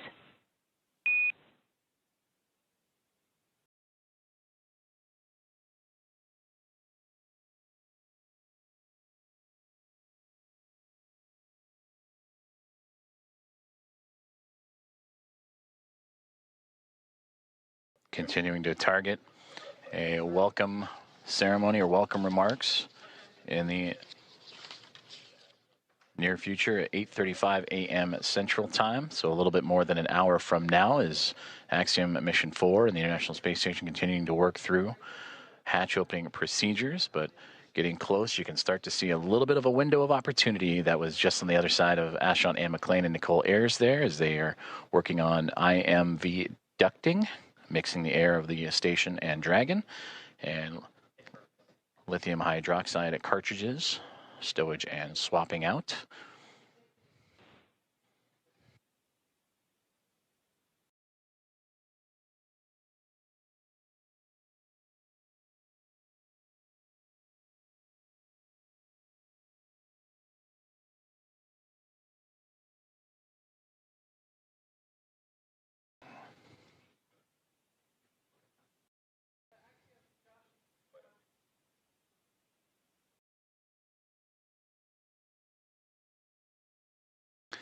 So Anne McLean and Nicole Ayers are starting to clear out the hatchway, and we are going to see the first views of Axiom Mission 4. Commander Peggy Whitson, the first one across the A-Pass hatch, receiving great big hugs from Nicole Ayers and the Expedition 73 crew. Axiom Mission 4, welcome aboard the International Space Station. Pilot Shubhanshu Shukla is the next one to come across, representing ISRO. It is his first space flight for Peggy Whitson, her return to the International Space Station on her 5th flight, second as a member of Axiom Space.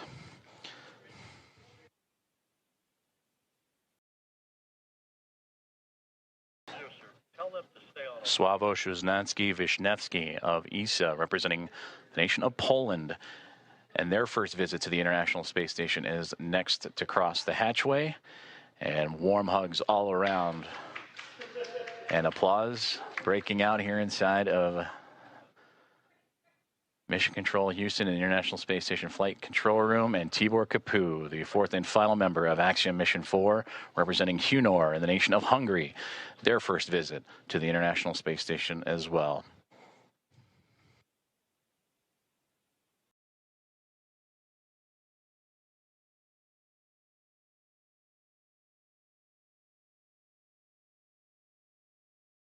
Great big hugs and handshakes across all members of Expedition 73 and Axiom Mission 4 is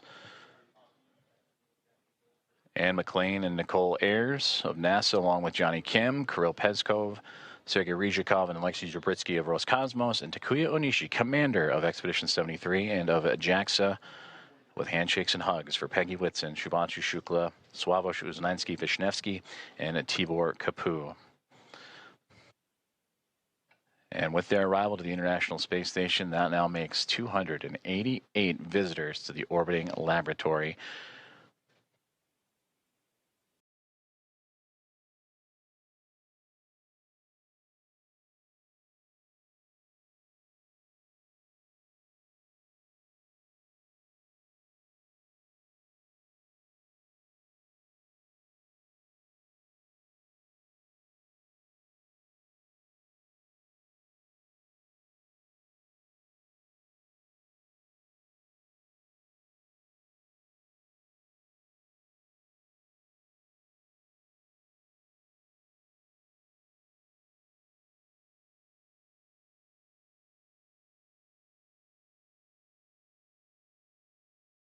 Axiom Mission 4 is now aboard the International Space Station.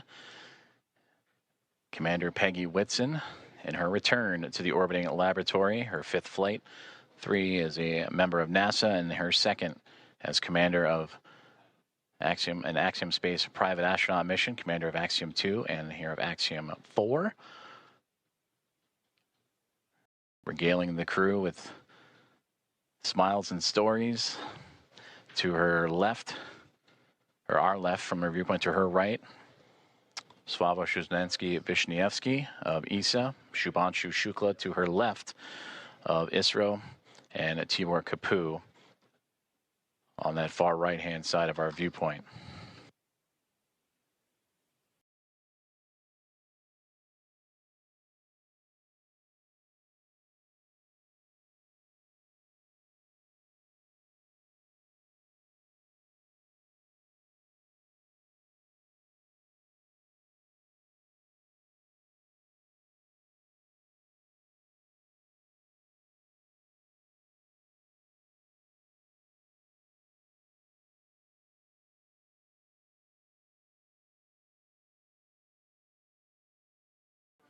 The crew is safely aboard the International Space Station. Welcome again to Axiom Mission 4.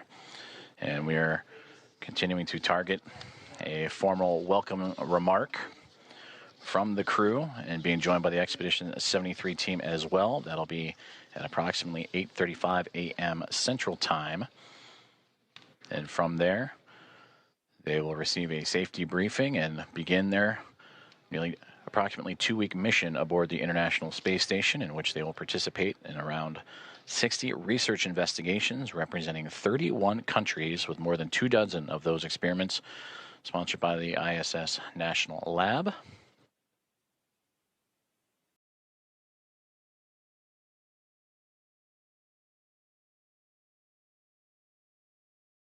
And there they all are, waving back at our coverage here inside of the International Space Station Flight Control Room. Station Houston on 2. Thanks for the wave. Great to see everybody.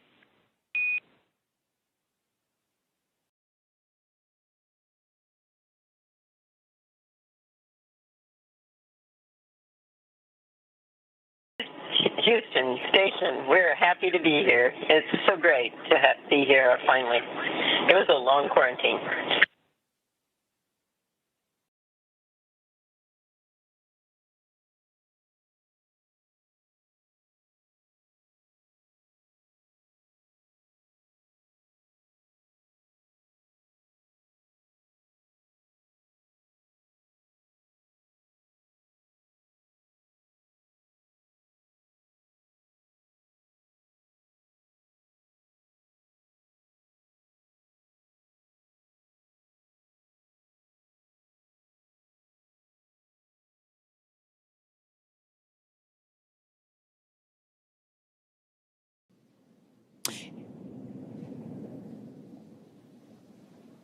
And with the crew now in the space station, we're going to wrap up our portion of the live joint coverage from Hawthorne. It's been an honor to support Axiom Mission 4 thus far, and we wish the crew a successful time on the space station. We're, of course, also looking forward to joining AX4 again when it's time to return home. Ronnie, from launch to docking, it has been an absolute pleasure sharing this desk with you. What has been years in the making for India, Poland, and Hungary is now well underway.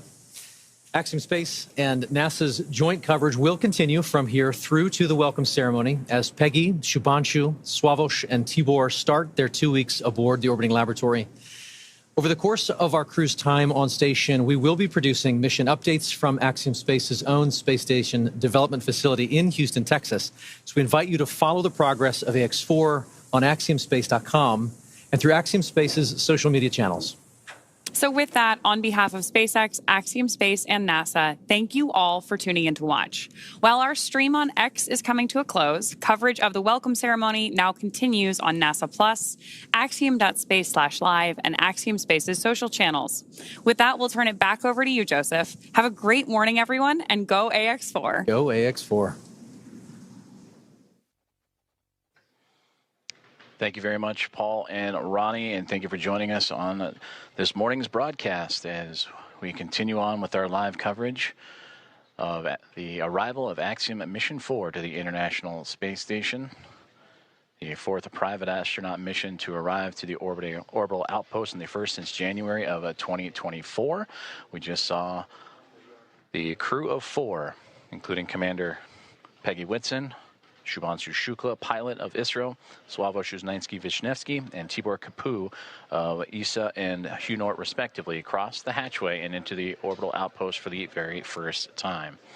We're continuing to follow along as we'll wait for the formal welcoming remarks that are currently scheduled for roughly 8:35 a.m. Central Time, so a little bit more than an hour to go as the crew continues to settle in. After you heard the remarks from Peggy Whitson mentioning the long quarantine, the ride up, which took a little bit more than a day's time to do so, as the teams here in the International Space Station Flight Control Room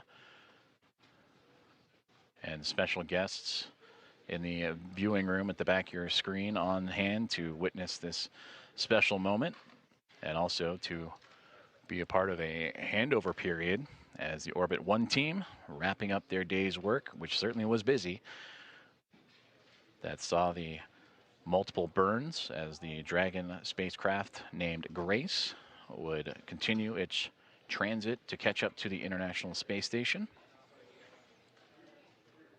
And ultimately docking at 5:31 a.m. Central Time with that initial contact. The soft capture turned to hard capture and mating. Hatch opening procedures took about 2 hours or so to complete, with teams on both sides inside the Dragon spacecraft and the International Space Station meticulously checking for leaks and going through each procedure step by step before that moment we just had a couple moments ago at 7:14 a.m. Central Time, in which the hatch was opened and the astronauts of Axiom Mission 4 floated on through to the International Space Station. We're currently experiencing a transition in communications satellites. That's nominal and to be expected, so we will bring you back those views inside the International Space Station once we have them. But again, the teams here inside of the International Space Station Flight Control Room. Orbit 1 team wrapping up a great day's of work, or great morning's work, that saw 4 new members join the orbital outpost to bring up the attendance to now 11.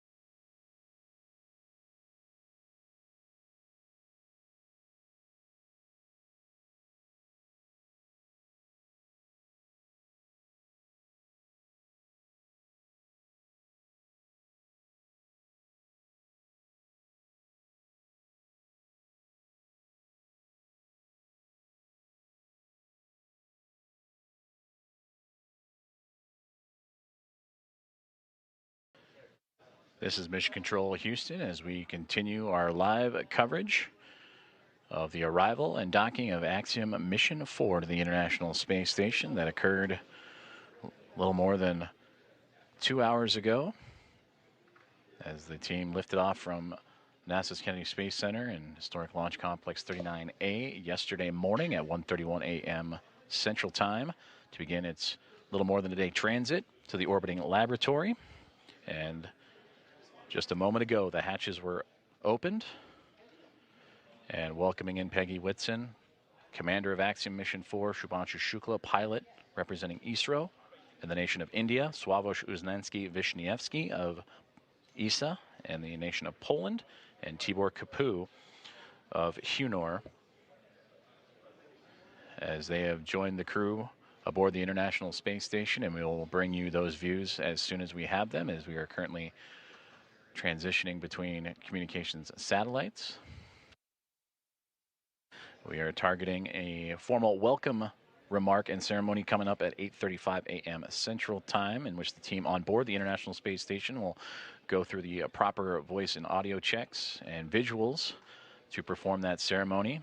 Earlier in the broadcast, Axiom Commander Michael Lopez Alegria, former NASA astronaut, talked about what can be expected during that ceremony, including a pinning ceremony that Commander Peggy Whitson will perform for the newest members to go into low Earth orbit, and first-time flyers in Shukla, Uznański-Wiśniewski, and Kapu. And for those 3 representing India, Poland, and Hungary, they also represent the first visitors from those nations to the orbiting laboratory.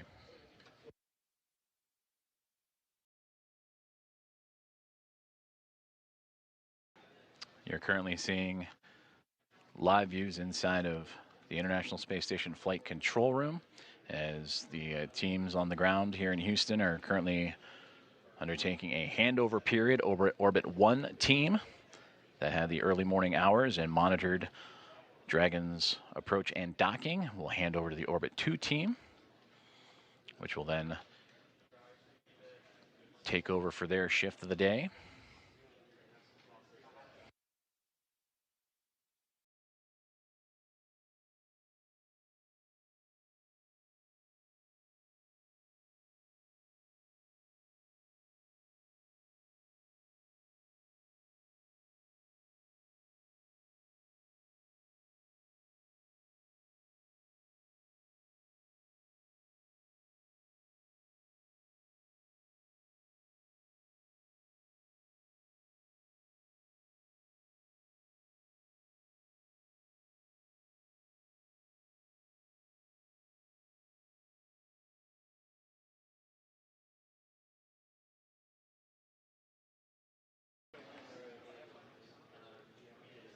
Flight Director Allison Bollinger and her Athena flight team, that Orbit 1 team, undergoing the handover period as they will transition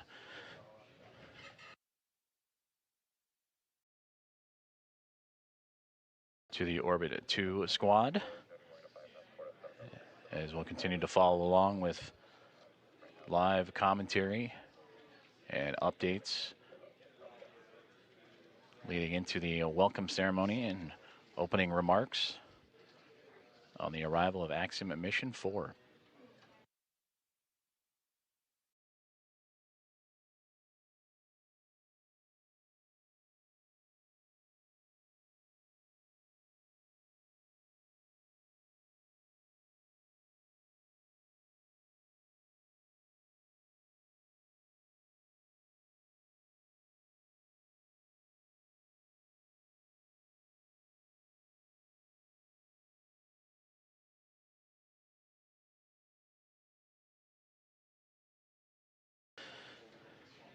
Flight Director Vincent Lacourt and his Destiny flight team, the next on tap in this handover period.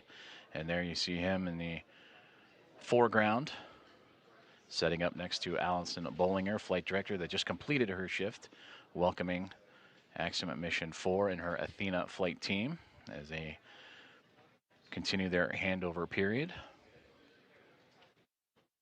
And as both teams monitoring the progress and preparation for the upcoming event, the welcome remarks from Axiom Mission 4 and their formal arrival to the International Space Station. And plenty of smiles and laughter throughout the room after a successful docking that occurred about 2 hours and change from now. And that was at 5:31 a.m.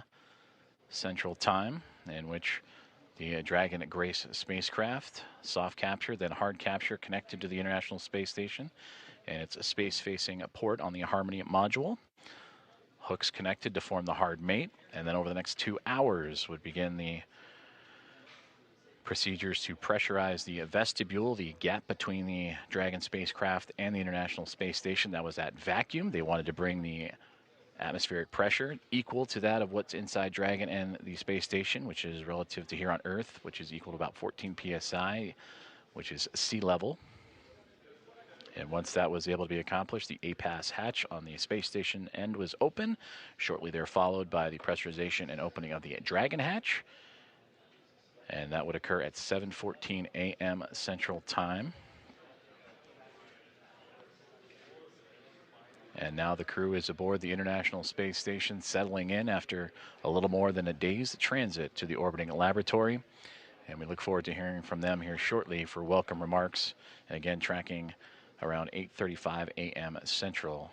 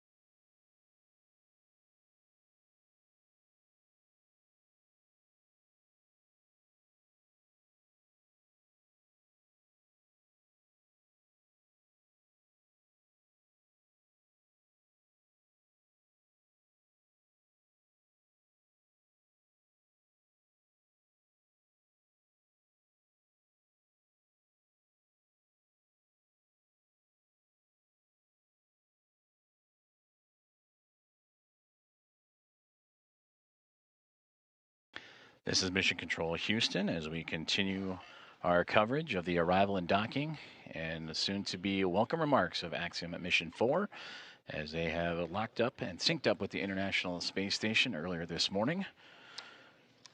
And the crew of 4 have since floated aboard the International Space Station, bringing up its population from the Expedition 73 crew of 7 to now a total of 11. And we will hear from Commander Peggy Whitson, pilot Shubhanshu Shukla, mission specialist Sławomir Uznansky-Wisniewski, and mission specialist Thibaut Kapoor here shortly. We are continuing a handover period. The Orbit 1 team, the Athena flight led by Flight Director Allison Bullinger, handing over to Vincent McCourt, and the Destiny flight team. That'll be completed here in just a few moments. Meanwhile, the crew aboard the International Space Station continuing to get settled in and prepare for those welcoming remarks that would be a little less than an hour from now, about 50 minutes or so.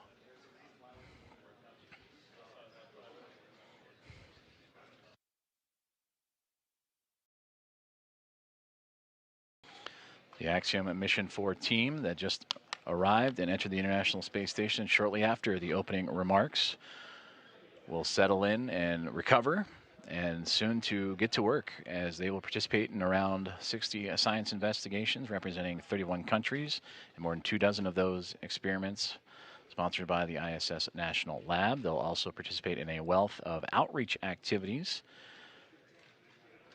that they will participate during their approximately 2-week mission.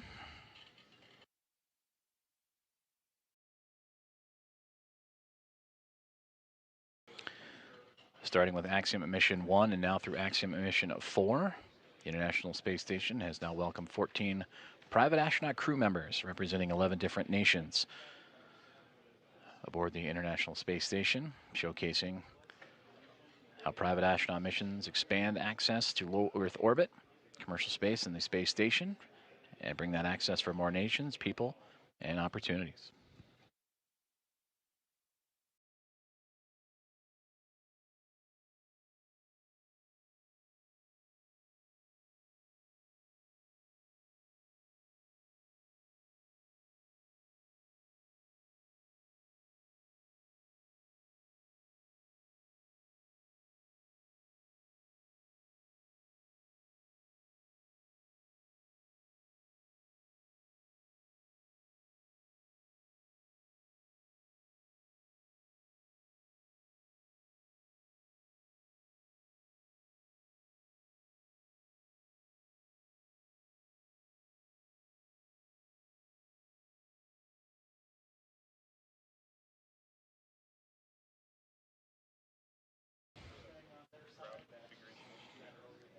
The views you are seeing now are from the external cameras on board the International Space Station, looking at the Dragon spacecraft as the vehicles now enter an orbital nighttime period. The two currently traversing across the southern Indian Ocean and about to cross the continent of Australia and make its way over into the Pacific Ocean.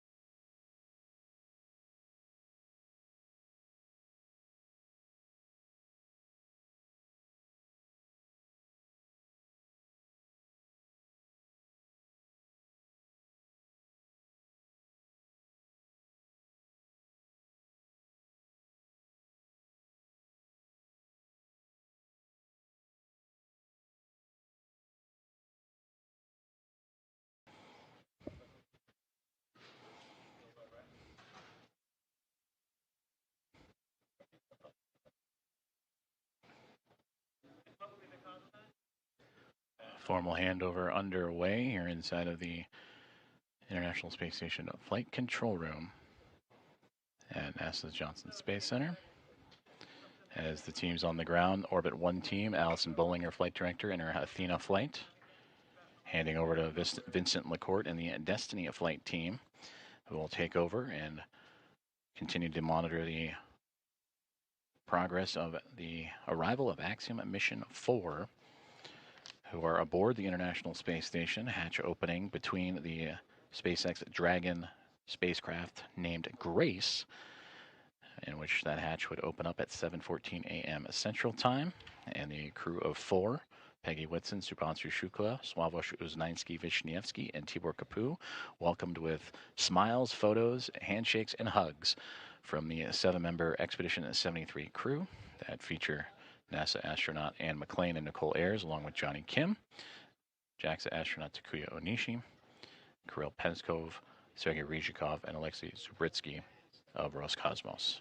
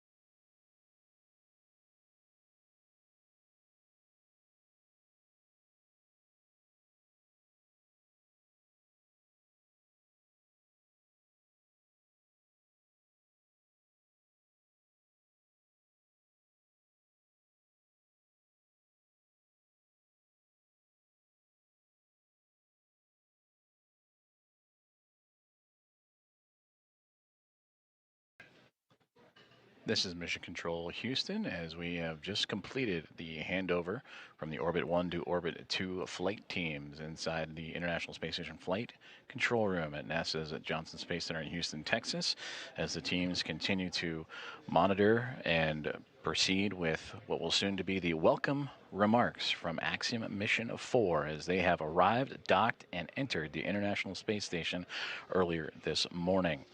They would launch towards the International Space Station yesterday morning, starting their transit that lasted a little bit more than a day. And they would make their way starting at 1:31 a.m. Central Time with that launch.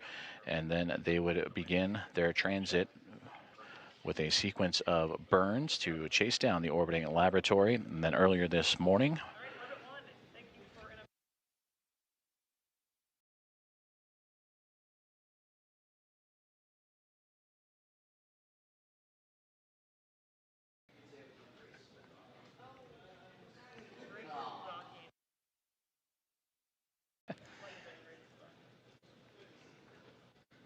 and pausing there for the final remarks from Flight Director Alison Bollinger, who oversaw today's docking of the Dragon spacecraft, aptly named Grace. And she said graceful docking for the craft to the International Space Station in the space-facing or zenith port of the Harmony module. And that contact would occur at 5:31 a.m. Central Time earlier this morning, and then the hatchways would then take about the next 2 hours or so to make sure all leak checks and inspections were performed step by step for both the teams inside the Dragon spacecraft and Axiom Mission 4, as well as the Expedition 73 crew aboard the International Space Station. And then the hatchways would open up to allow the crew to come on board. That would occur at just after the 7 o'clock hour at 7:14 a.m. Central Time that the hatchway would open. And Peggy Whitson, commander of Axiom Mission 4. I see you, Johnny, and if you were trying to call... And she would lead the charge. It'll be her return to the International Space Station after commanding Axiom Mission 2, but also her 5th overall flight, 3 previous before Axiom as a member of the NASA Astronaut Corps and key missions to the International Space Station. I can do the scene voice check now if you'd like. From there, check in with PAO to see if they're ready.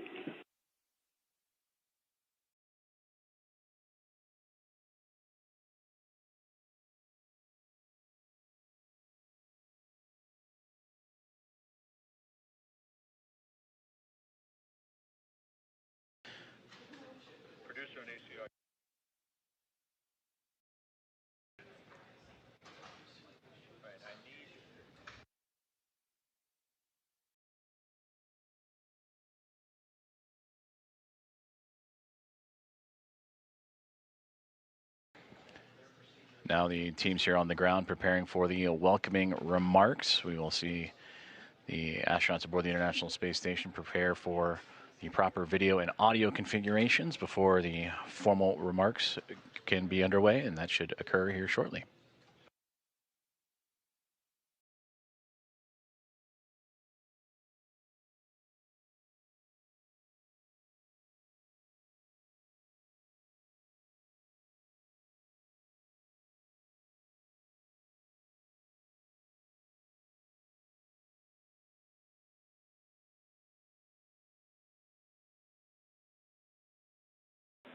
Station Houston on Space Ground 2 for Johnny. Hey, we're rerouting video. Give us a couple minutes and then we'll let you know. But we're getting ready for a scene and voice check shortly. Sounds good. Thanks.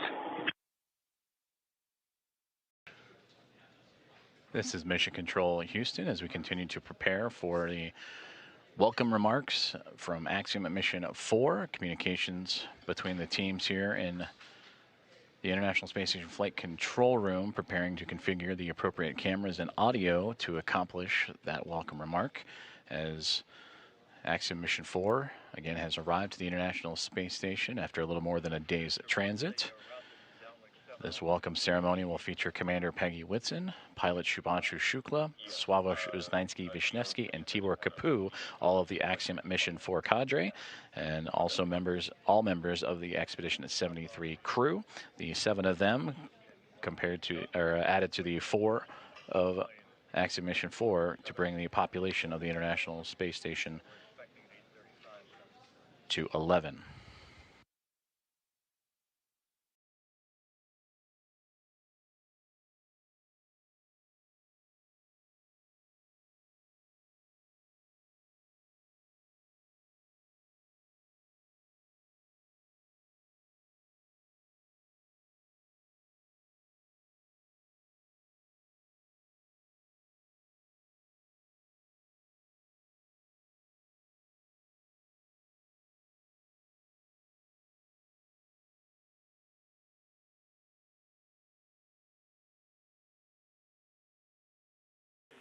Station Houston on Space Ground 2 for Johnny. We're ready for those scene and voice checks.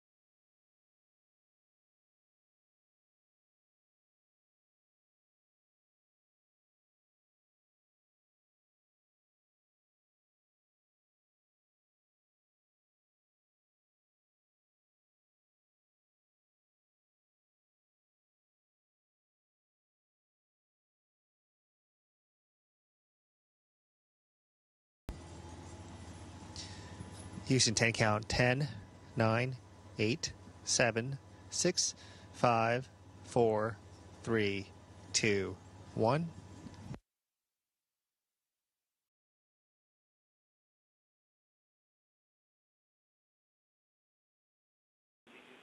Johnny, we have a good scene, good voice. Thanks for the check. Yep, and just a friendly reminder, we're looking to start the event at 13:35.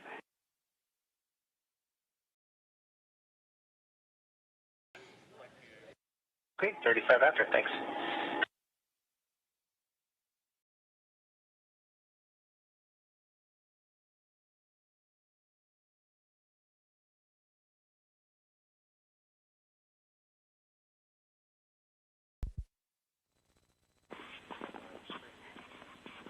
And Johnny, FYI, the current video that you are on is streaming live to NASA TV, so just FYI.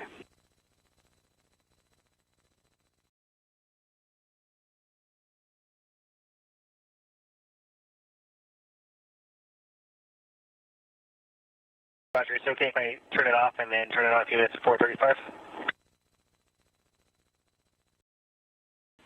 Sounds good. You can do that.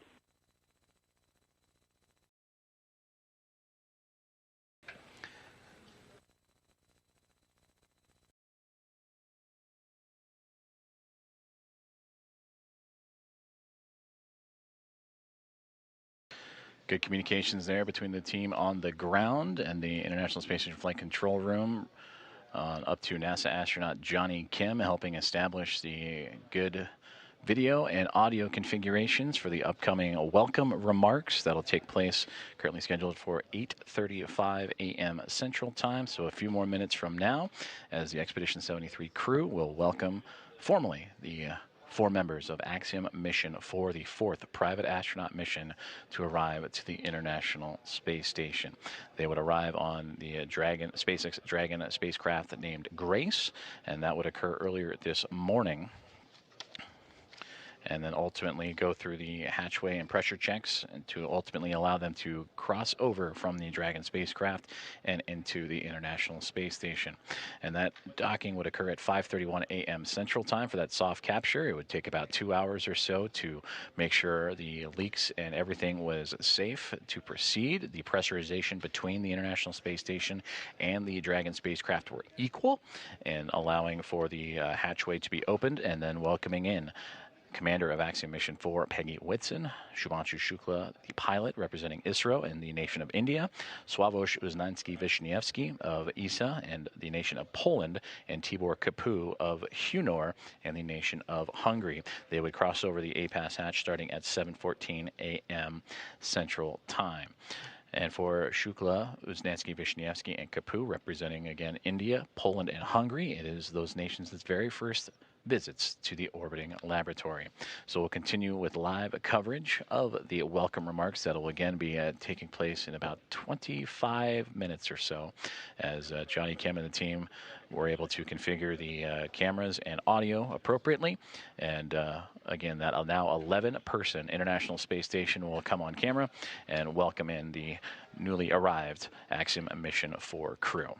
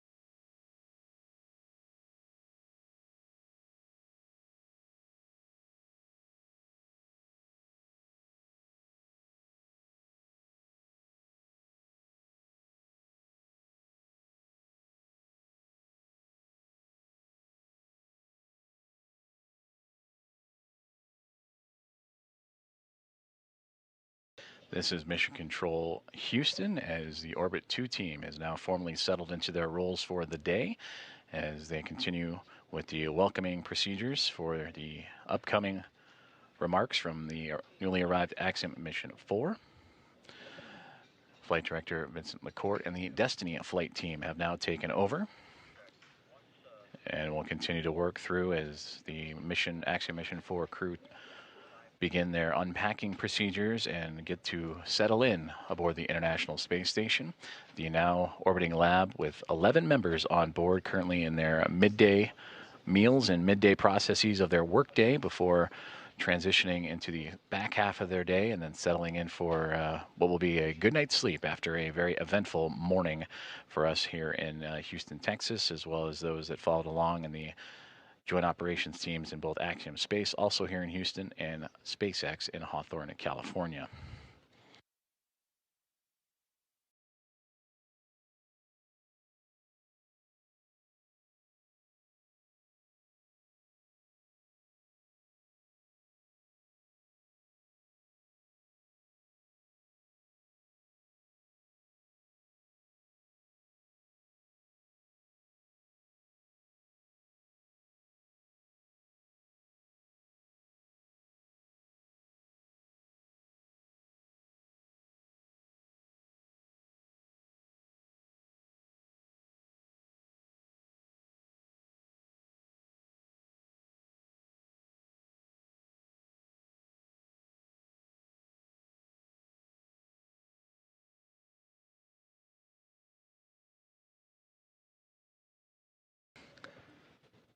A little more than 10 minutes away from welcoming remarks of the Axiom Mission 4 team as they settle into the International Space Station after arriving earlier this morning.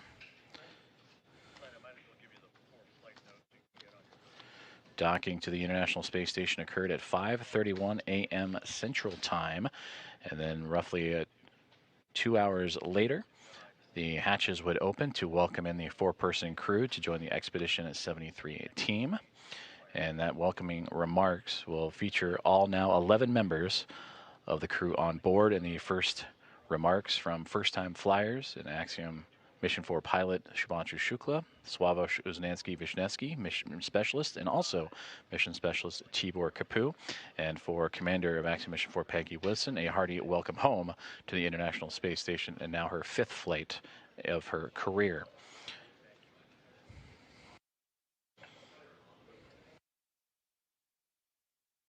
For Peggy Whitson, the most experienced U.S. astronaut in history, began this mission with 675 days under her belt, 9th all-time, but will continue to add to those incredible historical numbers as the Axiom at Mission 4 and its crew will proceed with an approximately 2-week mission aboard the orbiting laboratory, performing outreach events and research investigations, participating in around 60 of those investigations, representing 31 different countries.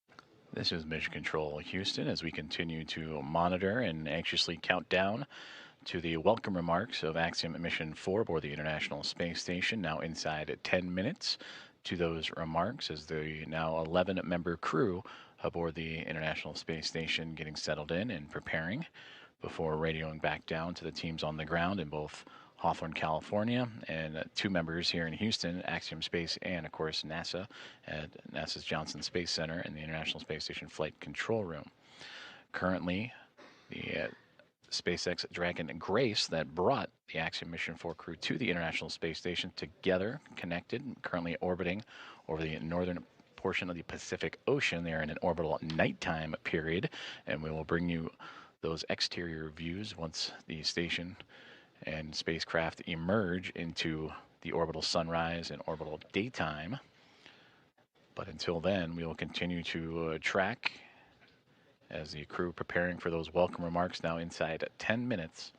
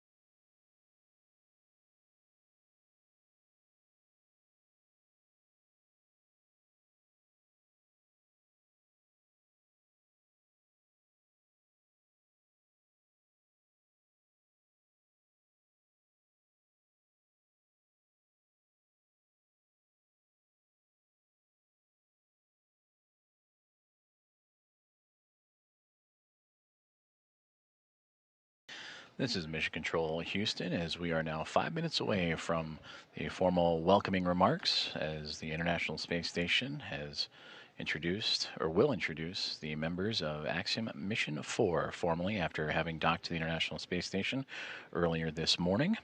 They would dock to the orbital outpost at 5:31 a.m. Central. After pressurization and leak checks would occur on both sides for both the teams inside the Dragon Grace spacecraft and inside the International Space Station, the hatches would be open to welcome in the four-person crew at 7:14 a.m.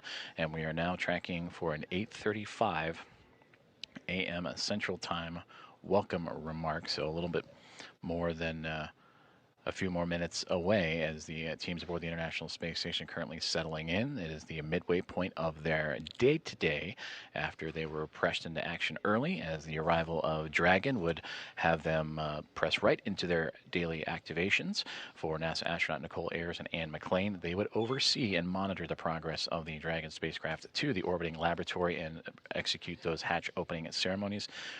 Or procedures, pardon me, and then, of course, all 11 members of Expedition 73 were there on the other side to welcome in Peggy Whitson, Shubhanshu Shukla, Sławomir Uznanski-Wisniewski, and Tibor Kapu to the orbiting laboratory. And there you see the spacecraft, newly named Grace, docked to the International Space Station. And that is where they will reside for approximately the next 2 weeks, as they will participate in around 60 research investigations, numerous outreach activities, and more, representing 31 different countries, as the International Space Station has now welcomed its fourth private astronaut mission. It is their first since Axiom Mission 3 would arrive to the International Space Station, and that would be back in January of 2024.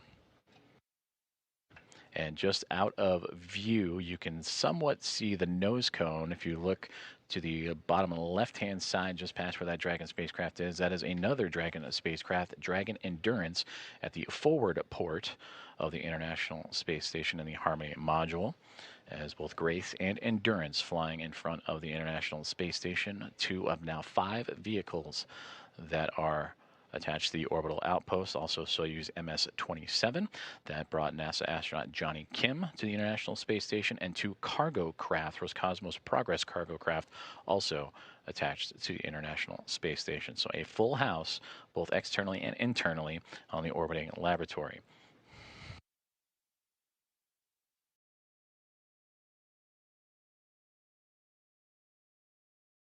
We're approaching about 10 minutes until the welcome remarks for Peggy Whitson, Shubhanshu Shukla, Sławomir Uznanski-Wisniewski, and Tibor Kapu. One of the traditions for the Axiom missions and the private astronaut missions is the pinning of the newly minted astronauts. For Peggy Whitson, she'll be placing those pins on Shubhanshu Shukla, Sławomir Uznanski-Wisniewski, and Tibor Kapu. For them, this is their very first space flight and very first mission to low Earth orbit.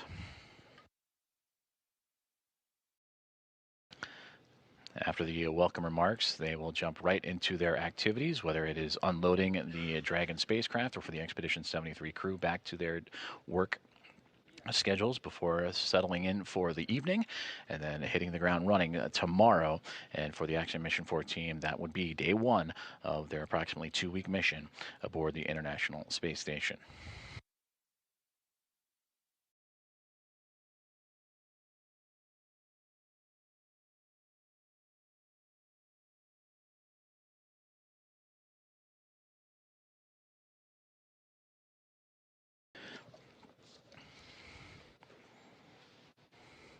And to take a look back at the activities for Axiom Mission 4, they would lift off from Launch Complex 39A at NASA's Kennedy Space Center yesterday morning at 1:31 a.m. Central Time, carrying Whitson, Shukla, Uznanski-Wisniewski, and Kapu to low Earth orbit.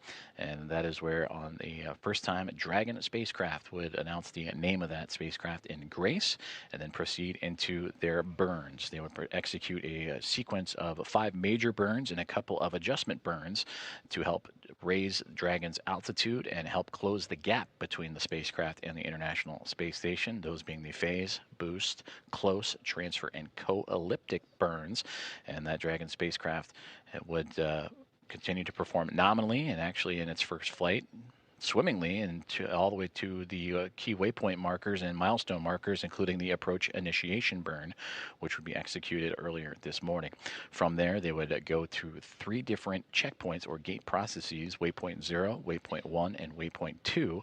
But that Dragon spacecraft and its alignment with the International Space Station pretty well fine-tuned, only a brief pause at the waypoint 2 mark after moving through waypoint 0 and waypoint 1.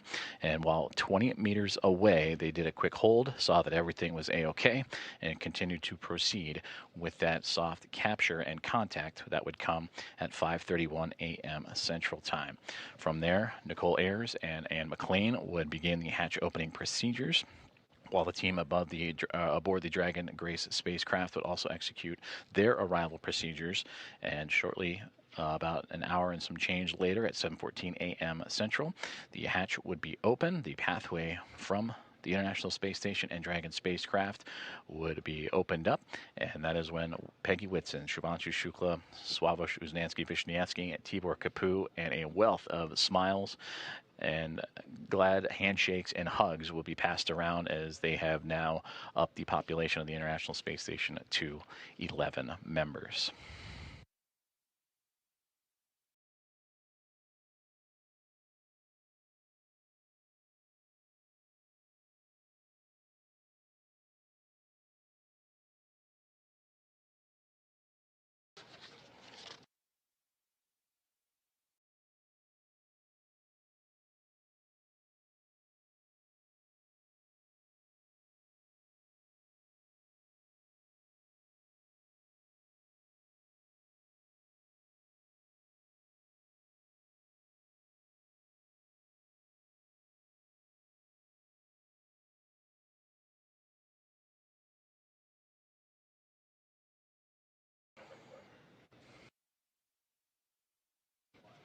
We continue to proceed towards the welcome remarks about 8 minutes from now, and we'll be sure to turn over all communications to the audio and video team as we will await the Expedition 73 crew and Axiom Mission 4.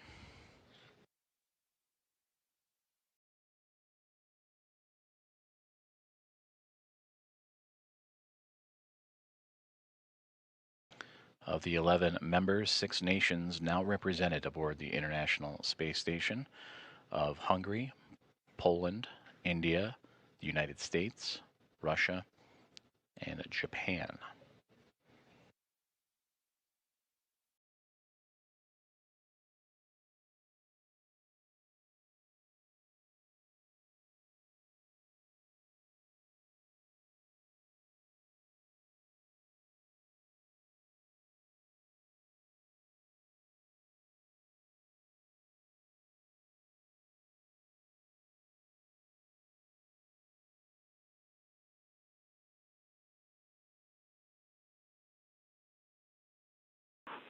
Station Houston on Space Ground 2 for Johnny.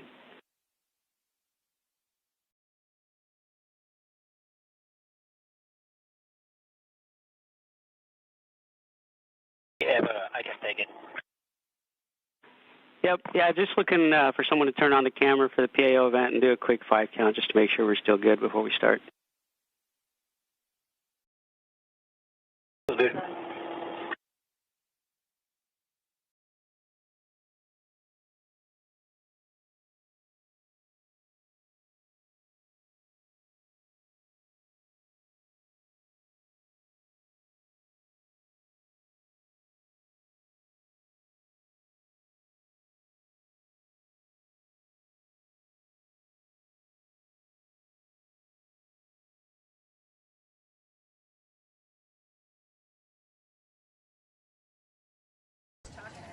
Okay, this Houston, this is station. I can give you 5 counts. 1.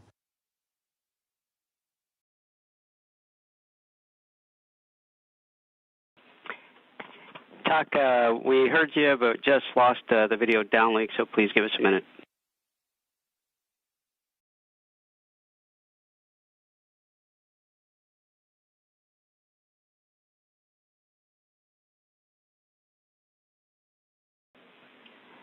talk, oh, there you go. Thanks, Shook and Johnny, for checking the cables there. And talk, if you could give us one more 5 count. We missed it on the last one because we lost video downlink.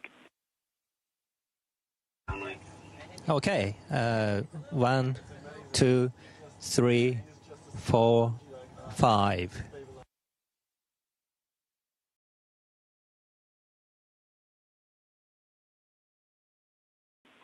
That was a good scene and voice check, and we'll be ready to begin after the handover.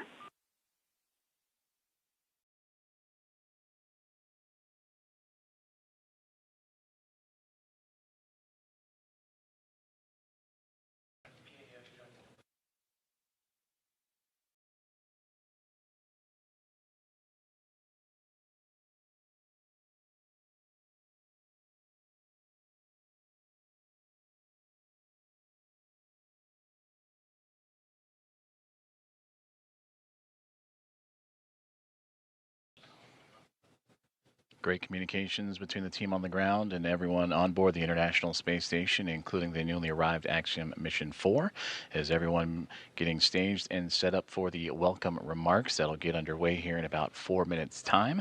There will be an anticipated loss of signal, though briefly, and then we will bring everything back on board, and the welcome remarks in which Expedition 73 will welcome their 4 new friends aboard the orbiting laboratory, and we'll turn it over to the team from there.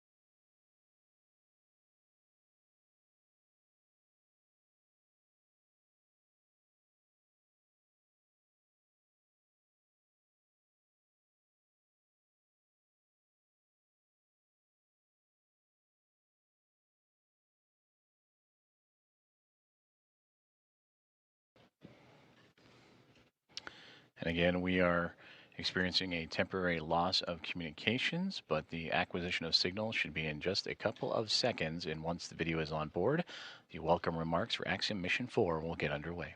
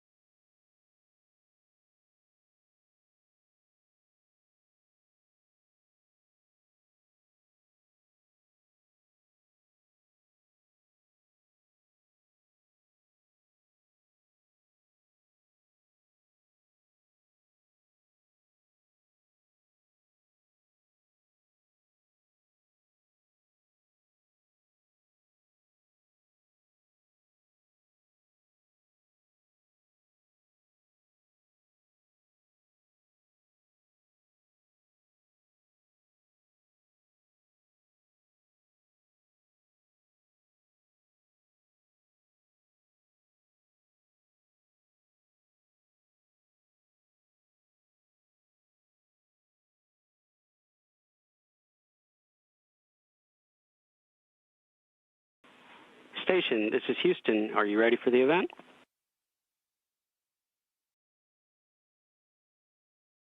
Houston Station, we are ready for the event. Please begin the welcome ceremony. All right. Grace crew, welcome aboard the International Space Station. On behalf of Expedition 73 crew, I'd like to make a couple of opening remarks. First of all, Peggy, welcome back. Thank you. It's a great honor and privilege to have such a legendary astronaut like you on board with us. And Thibault, Shooks, and Suave, congratulations on your first space flight. And we've been waiting for you guys so long, and we are so happy to see your all smiling faces. And with your arrival, right now there are 11 astronauts from 6 countries, and all of us are here in order to advance human space exploration and scientific research, symbolizing international cooperation. So from this moment, you are also a part of Expedition 73. And once again, welcome aboard. And I will pass the microphone to Axiom 4 Commander Peggy Whitson. Thank you so much, Tak, and for the 73 crew as well. We appreciate being invited in. You guys are exceptional hosts, and hopefully you'll think we're exceptional guests at the end of a couple of weeks. But we're looking forward to getting a lot of work done with you guys, and I really appreciate all the support you've provided to us in advance of actually even getting here. I think that's very unique and special about you. And the best part about being a commander on a mission with all rookies is you get to watch the rookies go through it for the first time. And it helps you remember some of the things you went through the first time. But it also, it's just very special to get to relive the experience again through these guys. And so I'd like to give these guys their astronaut pins. So we'll start with Shubhanshu Shukla, astronaut number 634. Wow.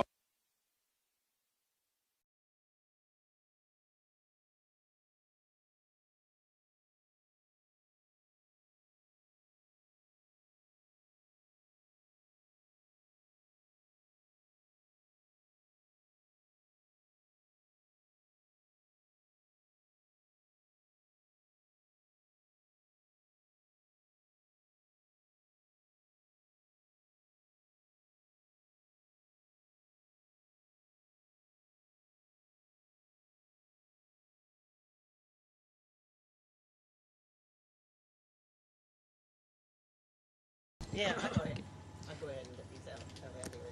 Thank you, Peggy. Oh, so I am number 634. That's a privilege.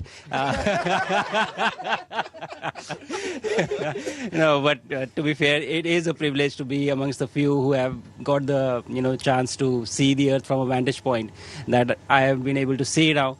It has been a wonderful ride. It has been great, and I was looking forward to come to space.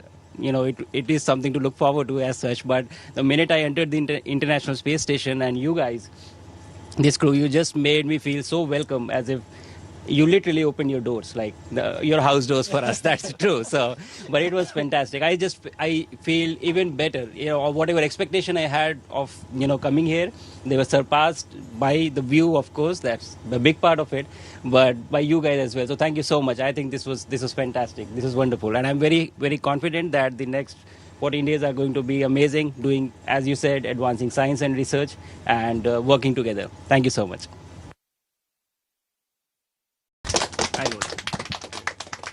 And number 635. Slavosh was Nancy.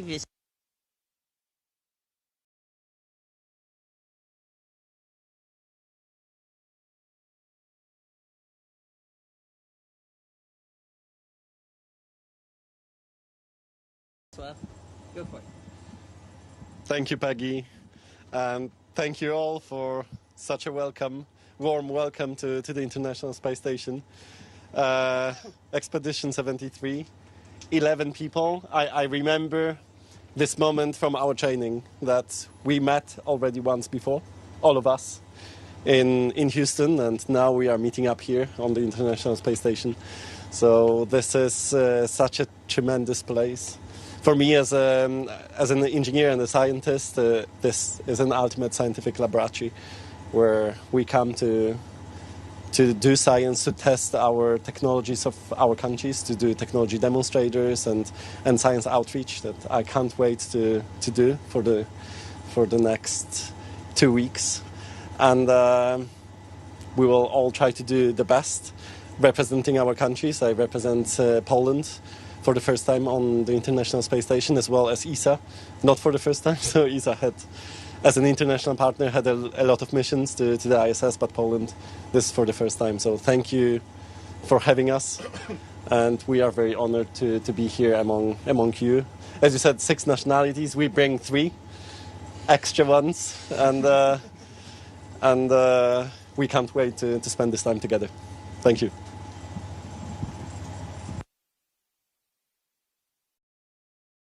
And last but not least, number 636, Tibor Kabu.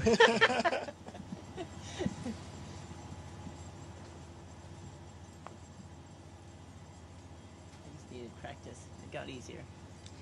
I was an easier guy. All right.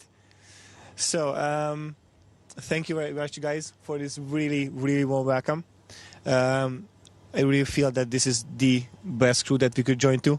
It really feels great to be part of Expedition 73.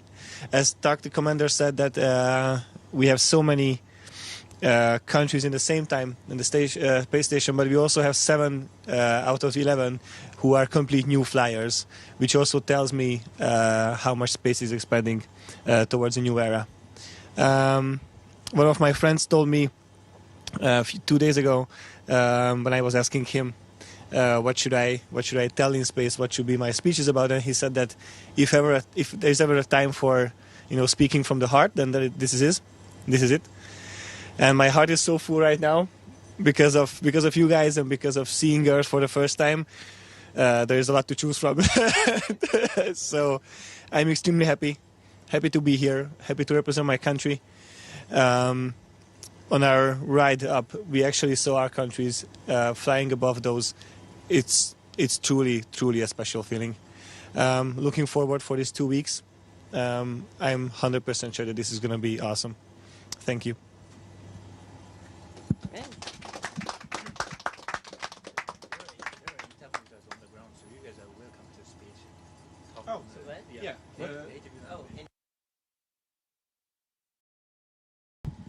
और एक छोटा सा संदेश मेरे प्यारे देशवासियों के लिए, आपके प्यार और आशीर्वाद से सुरक्षित मैं इंटरनेशनल स्पेस स्टेशन पे पहुंच चुका हूं।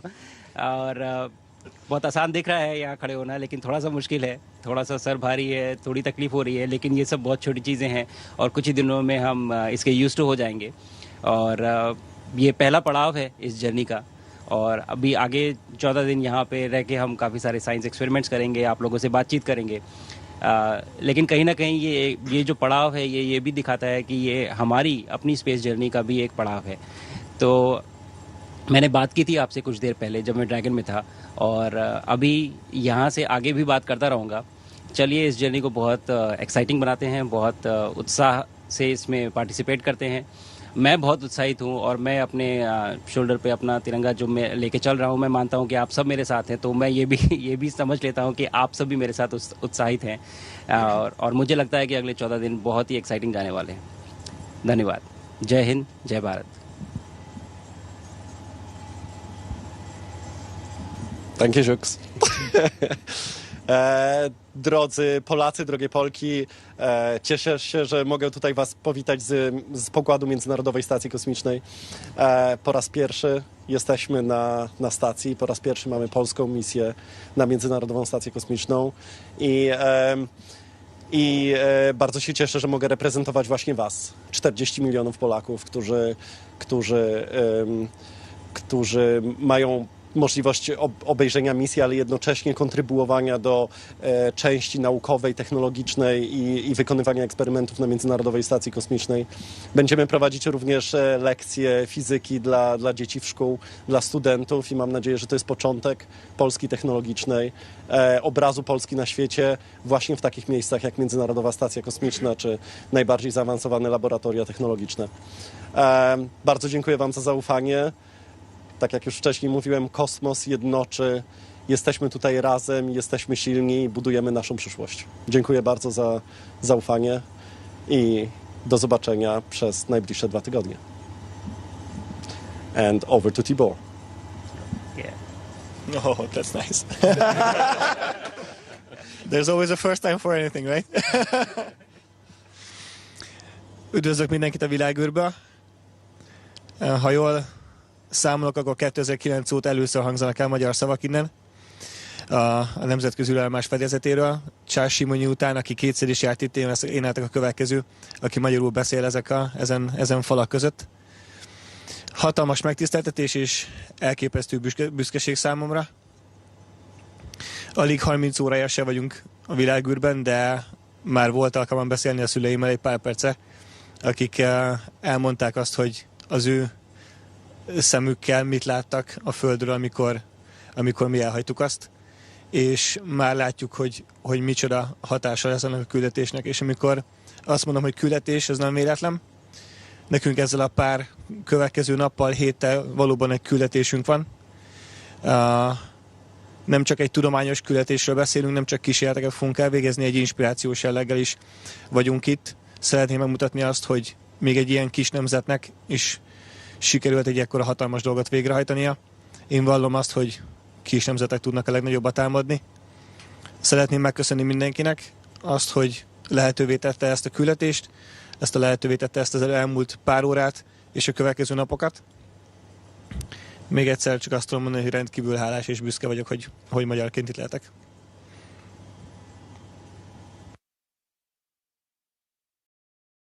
Well, thank you again. Thank you again for welcoming us so openly and warmly. We really, really appreciate all of you and all of the team on the ground as well. Thank you.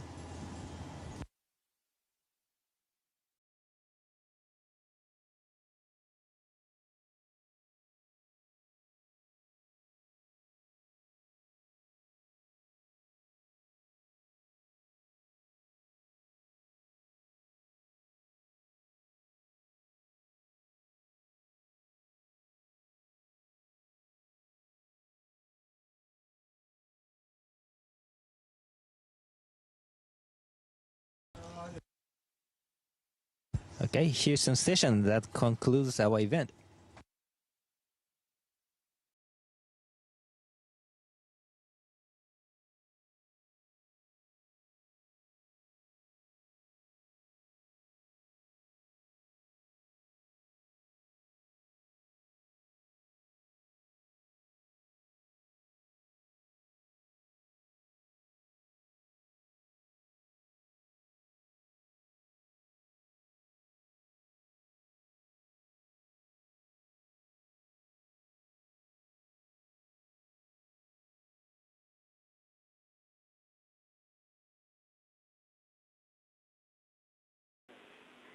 Thank you to all participants. Station, we are now resuming operational audio communications.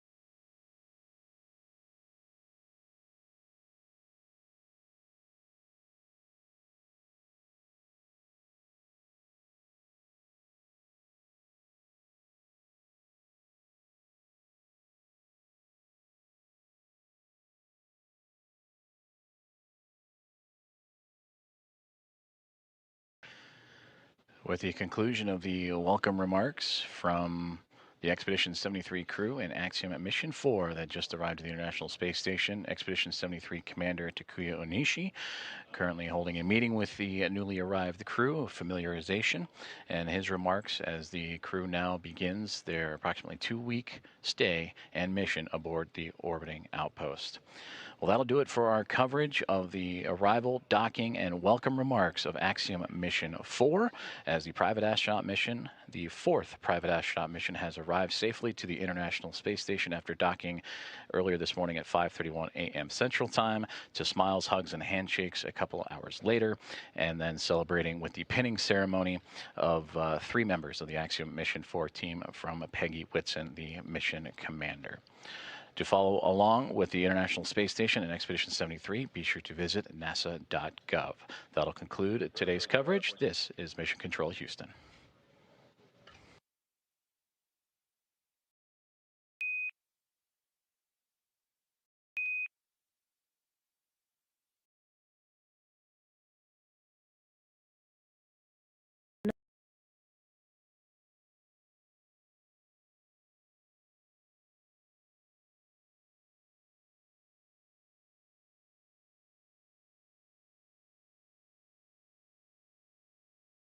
Let each pulse, each vein, oh, second moon. We too are made of water, of vast and beckoning seas.